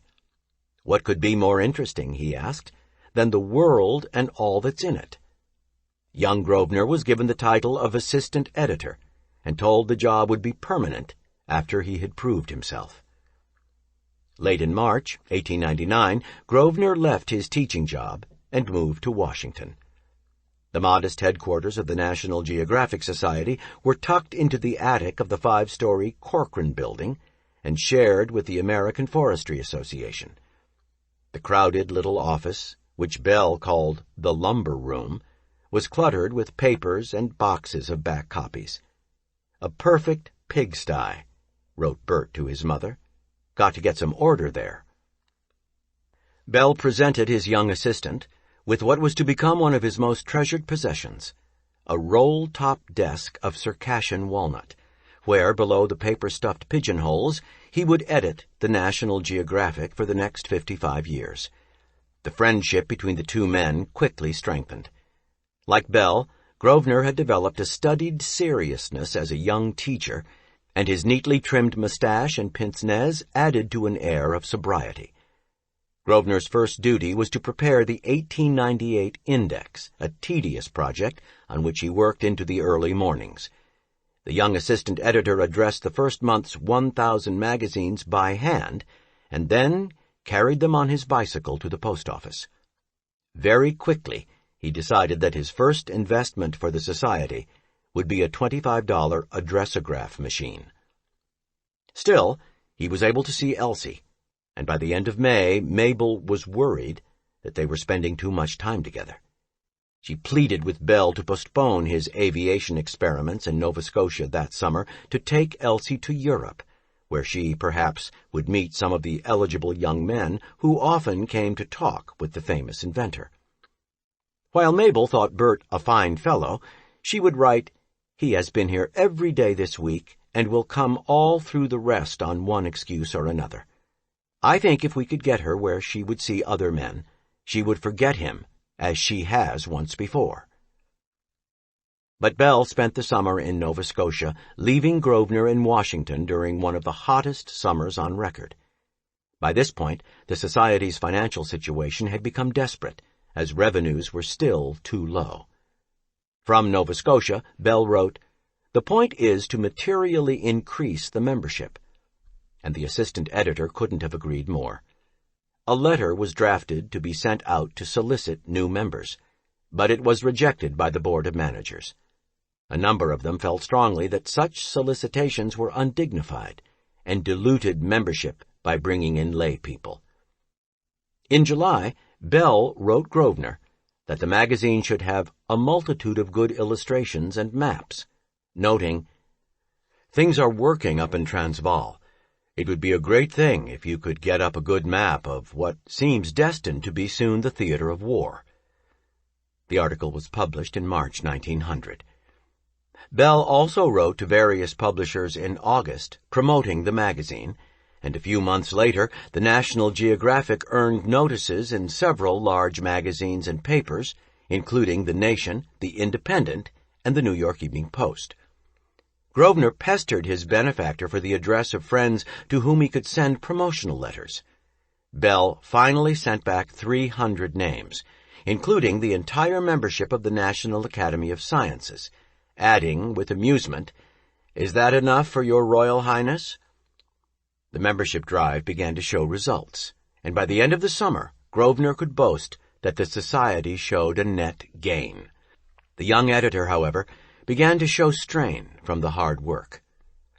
"I am very much troubled about Gilbert Grosvenor," said Bell. "He has been working himself to death, and he must have a rest." Bell hired a typist to assist Bert, and also sought expert advice about running a magazine. Several years before, Gardner Green Hubbard had helped S.S. McClure when he was just getting McClure's established. Remembering Hubbard's assistance, McClure came down from New York in September 1899 to talk to the Society's board. But as much as he admired the men involved, he didn't think much of the concept of the Geographic. He suggested they divorce the publication from the Society and move it to New York. In the eyes of the board, the advice of the famous publisher far outweighed any protests of a 23-year-old assistant editor. Nevertheless, Bell maintained his faith in Grosvenor and in the magazine. "I see no reason why our mag should not be of great popular interest and grow ultimately into a mag as large as the Century, with the circulation of thousands instead of hundreds," wrote Bell. "I, of course, may be sanguine to the possibilities of the mag, but there is no harm in having a high ideal, even though it may be beyond the possibility of actual realization. Hitch your wagon to a star is a sentiment that just suits me." As it turned out, Alexander Graham Bell once again had made a good call. The Spanish-American War suddenly forced Americans into a greater awareness of the world around them, and the country's outward focus helped increase the magazine's popularity. All through 1900, the Geographic kept its readers abreast of developments in political geography, such as the insurrection in the Philippines, the Boer War, and the Boxer Rebellion. "Motion interests readers," Bell wrote Bert. "Run more dynamical pictures, pictures of life and action, pictures that tell a story to be continued in our text." Young Grosvenor embraced many of Bell's ideas, even including sections in the magazine for geographical humor and material for geography teachers. There had long been tensions between Grosvenor and the editor, John Hyde, and early in 1900 the power struggle surfaced in earnest. Hyde was determined to fire his young associate. Grosvenor decided to act as if nothing were wrong. He wrote, "Tact, time, and patience, and lack of too much sensitiveness are what I shall need this summer," and continued to work as hard as possible to prove himself. Grosvenor saw a positive side to the dispute. "This little scrap, for that is all I think it is, has been a godsend. It has done more to win Elsie than the 3 years I have known her together," he reflected to his father. "The fact that someone was aiming at me, or rather the fact that I was for the time an underdog, was the strongest argument to her sweet heart." And to his mother he wrote, "If she feels as she does now when she returns in the fall, she will be mine." Elsie's family had other ideas. Early in June, Bell left to join his family on tour in Europe, where Mabel had taken them when she learned their daughter was now seriously considering marrying young Grosvenor. Bert was left in steaming Washington to face his opposition alone and to work out a new contract for himself. Hyde, meanwhile, continued to negotiate with McClure to publish the Geographic in New York. There was little that Grosvenor could do. What worried him was Bell's apparent inaction. He seemed to have capitulated on the McClure business. What if Bell were to let him be fired, as the board seemed determined to do? What if he had grown disgusted with the whole affair and just given up? Through the summer, a test of endurance dragged on. The committee refused to act on member nominations. Page proofs were held up. Hyde rewrote an article about a society-sponsored excursion to Norfolk to watch a solar eclipse, deleting all references to Bell, who had hosted the expedition. He then refused to print the president's address in the magazine, up until then a formal matter, because it stated Bell's plans for wider membership. A desperate Grosvenor wrote Bell pleading that he come back as soon as possible to clean up the mess. A good hard pounding was needed. He told Bell that committee was working primarily against your plans for the society. "I do not intend to get out of their way, as they plainly hint they want me to." Still, no response came from Europe. Grosvenor often went to see Mrs. Hubbard at Twin Oaks when he needed consolation or a good meal. She called an employment agreement the board offered an insult and promised to stir up her son-in-law. At the same time, Bert was writing long, gushing letters to Elsie Bell, his precious little darling, true and sweet and strong and noble, the purest and the best little woman that ever was made or ever will be. Bell, no doubt, saw an amusing parallel between his situation as a young man and Grosvenor's. Just as he once had slaved away nights to develop the telephone, in part to impress young Mabel Hubbard, Grosvenor was now plunging himself into heroics for the heart of Elsie Bell. In one letter to her, after the flowering romantics, Bert laid out the whole saga of his struggle with Hyde and the Geographic Board, and it was communicated to Bell. About a week later, a cable to Professor Grosvenor in Amherst arrived from Bell. It said cryptically, "Tell Bert to work hard and keep a level head. He will receive good news soon." A few days later, the mystery was cleared up, and Bert relayed the news to his father. "Elsie surrenders unconditionally. Tell only Mother and Ed." Signed, Bert. Back in Nova Scotia, in September 1900, Bell and his assistant Arthur McCurdy sat in the walnut-paneled study, surrounded by shelves of scholarly books and journals, mulling over the future of the Geographic and of the young editor who would be Elsie's husband. Bell observed that Master Bert will have a time trying to pay his lady love's bills when they start coming to him. The young man will certainly need the raise he was promised earlier this year. A serious look settled on his face as he asked, "Tell me, McCurdy, what do you think we should do now about the Geographic business?"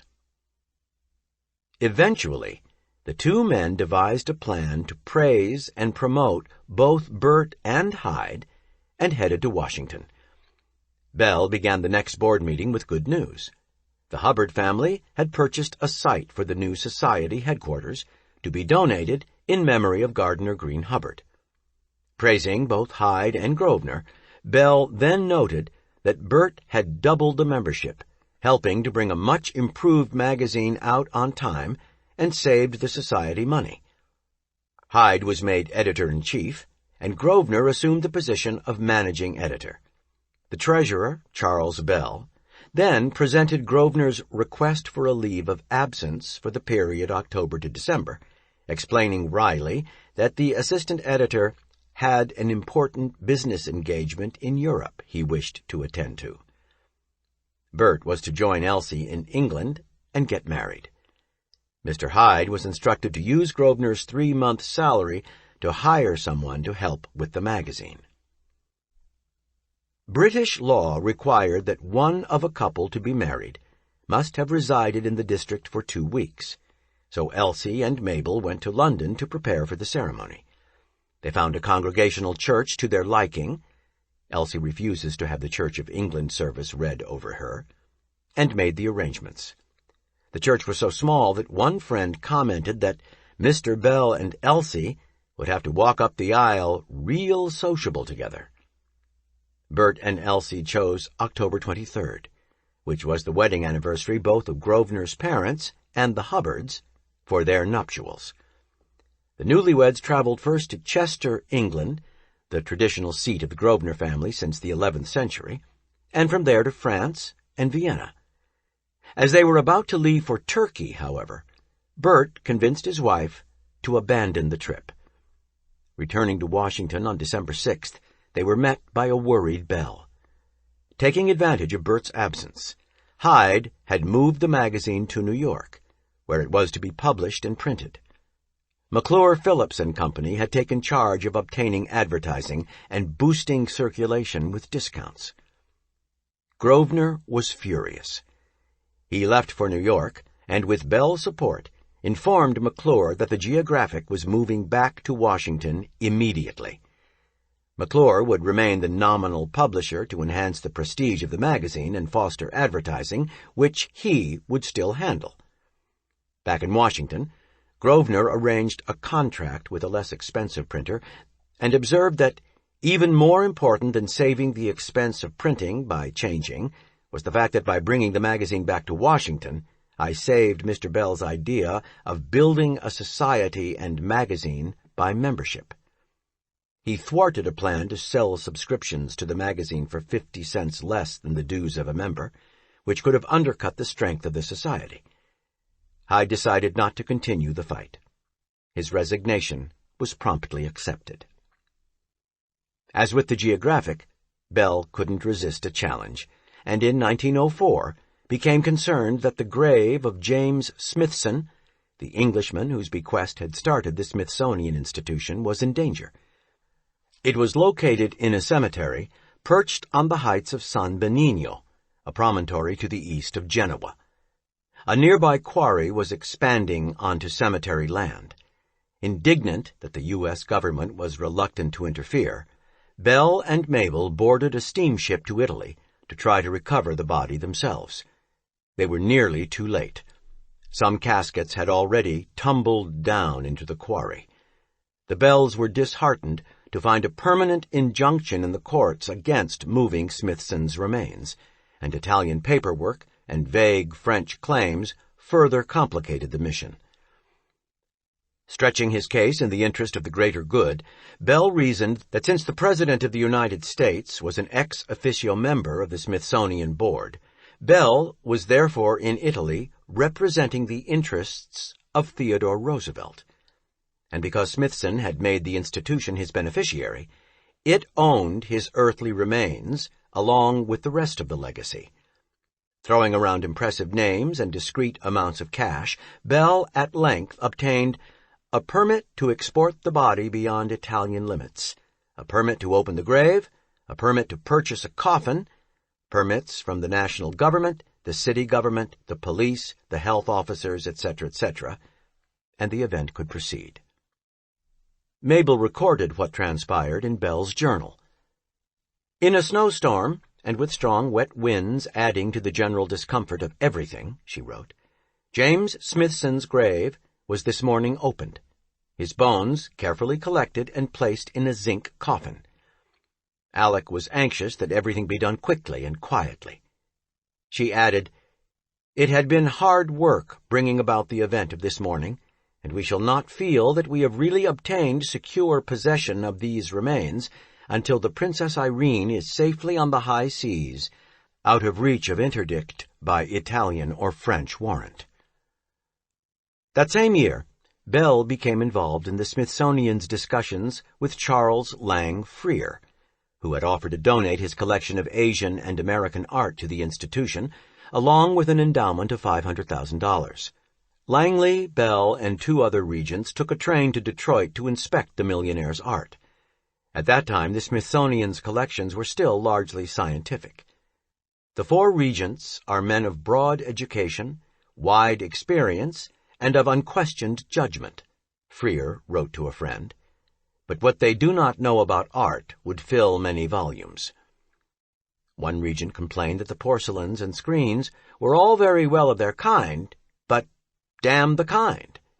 Luckily, Bell brought along his daughter Daisy, who had been studying art with Gutzen Borglum, the famed sculptor who later designed and carved the figures on Mount Rushmore. She had a keener appreciation for Oriental art and helped convince her father of its value. President Roosevelt, hearing that the regents were inclined to reject the offer, also let his opinions be known. Bell's motion to accept the donation passed unanimously, and Daisy's telegram was the first to reach Freer to inform him that his generous gift to the nation would take its place along the Mall. The year 1905 was a watershed for the National Geographic as well, and for Bell's relationship to it. The Society's membership had grown slowly but steadily, reaching about 3,000. Grosvenor was convinced it could be raised by more promotion, but the board still held him back, fearing that widening the circulation would bring in a lower quality membership. The secretary of the Society, O.P. Austin, while a close friend of Grosvenor's, was the only one permitted to correspond with members, and would not sign his name to any promotional letters. That summer, however, Austin was scheduled to take an around-the-world research trip, and he asked Grosvenor to assume the job of acting secretary of the Society in the interim. Bert realized this was his opportunity. He was now in complete charge of the organization. He doubled the staff and began a mailing blitz to increase the membership. By the fall, when Austin returned, Grosvenor presented the board with a fait accompli. The Geographic was now going to over 10,000 members. The circulation had tripled in 1 year.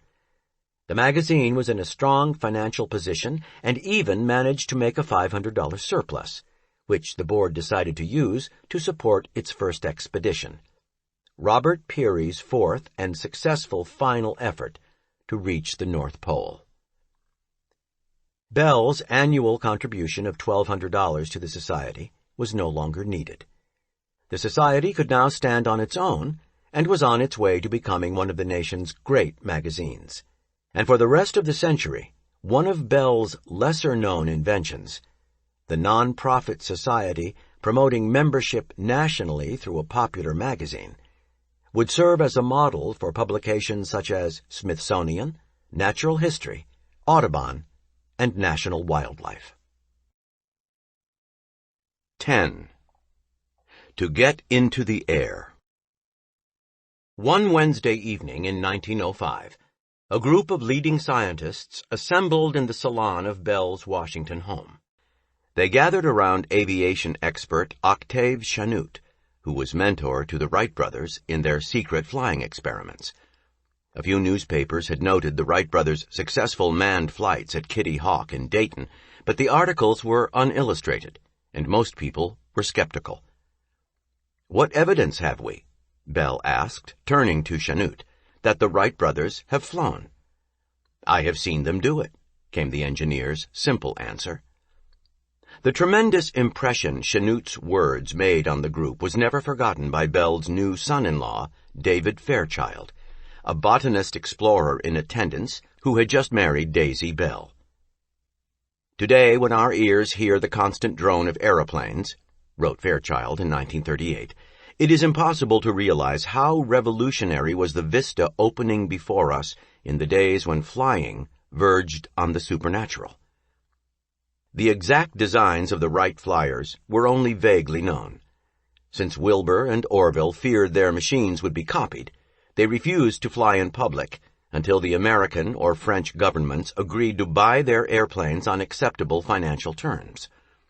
Unconcerned that the Wrights were now ahead of him, Bell continued to work on his own flying machines, believing they would be safer, capable of gliding back to Earth and landing if the engine gave out.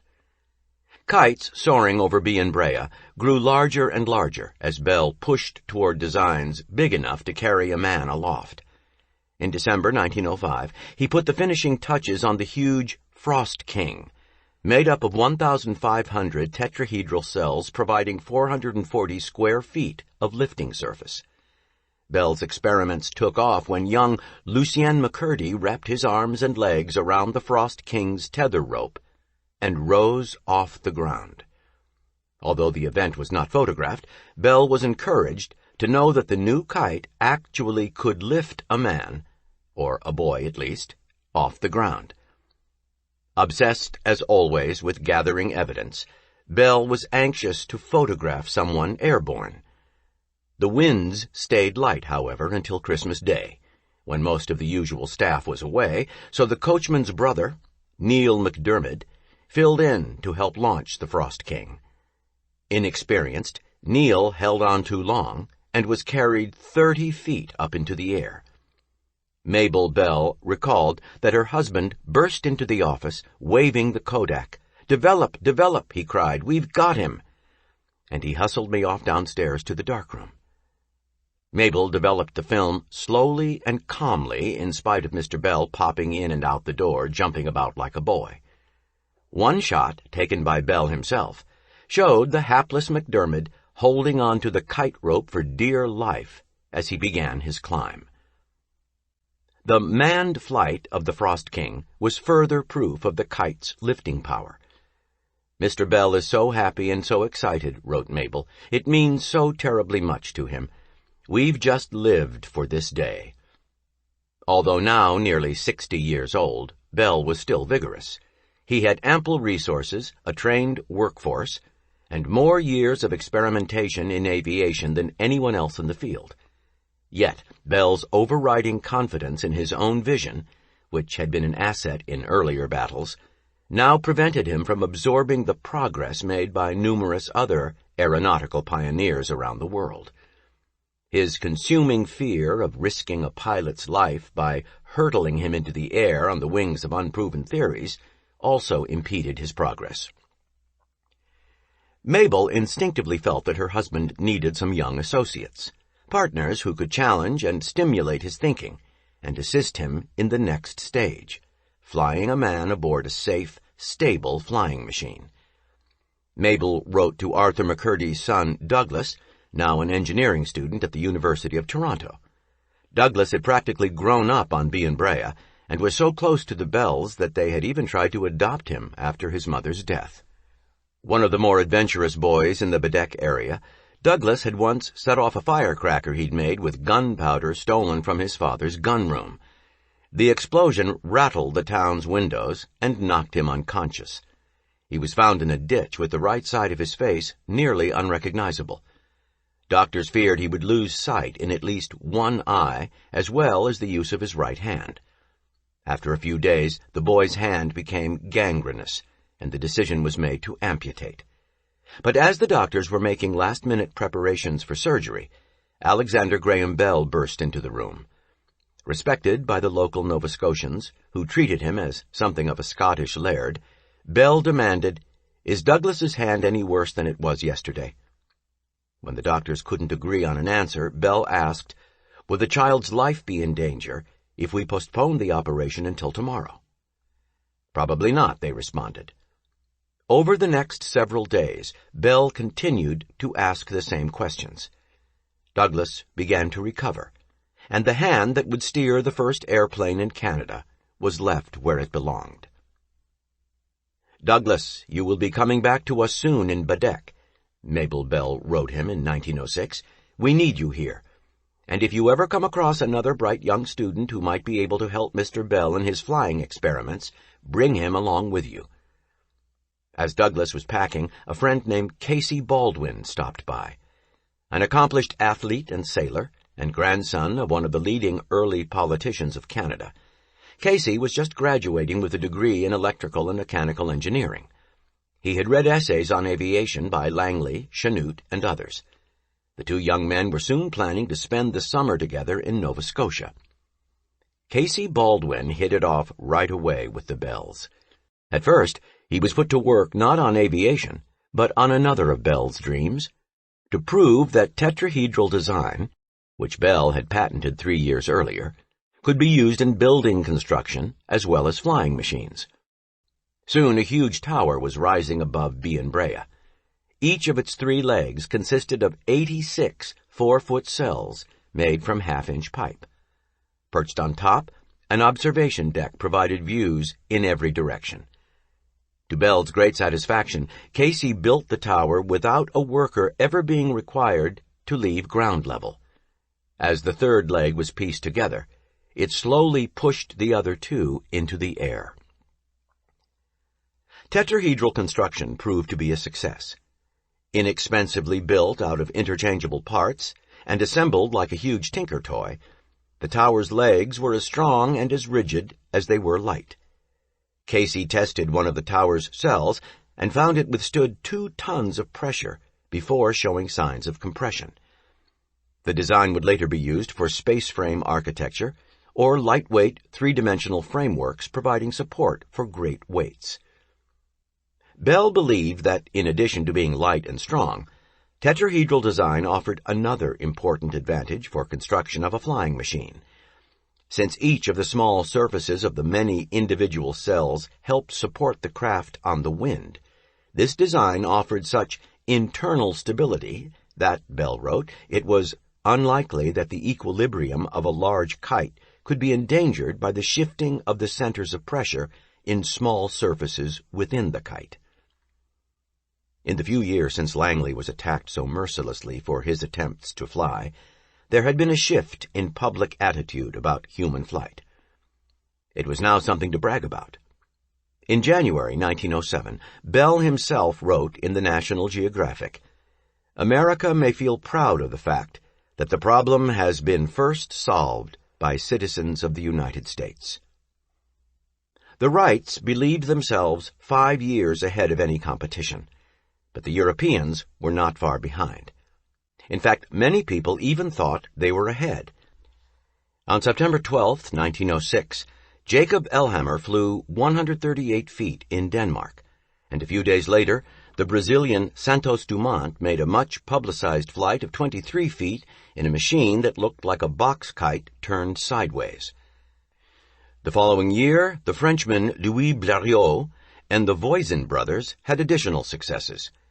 The flights, made in an extraordinary variety of craft that often more resembled butterflies in flight than soaring birds, were still short and barely controlled. None of the early flying machines were particularly successful, except, relatively speaking, the still-secret Wright flyers, and no one had yet flown publicly in North America. But, as had been the case with the telephone 30 years before, this new invention would burst on the world stage at just the right time and be improved upon by the insights of many creative minds. Bell, meanwhile, was still determined to put an engine on one of his kites, but he lacked a compact, light motor that was powerful enough to do the job. At the first Aero Club show, a gathering of aviation supporters in January 1906, Bell exhibited his tetrahedral kites and met a man named Glenn Curtiss, who was offering engines for use on dirigible balloons. Curtiss had once been a Western Union delivery boy, and, like the Wright brothers, had parlayed experience with bicycles into success, in his case in the design and racing of motorcycles. He had set a world speed record of 136 miles per hour on one of his motorcycles. Not yet 30 years old, Curtis owned a successful motorcycle manufacturing company in Hammondsport, New York. Enigmatic and reserved, he was also intensively competitive and fascinated by speed. Although he regarded would-be aviators with some skepticism, he was happy to sell them engines. Bell promptly placed an order for a 16-horsepower motor. Earlier that year, a young U.S. Army lieutenant named Thomas Selfridge had contacted Bell to inquire about his experiments. One of the few military men at the time who seriously believed in aviation, Selfridge had studied all the available information on flying experiments in other countries and had become the American military's leading expert on the subject. Bell promptly invited him to Bedeque. In June, the 25-year-old lieutenant left Boston on a steamer to Halifax in the middle of a raging nor'easter. After a long, rough trip, Selfridge recorded his first impressions of Bien Brea in his journal. Accompanied Dr. Bell to Motor Boat House after lunch and witnessed experiments with new Curtiss engine and propellers. Intensely interesting. Summer promises to be busy and delightful. Bell and Baldwin were testing the efficiency of the engine on a new catamaran they had designed. Unfortunately, the motor behaved very badly, noted Selfridge. Inconceivable that Curtiss people should turn out such work. Tests indicated it was underpowered and overweight. Chagrined, but lacking other sources for a suitable engine, Bell asked Curtiss to build a larger motor and deliver it personally to Bedeque, offering him an additional $25 a day for his services. Since it was now midsummer and hot, even in Hammondsport, Curtiss took advantage of the invitation, arriving in Bedeque in July with a larger 20-horsepower engine. He was quickly included in the group. Although Baldwin, McCurdy, and Selfridge were somewhat younger than Curtiss, they all were serious about aviation. The group spent long hours in the lab and lingered late into the night in Bell's library, debating and exchanging ideas. Curtiss felt somewhat ill at ease with the others, but he seemed to have a natural affinity with Mabel Bell, perhaps because Curtiss's own sister was deaf. Mabel also found Selfridge as polite and charming as he was earnest. These young engineers, she came to believe, were ideal to help her husband. She proposed, therefore, the creation of a formal organization, the Aerial Experiment Association, AEA, in which the 5 men would be partners in developing and building airplanes. All would have an equal share in any patents obtained. Mabel offered to provide $20,000 in capital. Bell would serve as chairman without salary. "My special function," he wrote, "is the coordination of the whole." He would also offer the benefits of his long experience and the resources of a large and well-equipped lab. Bell wrote to President Roosevelt to request that Selfridge's assignments as an observer at Bedeque be extended. And on September 30th, 1907, the group traveled to Halifax to sign their agreement before the American Consul General. As Selfridge put it, the AEA's simple goal was to get into the air. The first task for the AEA was to finish Bell's largest kite ever, which had been given the name Cygnet, although it hardly seemed swan-like. Constructed of over 3,000 red silk cells, the Cygnet dwarfed its pilot, who lay prone in a narrow tunnel in the center. After a successful initial trial, Bell decided to go ahead with a manned test. On December 6th, a good stiff breeze raised whitecaps on the frigid lake as the huge kite was towed out by the steamer Blue Hill. Selfridge was given the honor of being the first to fly. As the steamer rounded into the wind, the lashings were cut and launching arms raised, and the huge kite rose gently and steadily to a height of 168 feet. Selfridge made one correction of his position to help the lift. After 7 minutes, the wind began to ebb, and the kite slowly descended and landed gently on the lake. Unfortunately, a puff of smoke from the steamer had obscured his view, so a crew member neglected to cut the tow rope at the right time. The Cygnet was dragged through the water and pulled apart, and Selfridge had to jump into the icy water to save himself. He was pulled aboard, rubbed down, and administered a shot of brandy. Despite the Cygnet's success, Bell's young partners wanted to turn their backs on man-carrying kites and work on biplane designs. In fact, Selfridge set out to calculate the lift contributed by each of the kite's many cells and reached the conclusion that only 41% of them were actually necessary. The doctor, Bell, was astounded to hear it, and of course didn't believe it. He recorded a few days later in his diary. We were able to refute every argument he could advance against the results, so that he weakened more than I've ever seen him. A few days later, the men sent up the Frost King minus 54% of her cells and discovered that, sure enough, she flew as strongly and efficiently as ever. The 4 young members of AEA moved their winter operations to Hammondsport and got right to work. First, they experimented with a rigid biplane glider similar to the design that the Wright brothers had used. By January 13th, the young men were hauling their glider up snowy hills and flying it down again, making rapid progress in wing design and gaining experience steering on the wind using acrobatic maneuvers. Their primary task was to assure stability and control in the air.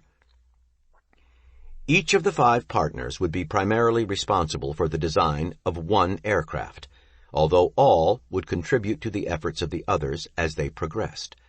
The first plane developed by the AEA was Thomas Selfridge's Red Wing, so named because its wings were covered with red silk left over from making kites. The machine was provided with a front control or elevating device at the bow and a vertical rudder at the rear for steering purposes, Bell later recalled. A 40-horsepower Curtiss engine spun a pusher propeller mounted behind the plane to thrust it forward. The young partners, no doubt, had learned the importance of reducing resistance from the heavy drag exhibited in Bell's kites. The fundamental idea in the design of the first plane, wrote Casey Baldwin in the AEA Bulletin, was to produce an aeroplane with head resistance reduced to a minimum and power enough to ensure its getting into the air. At that, they succeeded, and on March 17, 1908, because Selfridge had been called away for military duties, Casey climbed aboard the Red Wing, revved her up, and skimmed the biplane on its ice sleds across frozen Lake Keuka. The blood-red machine climbed 10 feet into the air and flew 319 feet, and the assembled crowd witnessed the first successful public flight of an airplane in North America. 5 days later, Baldwin took the plane up for another flight. When a side wind caught it unexpectedly, the plane slid off the wind, touched its left wing on the ice, and crashed. Baldwin was unhurt, but the Red Wing was irreparably damaged. A valuable lesson was learned at the cost of the Red Wing's demise. Although the airplane had a rudder, the only way to control roll was for the pilot to shift his weight, and the airplane couldn't bank for a turn or correct against shifting winds. Thinking back to the drawings he had made of crows in flight more than 30 years before on his honeymoon, Bell suggested movable wingtips. 3 days after the crash, he wrote Baldwin that it might be worthwhile considering whether the protruding ends might not be made movable and be controlled by the instinctive balancing movement of the body of the operator. Further, he suggested that the devices, which came to be called ailerons, be worked by cross wires counter to each other, controlled by the pilot as he leaned in the direction he wished the plane to go, and pulled on a harness attached to the unit. By May 14, 1908, the second plane was ready for a trial. With its wings covered with white cotton muslin, the craft was named White Wing. It was the first airplane in the United States equipped with 2 critical new improvements: ailerons and a 3-wheeled gear for landings and takeoff. On May 18th, Baldwin made the first flight, and the next day Selfridge flew, the first time an American military officer had ever flown in an airplane. A few days later, Curtiss flew 1,017 feet, the AEA record. On May 23rd, less experienced Douglas McCurdy took the plane up, but a quartering wind caught him unexpectedly. The right wing touched the ground, and the white wing flipped over and shattered. McCurdy walked away, suffering only from the ribbing dealt by his colleagues. Despite the abrupt end of the white wing, Bell realized that the AEA was making remarkable progress, achieving in months what the Wright brothers had taken years to do. Rather than pushing for a return to Baudek, he agreed on the construction of a third plane and the continuation of experiments in New York. Scientific American was offering a much-discussed trophy for aviation to be awarded for the first public flight over a measured course of 1 kilometer, and the AEA decided to try for the prize. Scientific American's publisher had tried unsuccessfully to convince the Wrights to compete. He even offered to stall the AEA in favor of the brothers, but they decided to continue to keep their planes under wraps. In reality, since the rules stipulated that the plane had to take off and land from level ground, the Wright flyers couldn't have competed anyway. They didn't yet have wheels on their aircraft. Bell christened the group's third plane the Junebug, because it reminded him of the flying beetles then buzzing around upstate New York. Curtiss had been the principal designer, so on a gloomy 4th of July he took the plane up, but he was forced down short of the mark. On a second try, he covered 5,090 feet, 1,810 more than was needed. In spite of all that I had read and heard, and all the photographs I had seen, the actual sight of a man flying through the air was thrilling to a degree I can't express, wrote Bell's daughter Daisy, who was there with her husband. We all lost our heads and shouted, and I cried, and everyone cheered and clapped, and engines tooted. The Junebug flew successfully some 150 times without crashing. It was a great triumph for the AEA, but the joy was short-lived. The Wright brothers were now ready to fly their planes in public for the government trials, Wilbur in France and Orville in Fort Myer, Virginia, across the Potomac from Washington. Selfridge was appointed to the military board responsible for approving the Wrights' contract, and because of his experience, he was also chosen to fly with the Wrights during the trial. The wary brothers resented the choice, believing the young lieutenant was more a spy for the AEA than an objective government observer. "I will be glad to have Selfridge out of the way," Orville wrote to Wilbur. "I don't trust him an inch. He is intensely interested in the subject and plans to meet me often at dinners, etc., where he can try to pump me." On September 17, 1908, Selfridge climbed aboard the flyer while Orville Wright made last-minute checks. Not yet capable of taking off by themselves, the Wright planes were launched by means of a catapult. At takeoff, a heavy weight dropped in a tower behind, pulling a wire that hauled the plane down the launching rail and into the air. The flight seemed uneventful at first, as Orville gracefully maneuvered the machine around the field. One of Bell's associates, A.W. Klein, witnessed the event and later reported in the AEA bulletin that as the plane flew overhead, Wright could be seen, hands on levers, arms folded, looking straight ahead, and Lieutenant Selfridge to his right, arms folded, and as cool as the daring aviator beside him.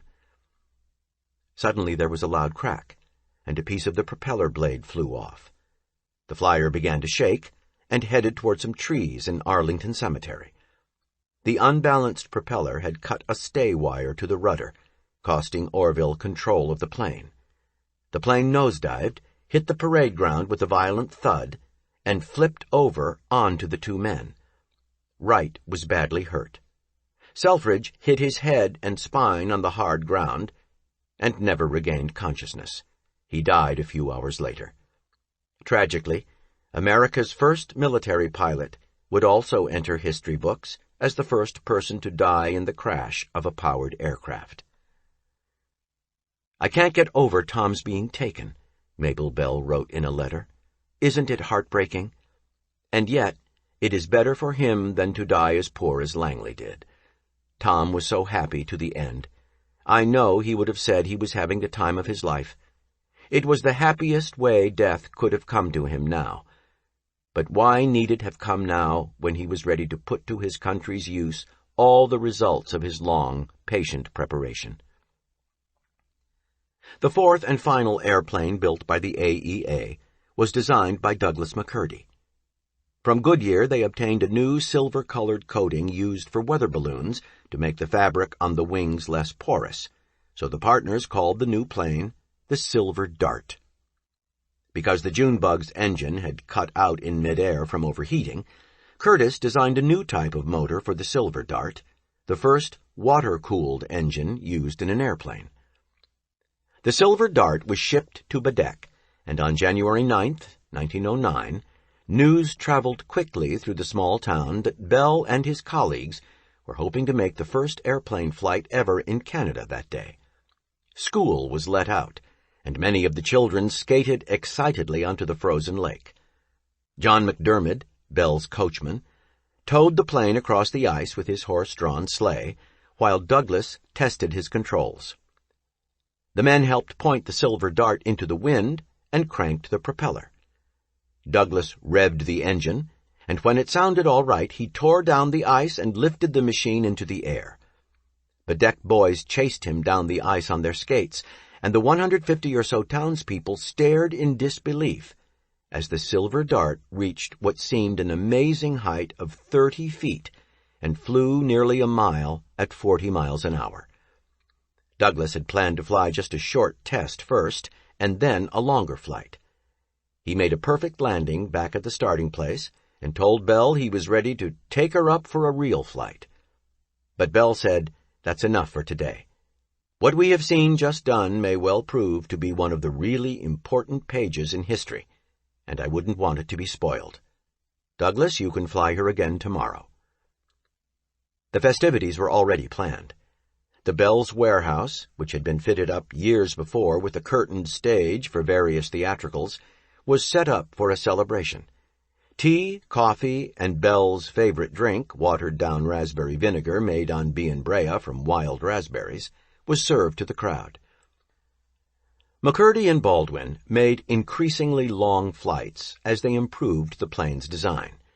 But the AEA, having fulfilled its historic objectives, was scheduled to expire on March 31st, 1909, and that evening a pathetic little group, minus Selfridge and Curtiss, who had decided to go his own way in New York, gathered around the fireplace in Bienbrea Hall to watch the clock tick away the last minutes.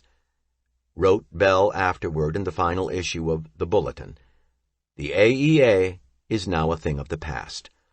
It has made its mark upon the history of aviation, and its work will live." He wished every success to the commercial organization that will succeed it, and to the individual members of the association in their future careers. The partners would have very different results from the commercial organization than Bell envisioned.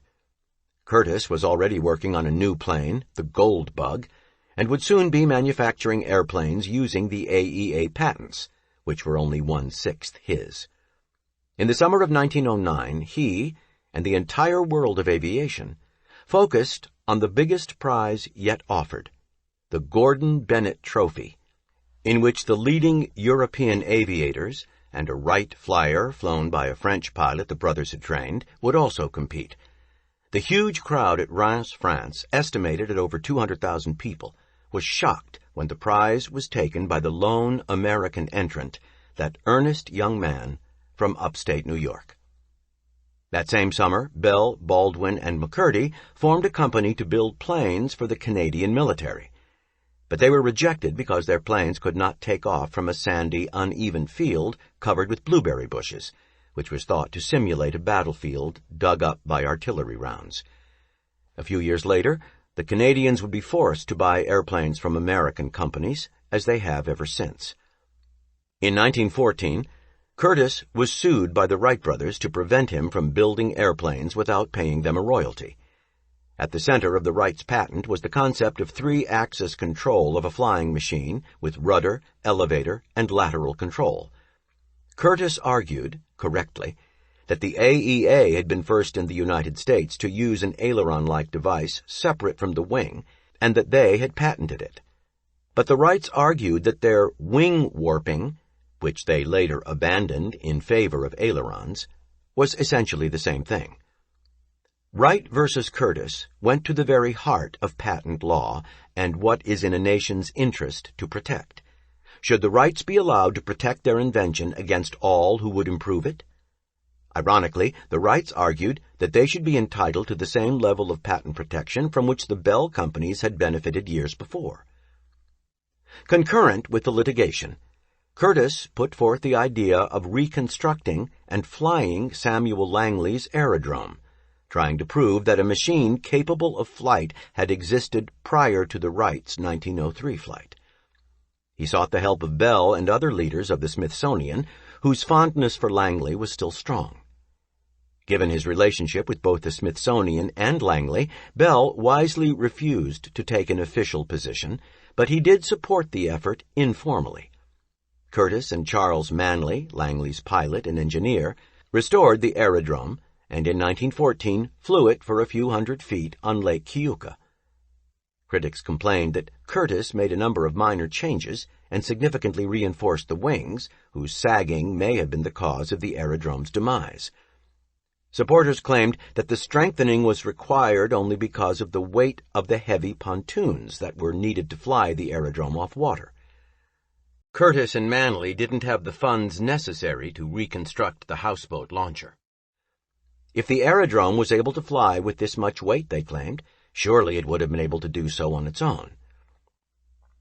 The Smithsonian's position with regard to the Langley aerodrome, labeling their former secretary's craft capable of flight in an exhibit, so enraged Orville Wright that it was not until after his death that his heirs finally agreed to loan the original Wright flyer to the institution.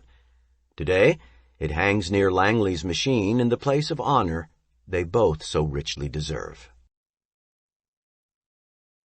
11. From Coast to Coast. As the Bell system and the American Telephone and Telegraph Company rolled into the second decade of the 20th century, one-time boy operator, now chief engineer, John J. Carty, assured Theodore Vail that transcontinental telephony was possible. So Vail took the bold step of making a public promise that the first coast-to-coast call would be made from New York to San Francisco during the 1914 Panama Pacific Exposition. The science and technology necessary to achieve such a call did not exist in 1909, when Vail made his promise, but AT&T engineers were close. On May 9, 1911, New York reporter Damon Runyon placed a historic 2,066-mile telephone call to another reporter in Denver, Colorado. The two chatted about Runyon's recent marriage and presidential candidate Woodrow Wilson. A new invention, the Shreve mechanical voice repeater, essentially a modified and more powerful telephone transmitter first tested in 1904, helped move voices from New York to Denver over copper wire 1/6 of an inch thick. Pupin loading coils helped limit distortion. But even with these inventions in service, 2 years after Vail's promise, the Bell system lacked an electronic voice amplifier. Prototypes were not performing as hoped. The 15-year struggle to regain dominance after the expiration of its patent monopoly was paying off for the Bell system. The huge company had grown even larger when, in 1909, in a quiet round of stock buying, J.P. Morgan acquired Western Union and merged it with AT&T, naming Theodore Vail as chief executive.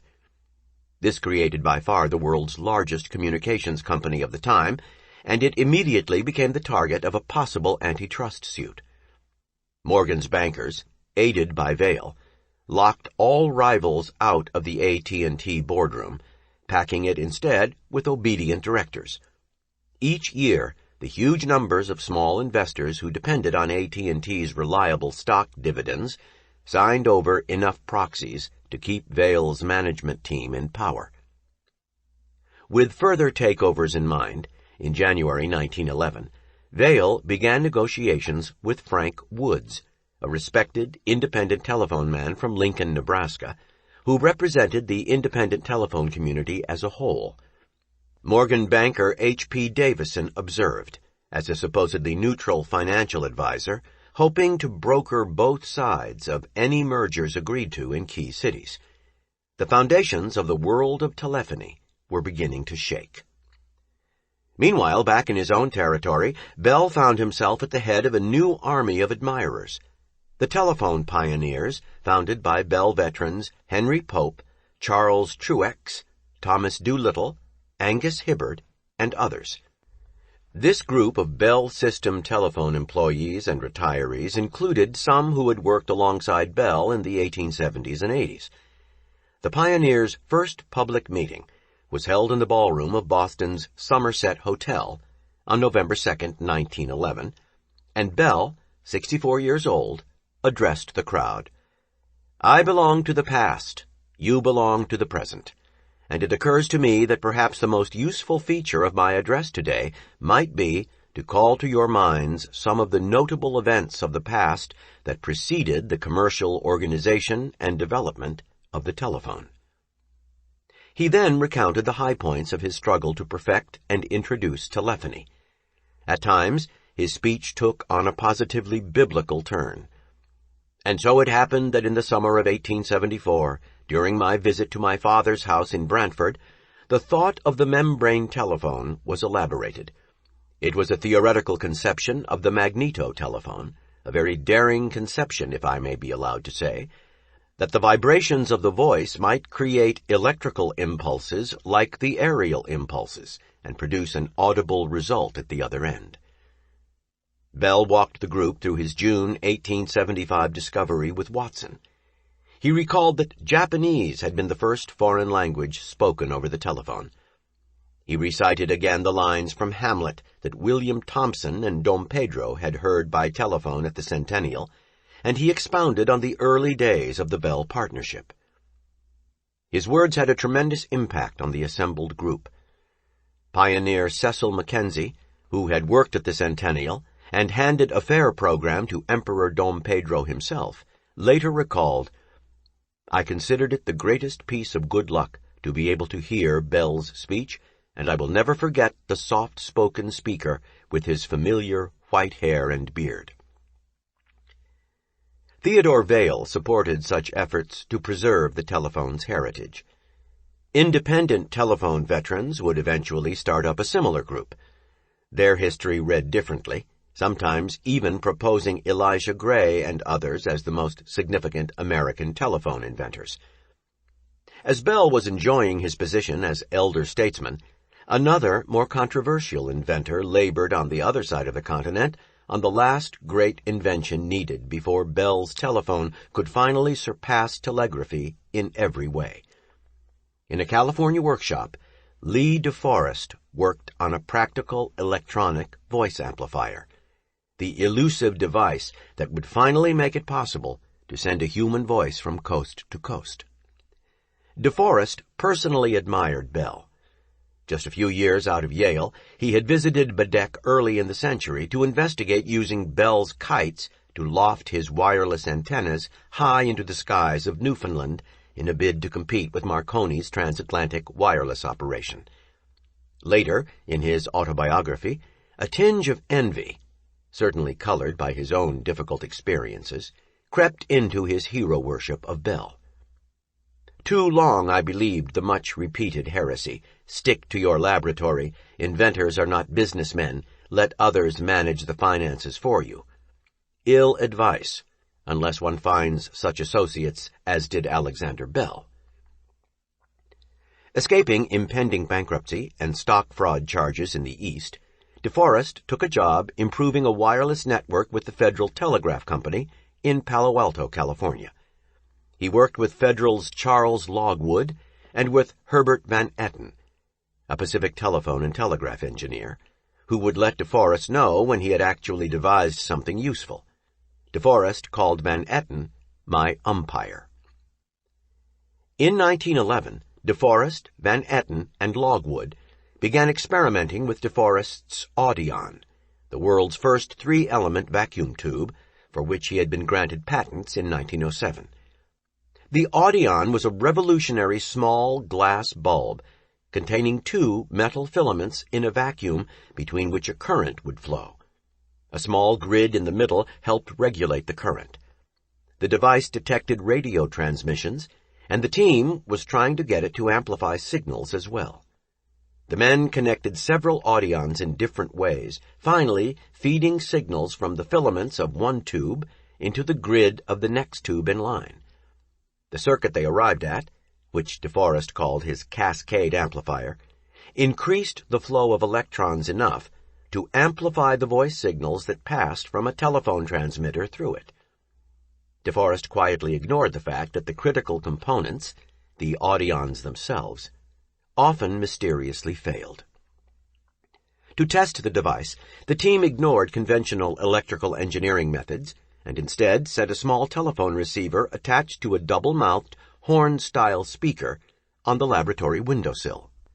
De Forest then walked down the street, listening, and when he was finally able to hear faint signals 2 blocks from the lab, he pronounced the device complete.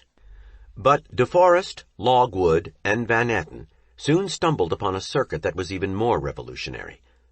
On August 16, 1912, they looped their signal through the amplifier several times, each time noting an increase in its output.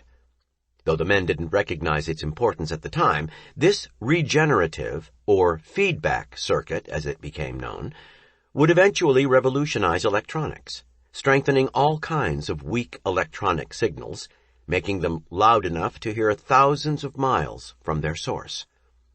Edwin Howard Armstrong, a brilliant Columbia student studying under Michael Pupin in New York, discovered the regenerative circuit just weeks after De Forest and his colleagues had, but even though he understood its significance at once, he failed to take out an immediate patent. While De Forest initially dismissed the new circuit, Van Etten had carefully recorded regeneration and its effect in his notebook, and De Forest soon filed for a patent. De Forest demonstrated his new amplifier to Western Electric and Bell Laboratory engineers on October 30th and 31st, 1912. After setting up his equipment at a New York City phone company building on West Street, he stood back and ceremoniously dropped a handkerchief next to a telephone transmitter, and a loud thud was clearly audible over a set of headphones. De Forest then dropped the handkerchief again and again, as each engineer listened in turn. The amplifier was powerful, that much was certain. Harold Arnold, a Bell engineer, asked De Forest to leave the invention behind to allow him to study it. De Forest agreed, knowing that he had patent protection, and Arnold retired with it to the Bell Laboratory. Over the course of a year, Arnold perfected the amplifier. He used newly designed German vacuum pumps to remove excess gas from De Forest's Audion tubes, making them more reliable, and refined other components as well. Arnold's colleagues also properly matched the amplifier's output to telephony's needs, calculating the appropriate specifications. The amplifier, called an electronic telephone repeater, was now sufficiently powerful and reliable to make a transcontinental telephone line possible. By modern standards, it was primitive, reproducing only a small range of sounds, and users were forced to put up with echoes. Today, every modern electronic device that uses amplification traces back to the work of Arnold, De Forest, Logwood, Armstrong, and Van Etten. In 1913, however, De Forest was broke and about to stand trial for stock fraud. John Carty secretly hired an intermediary to buy the invention at the distress sale price of $50,000. While De Forest eventually was paid more than twice this figure, he often complained that AT&T had taken advantage of him. In the fall of 1913, Carty's telephone crews spread out across the American West in hopes of delivering Vail's promised transcontinental call. The Panama Pacific Exposition had been postponed a year, so the chances of completing the line in time were good. Bell's Mountain States Telephone would construct part of the 1,350-mile line from Denver through Wyoming toward Salt Lake City, Utah. From San Francisco, Pacific Bell Telephone sent crews 700 miles east, racing to connect with Mountain States at the Utah border. The route led over the Rocky Mountains and through some of the most desolate regions in the country. Snakes, blizzards, bogs, lightning, and an impossible schedule plagued workers as they dug most holes for the pole line by hand, dynamiting first to loosen the rocky soil. On June 17, 1914, the two groups met and spliced their wires together atop a telephone pole at Wendover, Utah, on the Nevada border. Across the United States, the business of telephony had taken another historic step.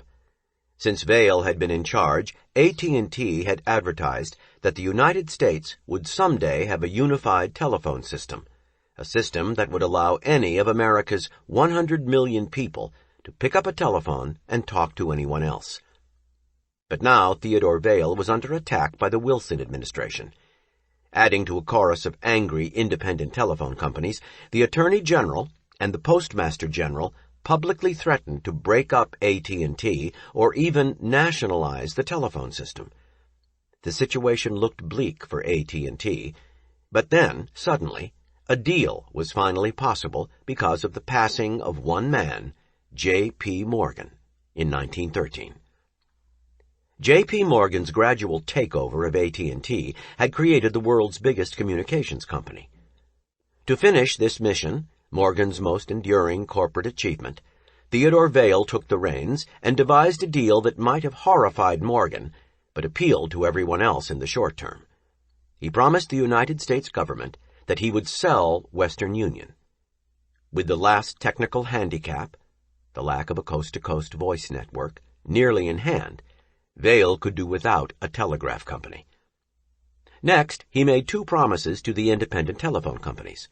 First, they would be permitted to connect their telephones to the Bell system at last, taking a cut of the money made on long-distance calls. For some independent companies, this meant the difference between profit and loss.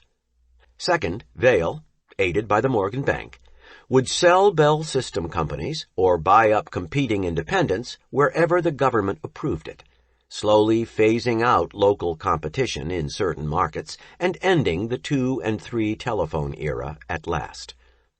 Vail stood fast against the independent companies locally, however, refusing to permit them to interconnect for local calls.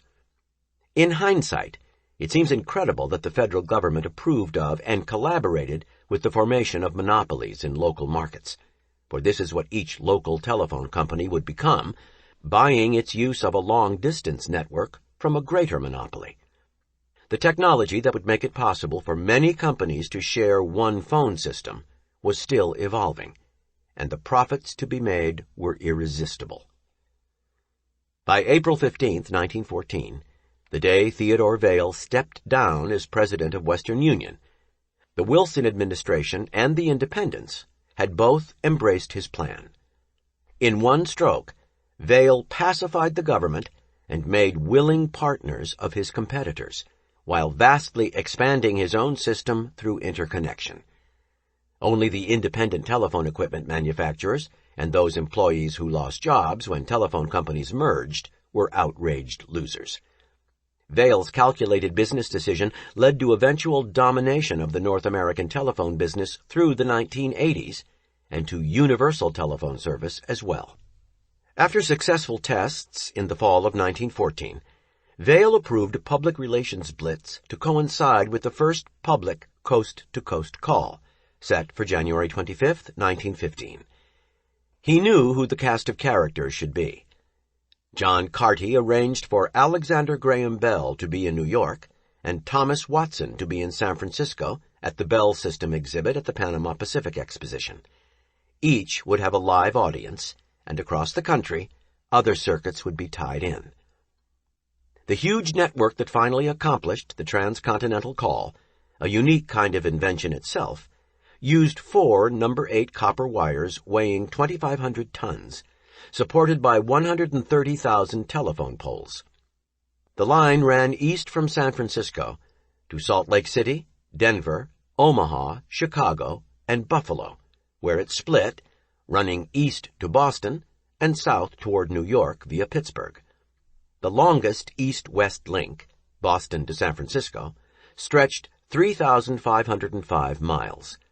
Including a special line built for the occasion to Vail's Retreat on Jekyll Island off the coast of Georgia, the line was over 4,300 miles long, which surpassed any previous one by 2,300 miles. Loading coils were positioned on it at 8-mile intervals, and 3 electronic telephone repeaters boosted the signal. And in a final detail that merged Alexander Graham Bell's original inventions at last, telegraph signals shared the telephone lines, multiplexed together. At 4:30 p.m., 1:30 San Francisco time, on January 25, 1915, Alexander Graham Bell picked up a telephone in New York and used the greeting he had always preferred to hello. "Oi, oi! Mr. Watson, are you there? Do you hear me?" "Yes, Mr. Bell, I hear you perfectly. Do you hear me well?" Watson responded. "Yes, your voice is perfectly distinct," said Bell. "It is as clear as if you were here in New York, instead of being more than 3,000 miles away. You remember, Mr. Watson, that evening 38 years ago when we conversed through a telephone on a real line for the first time?" "Yes, indeed. That line was 2 miles long, running from Boston to Cambridge. You were overjoyed at the success of the experiment." The two men hung up their modern telephones, spliced replicas of the 1875 membrane telephone into the circuit, and continued. "Bell, I am now talking through an exact duplicate of the first telephone which was made in June 1875. Can you hear me?" Watson replied, "I hear perfectly, though less distinctly than with the other, of course."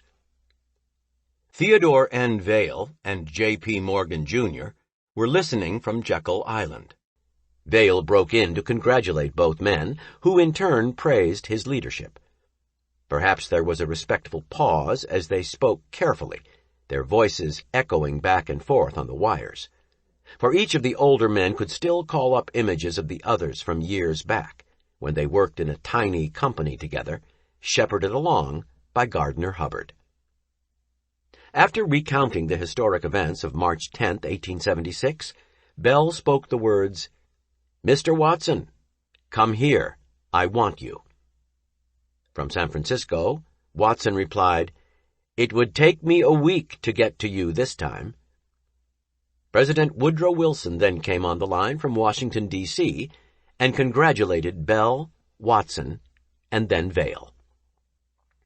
Next began a series of historic conversations as politicians and other notables picked up special phones in each city. Bell nudged his grandson Melville Grosvenor to the transmitter to discuss the weather with Watson, making the boy the first child to converse coast to coast. On another circuit, Mrs. Horace D. Pillsbury sat in San Francisco and chatted with her father, owner of the Boston Globe, becoming the first woman to use the transcontinental line. The San Francisco Examiner pronounced the telephone company men present to be jubilant as a lot of boys over an unexpected holiday, and claimed itself to be the first newspaper to use the line. At San Francisco's Chinatown Exchange, manager Lu Kum-shu spoke in Chinese to Wang Su, agent for the Southern Pacific, in Boston. Every major American newspaper carried the story, often reproducing the text of Bell's conversation with Watson verbatim. Bell Telephone News called the transcontinental telephone system the highest achievement of practical science up to today. No other nation has produced anything like it, or could any other nation. It is sui generis, it is gigantic, and it is entirely American. Bell's and Pupin's foreign homelands were not mentioned. Neither was Lee DeForest, whose tarnished reputation banished him from the occasion. He furiously printed his own brochure promoting his role in the achievement and passed it out from a separate booth at the San Francisco Fair. One witness later declared that the transcontinental telephone system would end sectionalism, and said that the technology could have prevented the Civil War. In the trade magazine Telephone Review, another author wrote that the transcontinental line was a justification of the arguments for a single telephone system. This was as Vail intended it to be. Transcontinental calling became available to the public immediately. The line itself was rapidly improved by engineers who added better telephone repeaters and extended service to the north and south. In 1915, a 3-minute telephone call from New York to San Francisco cost $20.70. From Chicago, $14.45. Omaha, $12.70. Toledo, $16.45. And Milwaukee, $15.45. In a timely synergy of science, politics, and business, Theodore Vail had recreated America's most profitable and long-lived monopoly. The Bell system would soon become a powerhouse of invention as engineers began to apply the vacuum tube and the amplifier to new technologies. Soon, their creations included the first public address systems, practical sound motion pictures, electrical recording and playback of records, and radio and television broadcasting. Most impressive of all, however, was the careful and modulated effort of Theodore Vail. Using a mix of advertising and lobbying, he had actually convinced the country, in a progressive era of trust-busting, that it was fitting and proper to have a telephone monopoly again.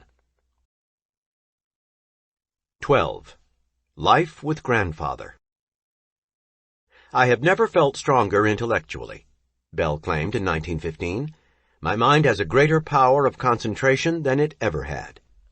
In fact, the inventor's pace barely let up in his later years.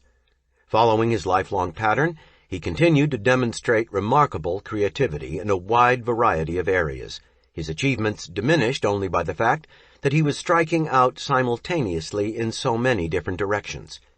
During the last decade of his life, Bell would help build the world's fastest ship, explore ideas in energy conservation, solar heating, and saltwater distillation, and write about the threat of global warming, which he named the greenhouse effect.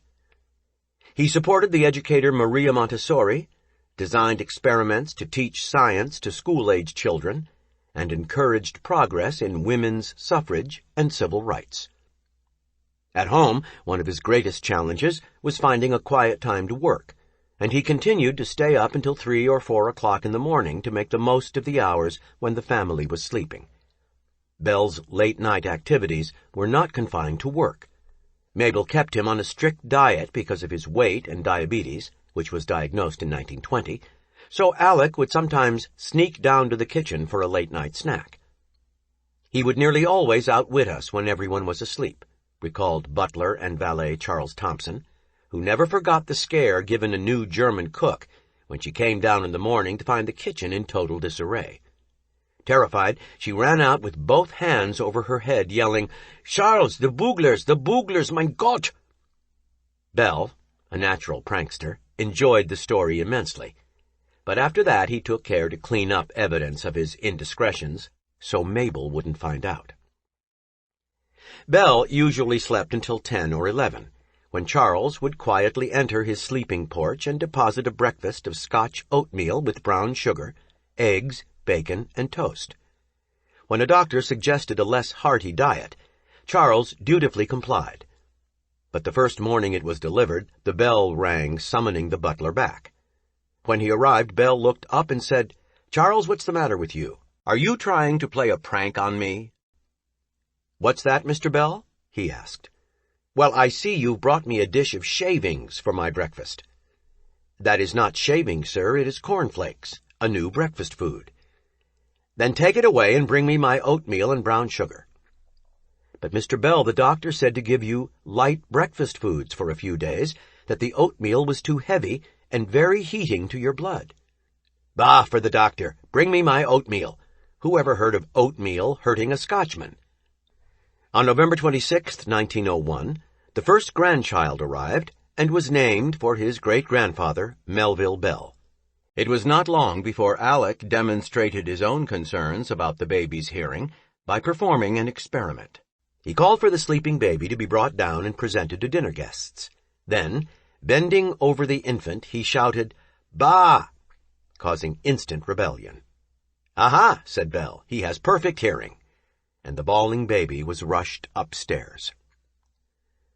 For many of the 9 grandchildren, their first memory would be sitting on the lap of a jolly Santa Claus figure with a snow-white beard and sparkling hazel eyes. They adored him, among many other reasons because he kept 2 big jars of hard candy in his study. When we knocked at his door, Melville later recalled, no matter how busy he was, he'd welcome us with a "Oi, oi!" and a cheery "Come in." He'd always want to know what we'd been doing and would draw us out with questions. Then, with great ceremony, like a circus master, he'd reach up to the shelf and hold a candy jar out to us. But Lord forbid if we asked for candy. He would always find some excuse to change the subject with a fairy tale or amusing incident. The arrival of grandchildren renewed the Bells' interest in education, as did a new wave of reform sweeping America. In 1910, a young teacher named Anne E. George spent 8 months in Italy studying with an educator named Maria Montessori, who had achieved remarkable results with youngsters in the Casa di Bambini, or Children's House, that she had established. Whenever we entered a classroom, I distinctly felt that a new and sweeter spirit pervaded the place, and that the children were, in an indescribable way, set free, George wrote. She treated the children not as automatons, but as individual human beings. Rather than force children to memorize, as was the general practice, Montessori's directors placed interesting materials before them and encouraged them to pick them up and learn for themselves. Such a philosophy appealed to Belle, who often said that the way children were traditionally taught was like the French method for making foie gras, force-feeding. George opened a Montessori school in Tarrytown, New York, with the help of a friend, Roberta Fletcher, who had also trained in Italy. Mabel and Daisy Bell visited the new school in February 1911 and induced the 2 women to help them establish one in Washington. McClure's magazine published the first major article on Montessori and her ideas in May, and Anne George translated the Duttoresa's book, The Montessori Method, into English. Other major magazines followed the lead, and by year's end, Montessori's methods had become all the rage, especially with more affluent parents, although they had been designed originally for poor children. The following summer, Mabel Bell convinced Roberta Fletcher to come to Nova Scotia to help open the first Montessori school in Canada. The loft of a B&Brea warehouse was spruced up with a new coat of whitewash, potted trees, and pink foxglove, and prints of colorful scenes from Norway and Egypt. When the Children's Laboratory opened on July 18, 1912, Mabel reported that now little ones from 3 years of age upwards can experiment with all sorts of things to their heart's content and at their own sweet will. Bell had disliked rote memorization and rigid discipline in education since his days as a rather indifferent student at Edinburgh's Royal High School. His experience as a teacher over the next 50 years reinforced that attitude. The system of giving out a certain amount of work which must be carried through in a given space of time, and putting the children into orderly rows of desks and compelling them to absorb just so much intellectual nourishment, whether they are ready for it or not, was not efficient, he argued. Bell preferred education, not instruction, a leading forth from within, rather than a putting in from without. Because his instincts were so similar to the Duttoresa's, Mabel called her husband a true Montessorian before ever Montessori was born. Bell believed the same approach could apply to older children as well as to preschoolers. In January 1912, he embarked on a task he would return to repeatedly. He designed experiments to teach children important principles of science. Rather than dictate the principles, however, he let children experiment and try to come up with their own answers. If their curiosity and interest can be aroused, they will speculate for themselves as to the causes of the phenomena observed, he wrote. This exercise of the mind is just what children need. It develops their reasoning powers and arouses their interest. The Bells expended significant energy and money into furthering Dr. Montessori's work. In 1913, Mabel provided funds to help start a Montessori Educational Association. She was elected its president and gathered support for the MEA from Washington's high society, including President Wilson's daughter, Margaret. Soon, they opened a school on exclusive Kalorama Road and launched a magazine entitled Freedom for the Child. No American woman today, reported the Washington Star in 1914, is working with more zeal or with more practical results to convey Maria Montessori's message of liberty to mothers and children than is Mrs. Alexander Graham Bell. While Bell supported this work, some family members were less enthusiastic. Son-in-law Bert Grosvenor, a former teacher, believed children should sit down and learn what their elders thought best, not whatever they felt like dabbling in. That Montessori has started again, he complained to his mother, and the older Grosvenor children were withdrawn from the classes. I don't intend to have them experimented on for the benefit of any system. Their younger siblings remained, however, as did the Fairchild children. Soon, more serious problems were working against the Montessori movement, not the least of which was Montessori herself. She did not speak or understand English, and worried about schools and self-proclaimed experts beyond her control. She soon tried to stop what she viewed as unauthorized use of her name, and issued a statement which, in effect, decertified Anne George and Roberta Fletcher. On other fronts, the Montessori methods were under attack by advocates of John Dewey and of Friedrich Froebel's kindergarten method. The MEA closed its school in 1919. Montessori methods fell into decline until their rediscovery decades later by a new generation of teachers. The war profoundly changed many lives, including the Bells.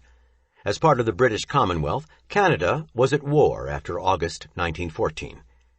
Life at Bienbrea reflected the conflict, from grandson Sandy Fairchild's lively drawings and the home notes of a new battlefield invention known as a tank, to Mabel Bell's Red Cross benefits and hosting of military personnel. Royal Navy ships held war games at the Brador Lakes, and Melville Grosvenor later recalled the thrill of being invited on a cruiser that played cat and mouse with two submarines, and seeing a practice torpedo suddenly coming straight for the ship. He and Bell listened on hydrophones for the sounds of submarines. Grampy, of course, was fascinated by this, because he had studied the transmission of sound underwater, recalled Melville. I would go up the beach, and he would clack stones underwater and make me stick my head under and listen. It was amazing how far the sounds would travel. Until the United States joined the war 3 years later, Americans living on Bienbrea were non-belligerents. Bell wrestled with ideas of how to help in the war effort without violating his country's official neutrality. The solution, he decided, would be to use the Bienbrea workshops to build lifeboats. Mabel wrote with resignation that, "We are hewing down cherished trees, destroying the best-loved beauty spots on Bienbrea, and erecting in their place huge, ugly sheds just in the hope that we may be allowed to build ships for the U.S. government." Alec ordered that no time be lost, and soon 14 little gigs were floating in the harbor. As more of the men went to war, the Bells decided to enlist women to build the lifeboats, and converted their former home, the lodge, into a dormitory. The men already working on Bienbrea gloomily prophesied disaster, recalled Mabel's secretary, Polly Dobson, years later. But the women did a wonderful job, which even the opposition admitted. The U-boats were taking a murderous toll on Allied shipping. Bell was convinced that the Allies needed a large hydrofoil in which they could chase and eliminate the submarines. He had long dreamed of designing a fast boat, and back on September 1st, 1901, had sketched plans for propelling boats by aerial propellers that would go over instead of through the water. He designed a twin-hulled catamaran, Edbert, named Riley for son-in-law Bert and his twin brother Edwin. In 1906, when Casey Baldwin first came back to Badeck, Bell was already experimenting with a larger, light-weight catamaran resting on twin pontoons of copper. In 1908, Baldwin proposed using hydrofoils to lift one of the AEA airplanes off the surface of the water, and in October, he was towed in a thin kayak-like boat fitted with hydrofoils on outriggers. It lifted off the surface of Badeck Bay all right, but was dubbed Donis Beat, Gaelic for Little Devil, because it jumped about so much. Bell took a ride himself, seated in a Morris chair strapped atop the frisky craft. Soon he and Baldwin had quite a little fleet of scale models of various hydrofoils. One craft was so unstable that Bell called it a beautiful, upsetting device, automatically unrideable. Nevertheless, they made good progress. By July 1912, Casey had managed to get his first full-sized hydrodrome, from the Greek for watercraft, to lift off the water and get up to speed. It was called the HD-1. 30 miles per hour is splendid beginning, telegraphed Bell. Later, he wrote that he hoped Casey would soon startle us with the 50 or 60-mile boat. Public attention will be riveted on Brea. The concept of the hydrofoil was not new. As far back as the 1850s, boat builders had tried to put underwater wings on boats to lift them out of the water, but Casey was now exceeding the highest speeds ever achieved. When the sleek and beautiful HD-3 reached 50 miles per hour in 1915, Bell wrote excitedly to Secretary of the Navy Josephus Daniels, offering to develop it further as a high-speed submarine chaser. But the secretary replied that he couldn't see the boat's application since it was unable to reverse direction. After the United States entered the war in 1917, the Navy became interested enough in a fast submarine chaser to promise Bell and Baldwin some powerful new engines for their hydrofoil. By now, after 9 years of work, some observers wondered if the HD stood for Hope Deferred. Bell was undaunted. In scientific researches there are no unsuccessful experiments, he had written, and the many failures pointed them in the right direction. By 1919, they had constructed a huge, streamlined, cigar-shaped boat with 3 stout hydrofoils below swept-wing splash guards that gave the HD-4 a modernistic look. With the roar of 2 powerful 350-horsepower Liberty engines, the sleek 60-foot craft made an unforgettable impression. As the boat passed 15 miles per hour, it slowly lifted out of the water. And then, clear of the drag, she drives ahead with an acceleration that makes you grip your seat to keep from being left behind, said one observer. It reached the remarkable speed of 70.86 miles per hour, a world record it held for over 10 years. Bell's inventiveness was directed not only at large projects, such as the HD-4, but also at the details of his personal life. He constructed a system of ropes on his sleeping porch to enable him to open and close windows without having to get out of bed and break his concentration on whatever he was reading. Nor would his work be disturbed by having to steer his carriage. Bell taught his favorite horse, Champ, to go automatically to the laboratory if the inventor clapped once. 2 claps, and he'd return home. Bell's ingenuity was put to the test by hot, muggy Washington weather, which was unbearable for the Scotsman. In those years before air conditioning, the only solution was to open windows, bringing in the flies and the smells of the streets, where an army of men in white suits tried to keep up with the horses.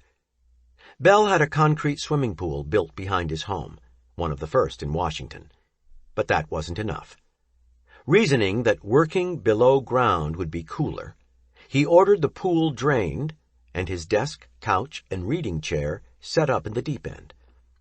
Grandson Melly's friends came over and were startled to find the famed inventor down there dictating to his secretary.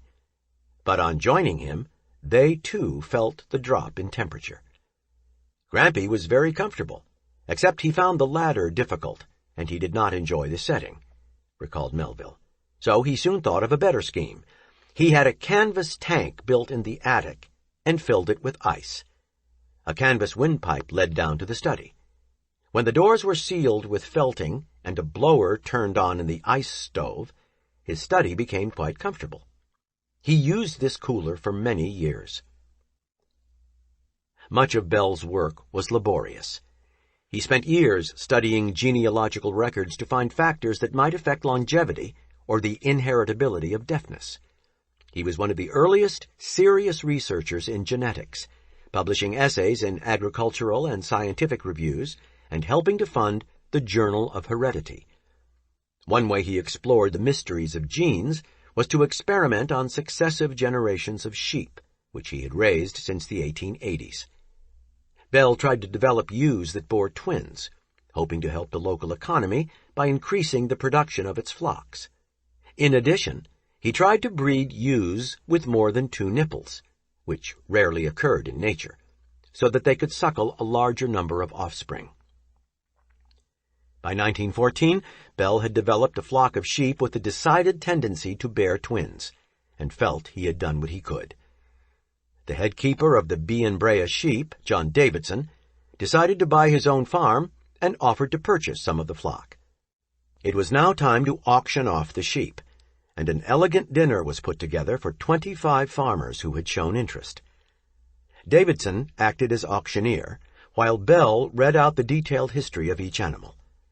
Bell was surprised and pleased to see his coachman, John McDermott, making determined bids, as he hadn't been aware that McDermott was interested in sheep. Several days later, the truth came out. Mrs. Bell was almost heartbroken over the idea of the complete disappearance of my multi-nippled sheep from Bienbrea, after 20 years of constant selection upon my part, he wrote. As this is a free country, she decided, without saying anything to me upon the subject, to buy some of the sheep herself. McDermott had been her front man. Bell was soon happily dictating new instructions on the proper care of his wife's flock. Mabel was a pragmatic and devoted wife who managed the family and the finances, enabling her husband to devote his time to his inventing. She understood Alec well, both his strengths and his weaknesses. Next to her, the person closest to the inventor in many ways was his longtime valet and butler, Charles Thompson. In 1911, a visitor wrote that Charles was a gentleman of color and height and breeding and culture, and he is master of ceremonies. When Charles first met the Bells in January 1887, he was living with a group of young men in a house across the street from the Bells on Rhode Island Avenue. He had learned to read and write, and although he had left school after only the 5th grade, continued to educate himself by reading. Charles earned a living doing odd jobs, usually as a messenger. One day, the Bells' housekeeper came across the street to ask the young men to help clean up after a fire that had occurred in the Bell house overnight. Since Charles could read, he was assigned to the inventor's study. During the afternoon, the door of the study was pushed open, Charles later recalled. I faced a tall, heavily built man with black hair and black beard mixed with gray. "Aha, here you are. Is this Charles? Well, Charles, I am Mr. Bell. How are you?" Extending his hand with a genial smile, he shook my hand as if he had known me for years. During the entire 18 years of my life up to that time, I had never felt such a handshake. It electrified my whole being. I loved Mr. Bell from that moment, and if I had left that house that day never to see him again, I would never have forgotten that handshake. Impressed by the work Charles had done, Bell asked him if he could read his handwriting, handing him a piece of paper with some scribblings. Bell's notes weren't always easy to make out, but Charles deciphered them without mistake. "Aha," said Bell, smiling. "That's fine. Now, young man, you have the most important work of all the people employed in this house. This room contains all of my important papers bearing on the work in which I am now engaged." The efficient manner in which Charles sorted through the debris impressed Bell, and the young man was hired. He remained with the family for 35 years, until Bell's death in 1922. The Bells soon promoted Charles from messenger to butler, and he rose to the challenge. It was difficult to bring the family to meals, so he instituted a system of bells. These he works with great satisfaction to himself and no inconvenience to us, wrote Mabel's cousin, Mary Blatchford, in 1891. He rings a dressing bell half an hour before meals, except in the morning for fear of waking us. Then he rings again when the food is on the table, and then he rings at intervals until he musters the last stragglers. When he gets a quorum, the meal begins. Charles became indispensable, running the Bell household and helping in a variety of capacities. They traveled the world with him, from lecture halls across the United States to Queen Victoria's funeral to Japan, where Thompson later recalled that we went for a week without anything to eat but persimmons, rice, blackfish soup, and tea. Back at home, Bell even encouraged his valet to tinker with scientific experiments of his own. In October 1901, the family had a scare. For a few hours yesterday we thought that we were going to lose Charles, Mabel wrote to Alec. The position of second steward was available at the White House. It was a chance of getting to the highest thing in his line, wrote Mabel, as it might be a stepping stone to the chief stewardship with a salary of $1,800 a year and the reputation. Of course, I did not feel that we could stand in his way. Mabel offered to write a letter of introduction, but out of loyalty, Charles had delayed bringing the matter up with the Bells and missed the opportunity. The next year, in Badek, Charles was married at Bienbrea Hall, and a large reception and dance were given in the newlyweds' honor. I realized last night how impossible it would have been to have given entertainment like that in Washington, wrote Bell in his home notes. The farmers might have been invited, but they would not have come to greet a colored man and associate on equal terms with him. The white girls would not have danced with a colored man like Charles, even though, as is the case, he might have been gentlemanly in appearance and better educated than themselves. Charles is looked up to here and recognized by the people as the equal, if not the superior, of the common run of people here. In Washington, no such recognition of his merits would have been possible, because his skin is brownish and his hair crinkly. This liberality, however, was not shared by everyone in Nova Scotia. When, in 1904, the Thompsons showed up at a hotel to register for the room they had reserved, they were refused. The people in Badek held a large and vocal meeting to discuss the matter. It was unanimously decided that this was an outrage, wrote Bell. Shall there be a color line of this sort in Canada? A committee was formed to investigate and make a recommendation. So much feeling has been aroused, wrote Alec, that I anticipate a stirring time. A number of petitions were drawn up, and a formal letter of sympathy was prepared for the Thompsons. Letters and representatives were dispatched to various authorities. I should not be surprised to find the whole of Canada aroused, wrote Bell with characteristic enthusiasm. Charles was always attentive to Mrs. Bell and diplomatic. Mary Blatchford recorded one incident in 1911. Yesterday we had mutton for dinner, and Mabel said, I call this mutton tough. And tough it was, though no one replied. Charles, said Mabel, I call this mutton tough. Charles is very likely to let a first appeal pass, but he knows a second means business. So he fell into position, as he always does in speaking to Mabel, and said, Since Mr. Bell is not here, I will state that all the mutton we have been eating is Bienbrea mutton. An occasional tease aside, Charles was devoted to the man who had such an intense feeling for the rights of others, regardless of conditions and circumstances. Bell could indeed become quite indignant when others' rights were challenged. Mabel recalled that he had been converted to women's rights in the 1870s while teaching at co-ed Boston University. The inventor was pleased when it was discovered that women generally made better telephone operators than men. Bell strongly believed in women's voting rights. Suffrage should be universal, without qualification of education, sex, color, or property, he wrote to Mabel. Taken as a whole, The general level of intelligence and culture is, I think, indisputably higher among women than men.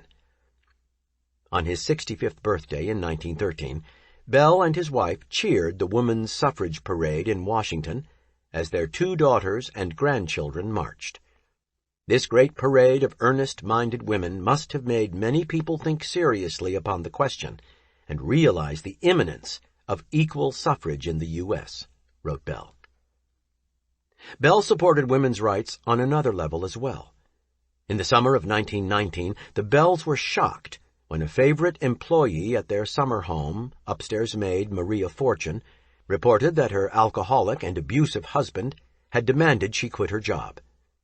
Mrs. Bell wrote politely to Patrick Fortune, explaining that Maria was engaged to me at least until the 1st of October, and I cannot do without her. But he would hear none of it. When the Bells dug in their heels, the husband took the matter to court. A wife must obey the call of her husband, the local magistrate wrote the Bells sternly.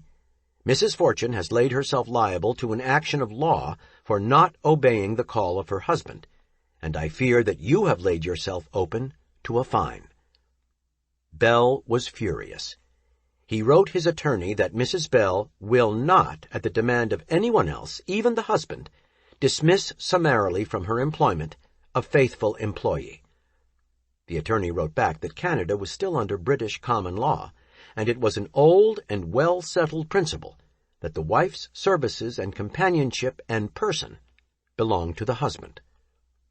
Eventually, the matter was settled, probably with the aid of some cash, and the family helped Maria get a divorce.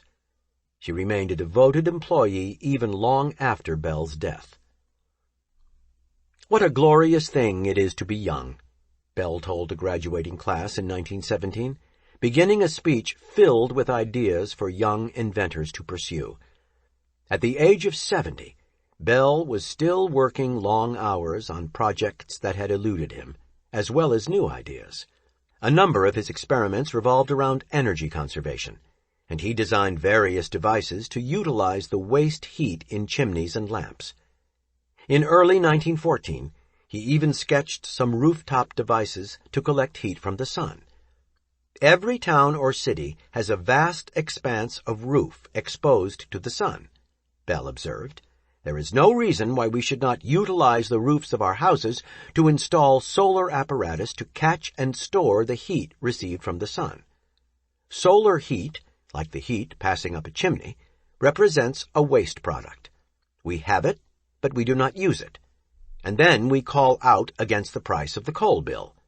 Why not use it to heat a liquid and store the liquid in an insulated tank, by which I mean a tank surrounded by asbestos, wool, or other non-conductor of heat, applying even the thermos bottle principle of a partial vacuum around the tank.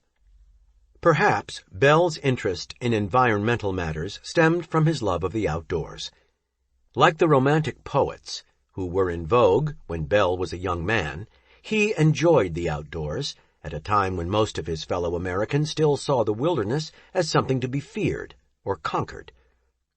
The study of nature is undoubtedly one of the most interesting of all pursuits, Bell wrote a friend in 1872, 4 years before he invented the telephone.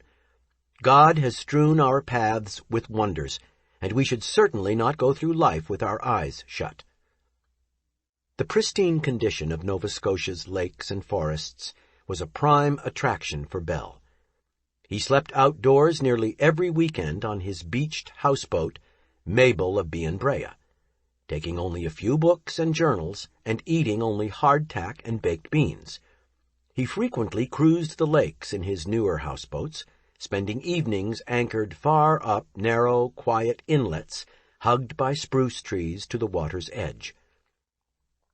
Bell worried about what would happen as natural resources were depleted. Coal and oil are strictly limited in quantity, he observed in 1917. We can take coal out of a mine, but we can never put it back. We are spendthrifts in the matter of fuel, and are using our capital for our running expenses. What shall we do when we have no more coal or oil?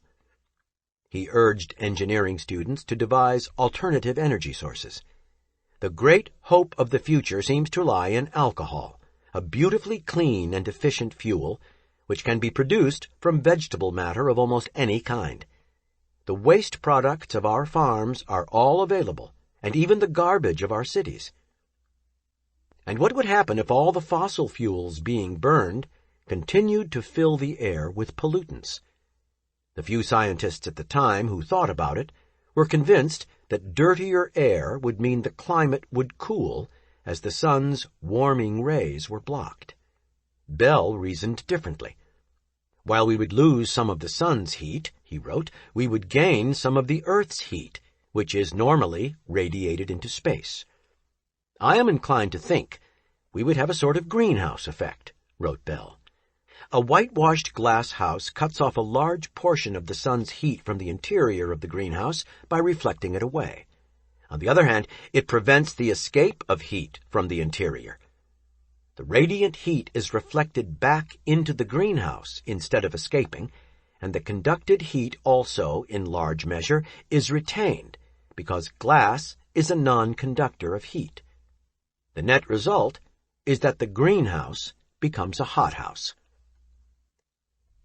Just as Bell's transmission of speech over light waves in 1880 would not be appreciated until fiber optics made the vision a reality a century later, his ideas about energy conservation, solar heating, alternative fuels, and the threat of a greenhouse effect may not be taken seriously enough yet. In his 70s, the inventor spent even more time reading and thinking and dictating his thoughts. The most remarkable thing about Dr. Bell, wrote a reporter in December 1921, is that he is younger in mind than most men of half his age. Mentally, he seems to have discovered a fountain of youth, which keeps him perennially alert and vigorous. Self-education is a lifelong affair, Bell told the reporter. There cannot be mental atrophy in any person who continues to observe, to remember what he observes, and to seek answers for his unceasing hows and whys about things. 13. What the world calls failures. Almost every morning in 1915, 82-year-old Amanda Fairbanks Gulliver got up before dawn. At 6 o'clock sharp, she opened her switchboard for business, tending the lines until she shut down at 8 in the evening. Mrs. Gulliver ran the Fairfield Center, Maine telephone exchange, connecting her 40 customers with each other and with 54 other exchanges in New England. Employed by the Somerset Farmers Cooperative Telephone Company, she usually knew where her customers were and might pass this information on, along with the weather, news, messages, and gossip if it seemed proper and she had the time. Mrs. Gulliver was part of a telephone network that was still expanding and changing, evolving into middle-class life. Bell's 1915 coast-to-coast telephone call to Watson was followed the same year by the first transatlantic voice transmission by radio from AT&T's gigantic Arlington, Virginia transmitter tower to receivers atop the Eiffel Tower in Paris. This was the first effort to prove that long-distance telephone service to Europe would someday be practical. Vacuum tube inventor Lee de Forest wanted to participate, so he traveled to Paris through submarine-infested waters, but was turned away from the tower radio room and left enraged. He, as well as those who were permitted to observe this historic voice transmission, understood that the day was approaching when the whole world would be united by wires and radios, making it possible, as Bell had predicted in 1876, for people to talk across continents and oceans. Near the end of his life, Bell entered a golden age all his own, often participating in events commemorating telephone history. In March 1916, on the 40th anniversary of his first transmission of intelligible speech, he was back in Boston at the unveiling of 2 plaques. One at his old Exeter Place rooms, where Watson had first heard intelligible speech by phone, and the other at the Charles Williams shop on Court Street, where the 2 men had designed, built, and tested their first prototypes. On October 24, 1917, Brantford, Ontario, unveiled an elaborate monument to Bell. "I came to Brantford in 1870 to die, having been given 6 months to live," Bell said, stretching the truth slightly. "There are some things worth living for, and this is one of them." Feeling a bit caught between two jealous cities, he also declared that the telephone was conceived in Brantford in 1874 and born in Boston in 1875. President Woodrow Wilson, reclusive and idealistic, became Bell's political hero. Bell had attended a 1912 political dinner at which Wilson spoke, and was so impressed by the candidate's words that he called them the finest I have ever listened to. High praise from a man whose family prided itself on a command of oratorical technique. Later, the inventor championed Wilson's unpopular League of Nations after reading the entire covenant, and privately even approved of Wilson's trust-busting Justice Department.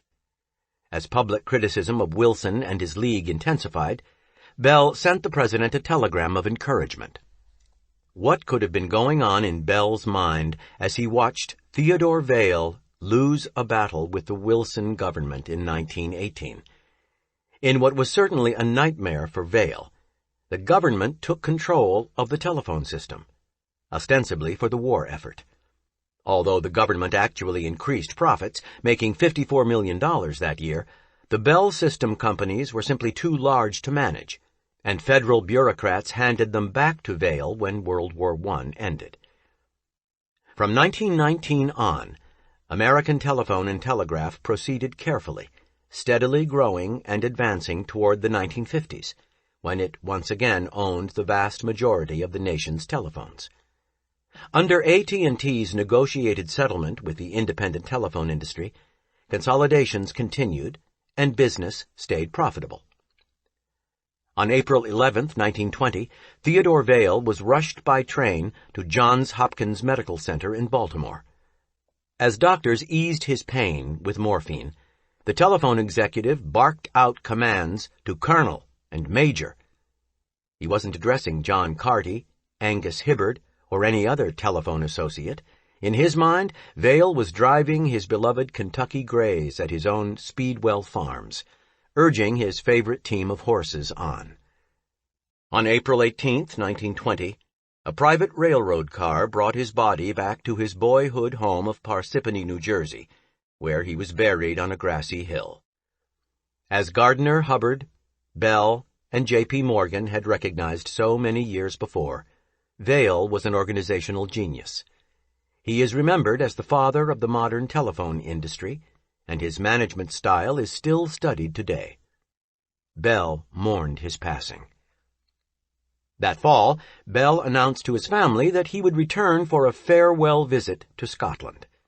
He and Mabel, their secretary Catherine Mackenzie, and 15-year-old granddaughter Mabel Grosvenor sailed from New York on the White Star Line for England. While visiting relatives and researching old Bell family haunts in London, the group was summoned to Edinburgh. In an elaborate ceremony, the mayor of Edinburgh presented Alexander Graham Bell with a small silver casket, a great traditional Scottish honor. Bell later informed curious Canadian customs officials that the casket contained the freedom of my native city. The Scottish press compared Bell to Sir Walter Scott, and he was celebrated from one end of the country to the other. Even though Bell's diabetes did not cause him much trouble at this point, another problem, one that Mabel understood all too well, now limited his socializing. She wrote to Elsie that winter, "Papa is very well, but he is older, 74, and so am I, and we can't recover from a journey as long as this as quickly as we used to. Papa wants to meet Einstein and others of the scientific men who come for the National Academy meeting on April 28th, but he says he does not care to attend the meeting. I think he does not hear well enough to enjoy listening, and I don't think he likes large dinner parties." By 1921, telephony was entering a period of prosperity and rapid expansion that would last until the Great Depression. Most North American telephones were finally connected to each other via an enormous network. By 1922, there were 14,346,701 phones in use in the United States, connected by 37,265,528 miles of wire. In 1922, the industry Bell started in Mrs. George Sanders' basement employed 312,137 people and paid them a total of $553,263,801. That same year, 24,738,758,739 telephone calls were made, generating $684,904,736 in revenue, 45 years after Charles Williams nervously accepted the $20 handed to him by James Emery, Jr. as the first payment for telephone service. In Chicago, 600 independent telephone pioneers sat down to lunch in October at the convention of the United States Independent Telephone Association. AT&T Vice President Edward J. Hall was there and broke bread with many who had sworn to break the telephone monopoly decades before. Independent inventors like Bell, Edison, Orville Wright, and even Henry Ford, then at the peak of their fame and power, were soon outclassed as inventors by teams of well-equipped research scientists working in corporate labs at AT&T, Eastman Kodak, and General Electric.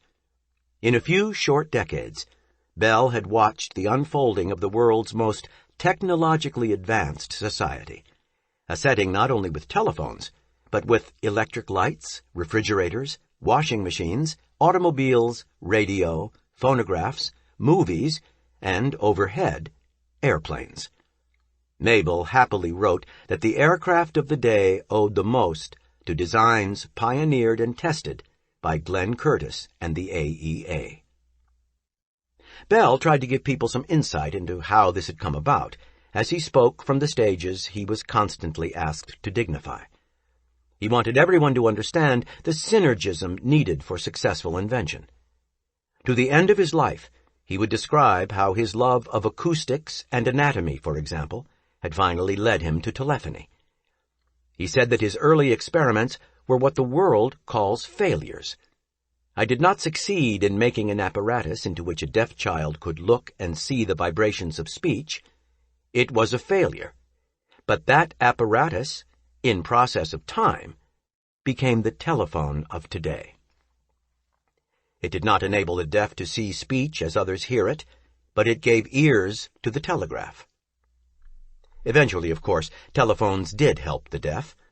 After a long gestation, computers with acoustic couplers and speech recognition software, the Internet, closed captioning, and a host of other technologies, most employing the telephone, emerged, changing the lives of the hearing impaired forever. In the winter of 1921, Mabel and Alec set off on a trip to Florida, the Caribbean, and Venezuela. Bell turned 75 while visiting Daisy and David Fairchild and their children at their home near Miami on March 3, 1922. Spring, in Washington, held the usual round of dinners for the Bells. After attending one of them, Bell proudly related that he had somehow gotten the taciturn Calvin Coolidge to smile. In the spring, the couple made the trip to Bedeque and settled into the summer routine.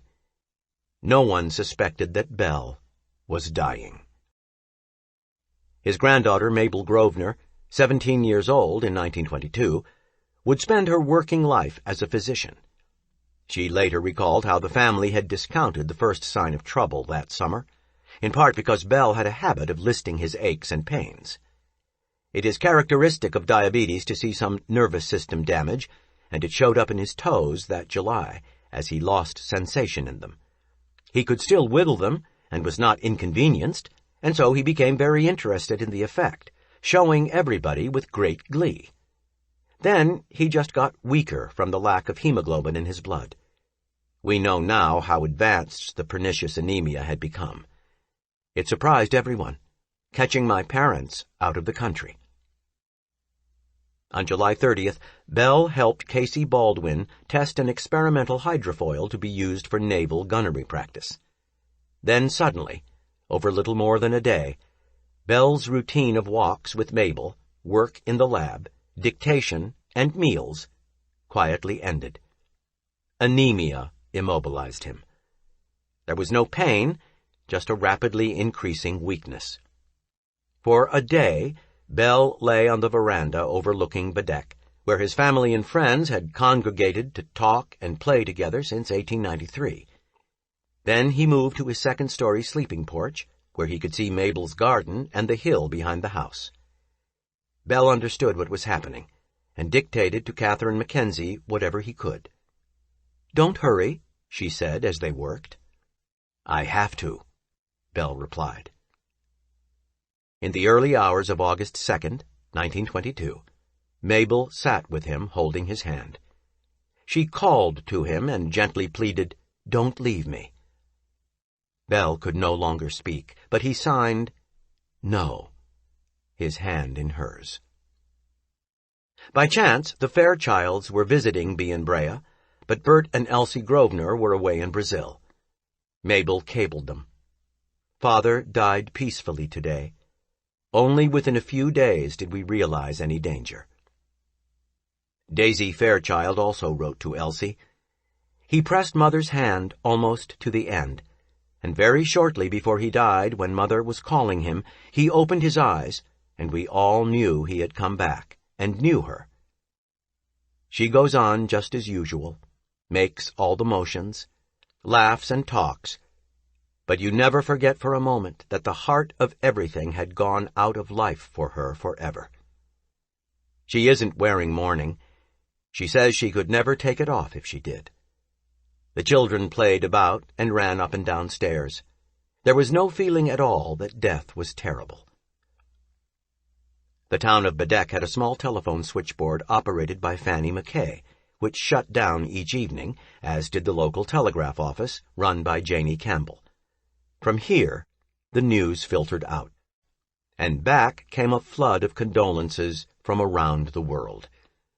The two women kept their offices open round the clock for 3 days straight to handle the huge volume of incoming messages. Catherine Mackenzie, exhausted, sat by the Bea telephone, copying down each incoming telegram as it was relayed. The pine coffin was constructed in Bell's workshop. Iron handles were forged, and the lining was made of airplane linen. The employees of the American Telephone and Telegraph Company sent a large wreath of laurel, wheat, and roses. Mabel recognized the symbolism and explained it to her daughter. The laurel for victory, the wheat for the gathered harvest, and the roses for gentleness and sweetness. A telegram further stated that on the day of Bell's funeral service, at the appointed time, every AT&T telephone in North America would be silent for 1 minute to honor Bell's passing. Daisy described the service for her absent sister. Mother stepped forward and stood alone with her arm resting on the coffin, bareheaded and in white, with a soft white scarf around her neck, while the Reverend John McKinnon read a few verses from the 90th Psalm, just the beautiful ones, skipping the others. The funeral procession left the main house and wound up Bea-Brea's highest hill. Bell's coffin rested on a buckboard. 30 of the men who had worked with him walked behind, up to the gravesite the inventor himself had carefully chosen after lying down in several places to check the view from the ground.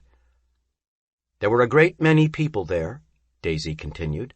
The grave was blasted out of rock and lined with fir boughs, and there was a steel vault, in case Mother feels she wants Father to go back to America.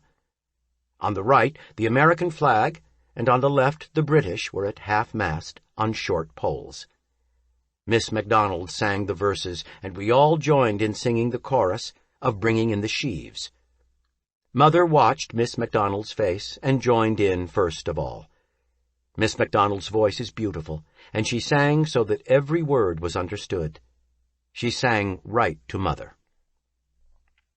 Next, Crossing the Bar was sung, and passages from Stevenson's Requiem, Longfellow's Psalm of Life, and the Lord's Prayer were read. Bell had not been a religious man. He had been careful not to let his own agnosticism dominate his family, many of whom were churchgoers. The service, with its eclectic assembly of readings and songs, addressed their needs. Mabel Bell quickly took control of her family. To Bert Grosvenor she wrote, "You are the one to whom I must look especially for help on the biography that must be written." And Grosvenor would look after it with the help of a hired librarian, ultimately organizing Bell's mountain of papers and photographs. Decades later, near the end of his own life, Grosvenor turned the project over to technology historian Robert Bruce. Mabel made it possible for Casey Baldwin to continue hydrofoil research, and she entertained her family that summer as always. She pursued some of Bell's projects herself. "I spent most of yesterday, October 6th, struggling with the sheep problem." And she urged her children to adopt Bell's causes and those of her father. In September, Mabel's daughters noticed that she seemed exhausted and asked her to leave Brea early for a checkup in Washington. Mabel refused, saying she needed to put things in order. Back in Washington early in November, Mabel finally saw a doctor and was told she had a hard-to-detect but terminal form of pancreatic cancer. She took the news in stride, even joking about it. "Wasn't I clever not to get ill until Daddy San didn't need me anymore?" She had vowed not to reopen the Bell Washington home without Alec, and so she moved in with a relative in Maryland and waited for the end. On her deathbed, she called in the family one by one and wrapped up loose ends, lecturing, cajoling, and saying goodbye. She died at the age of 65 on January 3rd, 1923. At 5 o'clock on the afternoon of August 7th, exactly 1 year after Bell's service, her ashes were placed in the grave beside him on Brea. This has been a Highbridge production. Read by Donald Corrin. Copyright 2016 by Edwin S. Grosvenor and Morgan Wesson. Recorded by arrangement with American Heritage Publishing, care of the Grosvenor Literary Agency. Recording copyright 2017 by Highbridge, a division of Recorded Books. Audible hopes you have enjoyed this program.